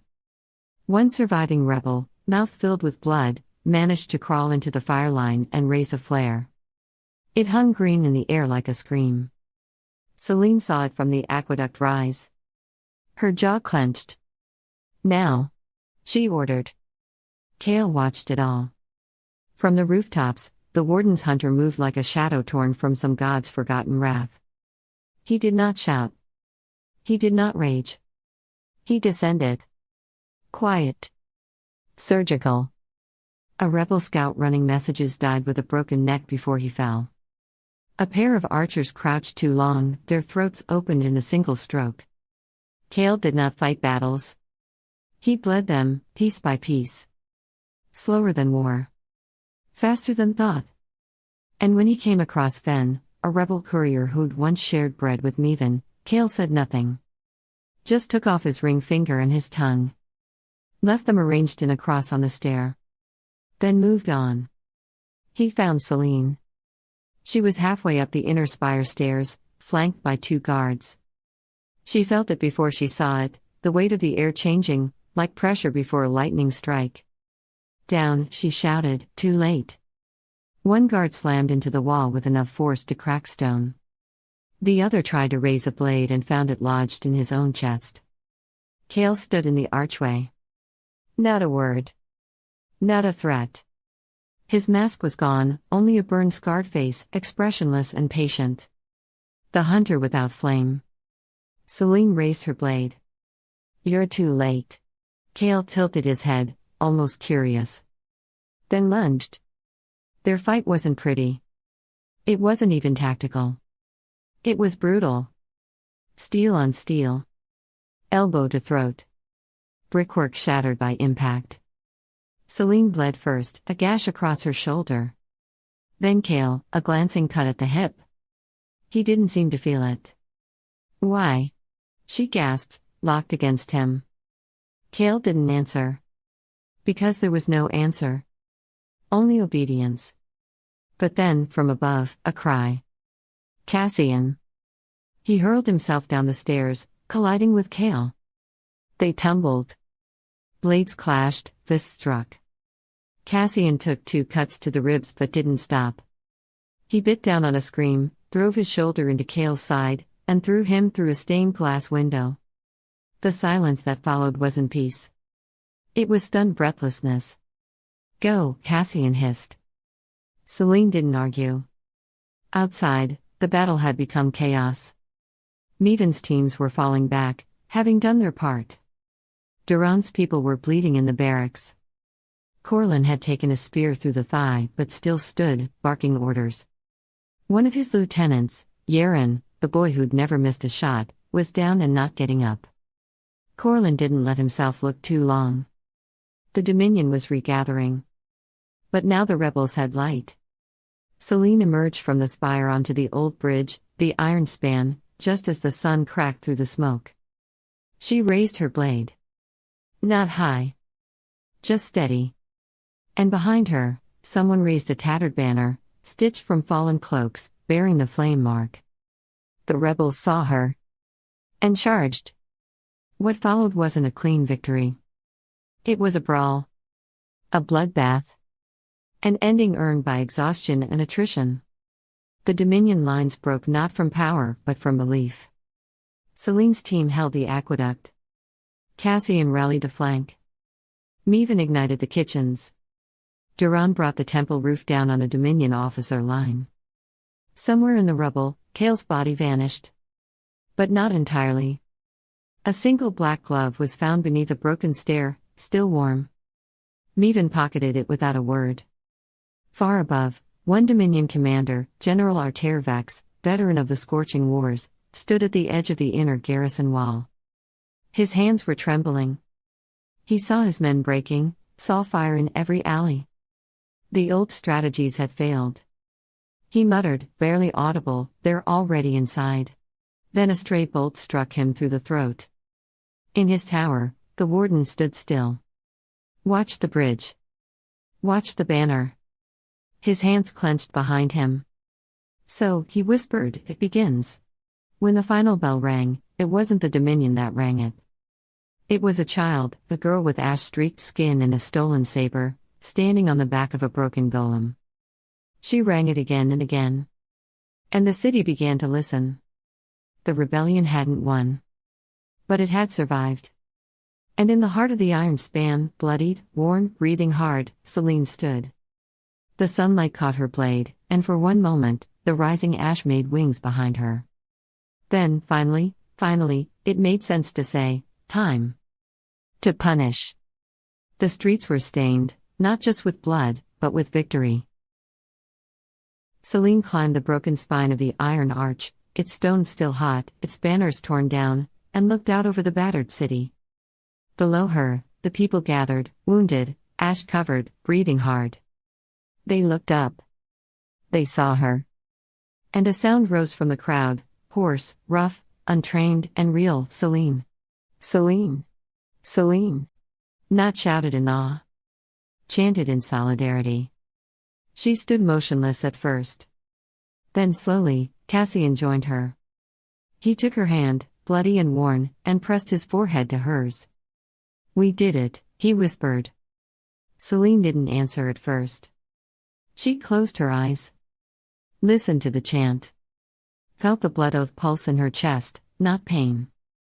Power. She opened her eyes again, and saw it. Far beyond the broken gates.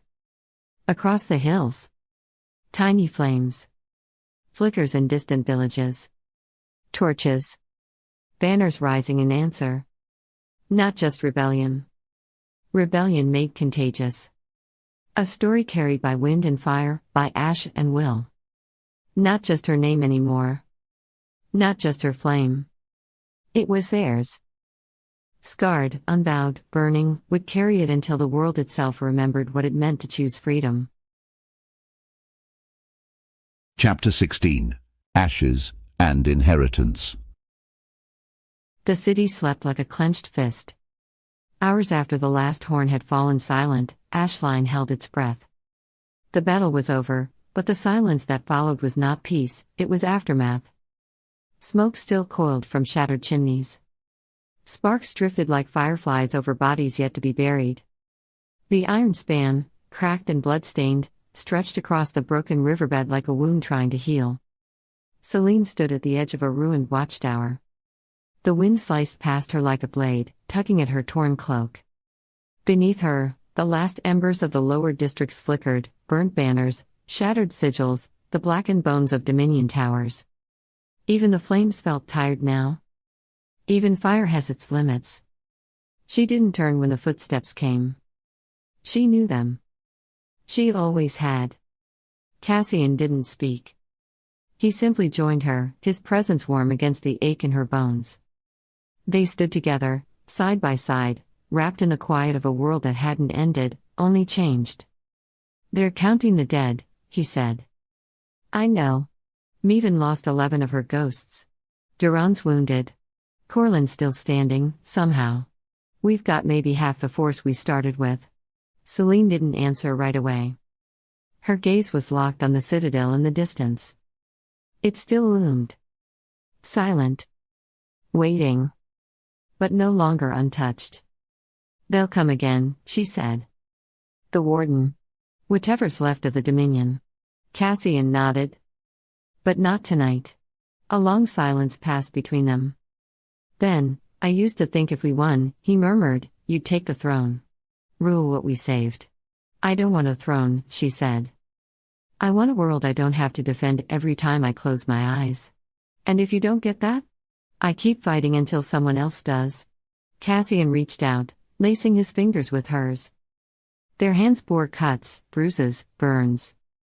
Marks of war. Marks of survival. "Then let them remember us," he said. "Not for the crowns we took. But for the fire we lit." Selene's voice was quiet, but steady. "Let them inherit a story worth surviving."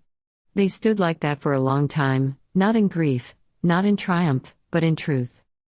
Far below, the people of Ashline began to rise. Not in rebellion. In rebuilding. They carried rubble. They lit lanterns. They sang, not in chorus, but in fragments, lullabies, prayers, half-remembered hymns. The city had not been saved. But it had been claimed. And the fire, though dimmer, still burned. At first light, a quiet procession wove through the shattered streets. Rebels, survivors, and scavengers walked side by side, their steps muffled by ash and frost. They carried no banners. Only the names of the fallen, etched on scraps of slate, whispered aloud with every step. Meaden led the way, her expression unreadable, her black coat streaked with blood and soot. She carried no blade now, only a single glove, blackened and torn, tucked into her belt. When she reached the pyres by the river, she paused. Looked skyward. Then dropped the glove into the fire. "For the ghosts," she said. Duran stood near the outer gate, his arm in a sling, bruises blooming beneath his skin like old ink. He was helping build barricades from rubble and broken steel. A boy offered him a rag to wipe his brow. Duran looked at him for a long time.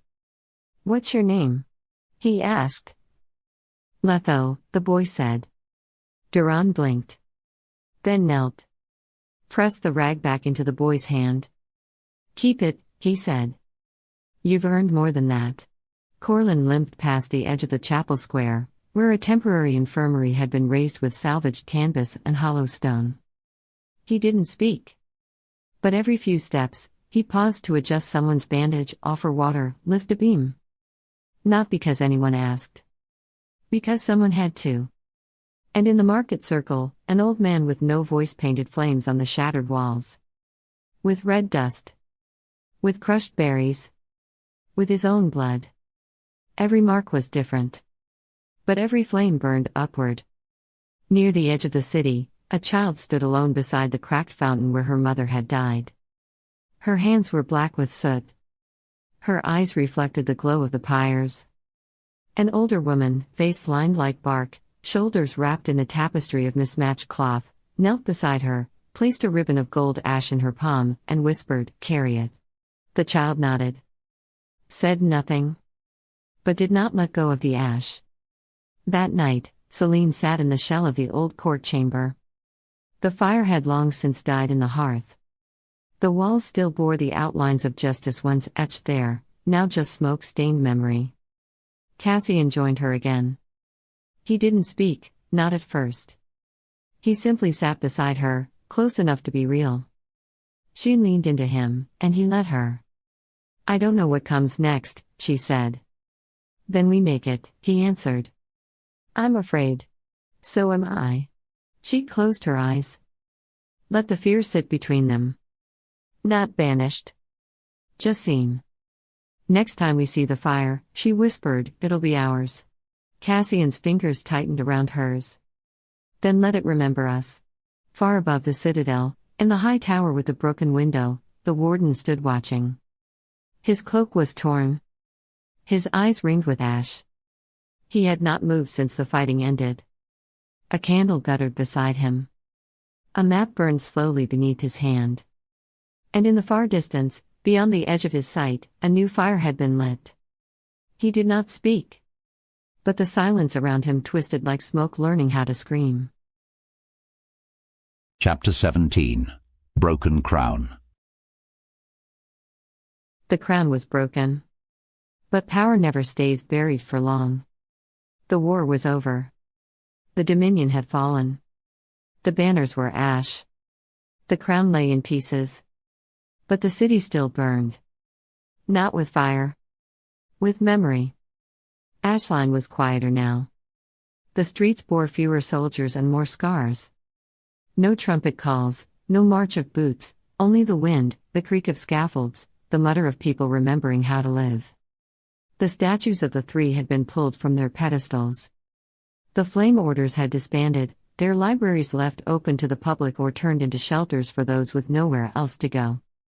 The citadel stood, but it no longer ruled.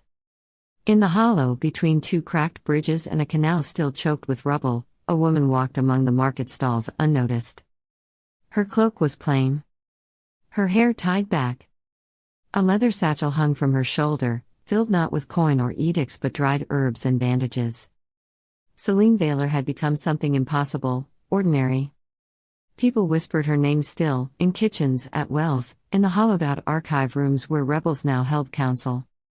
Children played games where they swung wooden swords and shouted, "No crown, no cage." The city was learning how to speak again. But Selene stayed silent. She lived in a house with ivy in the windows, where the floor creaked and water pooled under the roof after rain. Cassian slept one room over, his wounds healing slower than he admitted. They rarely spoke of what had passed in the sanctuary. Sometimes, they barely spoke at all. Yet they shared tea at dawn. They walked the city perimeter together. And some nights, when nightmares pulled them both awake, they sat by the fire until the silence softened. Selene worked, always. She carried supplies into the ravines, helped dig out the last of the trapped from the collapsed ember tunnels, read old ledgers with Meven to identify families blacklisted under the quiet purge. People offered to guard her. She refused. They offered her the ember seat again. She refused that too. She had shattered the Dominion. But what came after was not peace. It was something stranger. The sound of a story trying to end, but not quite knowing how. The signs began slowly. A Dominion archivist was found hanging upside down in the old spire tower, her tongue cut out, her hands twisted into sigils not used since the Age of Sundering. A child in the outer veil was pulled from a fire with no burns, whispering a name no one had taught her. A shepherd uncovered a mound of silver bones shaped like something between a man and a beast, and vanished the next day. Selene noticed the spiral first. Carved into the gatepost of the crown altar. Not the flame spiral, not the steady, coiled circle worn by the orders. This one was jagged. Reversed. Cut as if by shaking hands into stone that should not have cracked. She stared at it for a long time. Then, later, found another carved into a soot-stained mural near the Ember Hall. Another burned into the palm of a rebel's body recovered from the river. She did not sleep that night. Nor the night after. "You've gone pale," Meven said on the third morning, watching Selene leaf through a half-burned codex recovered from the collapsed sanctum vaults. "Worried the council will elect a drunk for speaker again?" "This symbol," Selene said, turning the page. "It's not new." Meven raised a brow. "So? Neither are nightmares." "No," Selene whispered, eyes narrowing. "But this one isn't a nightmare. It's a reminder." Meven sat, folding her arms. "Of what?" Selene didn't answer. She closed the book. And that night, she returned to the ruins of the sanctuary. Alone. The altar stood blackened but whole. The roof above was open to the sky now, a wound to the heavens that no scaffolding had yet touched. The wind carried ash in lazy spirals. And beneath her feet, the marble was darker. Brittle. Scarred. Selene knelt and brushed away dust from the altar's base. Her fingers struck something smooth. Stone. But not altar stone. A seam. She dug deeper. With nails. Then with a shard of broken blade. The false plate cracked. A sigil beneath pulsed faintly, not with firelight, but something colder. A spiral. Burned in reverse. Selene didn't hesitate. She pressed her palm to it. The floor beneath the altar shifted. A slow groan of grinding stone echoed through the sanctuary like a breath being drawn after centuries of stillness. A passage yawned open in the black. She descended. The vault was not Dominion-made. The walls pulsed with a deeper darkness, carved not with runes but with memories. The air smelled of scorched bone, of dust that had forgotten sunlight. Statues stood in niches, not of saints, but of beasts with winged faces and ash for eyes. Their mouths were open, screaming. At the chamber's center sat a chair. Not a throne. Something more ancient. More cruel. A mirror, shaped like a seat. Made of scorched glass and woven bone. It reflected no body. Only flame. Her flame. The chamber trembled faintly as she stepped closer. "And then, you came late," said a voice from the dark. Selene turned. The woman standing there wore red so deep it bled into shadow. Her face was painted in ash. Her eyes glowed with inner ember light, not like Selene's, but something older. Something that had seen the first empire crumble and still hadn't looked away. "I saw you," Selene said quietly. "In the memory. The mirror. I left echoes behind," the woman replied. "You found one. Who are you?" "Someone who refused the crown long before you broke it." Selene frowned. "That's not possible." The woman stepped forward. "The fire remembers more than history does." Behind her, the shadows moved. Figures stood, blurred, robed, silent. Not ghosts. Not rebels. Something else. "Who are they?" "Witnesses," the woman said. "Flamewalkers. Those who chose to remember what your world tried to bury." Selene's hand found the hilt of her blade. "You're not Dominion. You're not Council. What are you?" "A warning," the woman said, softly. "And a beginning." The floor beneath Selene's feet began to pulse. Images surged, not visions, but truth, a crowned child holding a blade of bone, a city in the north sinking beneath red sands, a dome carved entirely from flame. She saw herself. And she saw others, those not yet born, already carrying fire behind their eyes. "You broke their empire," the woman said. "But something deeper was buried beneath it. And now, it stirs." Selene backed away. "I won't rule. I won't repeat their cycle." "You already have," said the woman. "You lit the flame. I did it to end things. And you did. But ending is only the first circle." The spiral beneath Selene's boots glowed. She saw it now, not as a symbol, but a map. A cycle. A cage. Her breath caught. "What do you want?" The woman stepped back into the dark. "I want nothing. I only came to watch the spiral turn." Selene emerged from the passage at dawn. The city was waking. The bells of the People's Council Tower rang. Fires were lit. A child ran past her chasing a kite shaped like a phoenix. The smoke from breakfast fires curled into the air. Cassian stood in the square, his brow furrowed. "You're bleeding," he said, stepping to her. "I'm fine." "Where did you?" "I found something under the altar," she whispered. "Or maybe it found me." He reached for her, but she stepped back. Above them, the banners stirred. Not the flame. Not the Dominion. A spiral. Woven into black.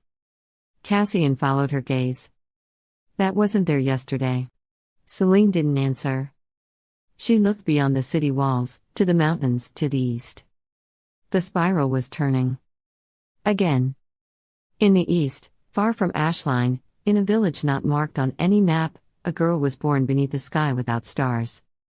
Her mother bled silver. The midwife screamed. And in the child's tiny palm, an ember pulsed once, and did not fade. Far beneath the earth, a mirror cracked. And in the darkness, something laughed. He had not spoken in hours. Around him, the scorched remnants of the citadel still steamed. Wind tugged at the black folds of his cloak. Below, the banners had fallen, the gates lay broken, and the people had begun to speak in open tones, without fear. Without reverence. But the man did not move. A raven circled once overhead and vanished beyond the cliffs. In his gloved hand, the warden held a single shard of mirrored glass, flecked with blood and soot. He turned it slowly, watching the morning sun fracture across its surface. His eyes, rimmed with sleepless red, did not blink. Behind him, on the table where once maps of conquest had unfurled, now burned a spiral. Drawn in oil. Set alight. He whispered finally, a sound like paper tearing. They think they've ended it. Another voice stirred from the dark corner of the chamber. Softer. Almost amused. No. They only lit a deeper fuse. The figure who stepped forward wore Dominion steel, but the insignia was wrong. Older. Reforged. They've seen your power, the warden said. They'll come hunting it next. The soldier knelt before the flaming spiral and pressed something into the soot, a small, blackened crown. Not gold. Not iron. Bone. Then let them come, he said. We have memory. We have mirrors. And fire always returns to its source. The warden turned to the east. The mountains were still veiled in morning shadow. Somewhere out there, the spiral turned. And something old, had begun to wake. Behind him, the crown smoked. And did not stop.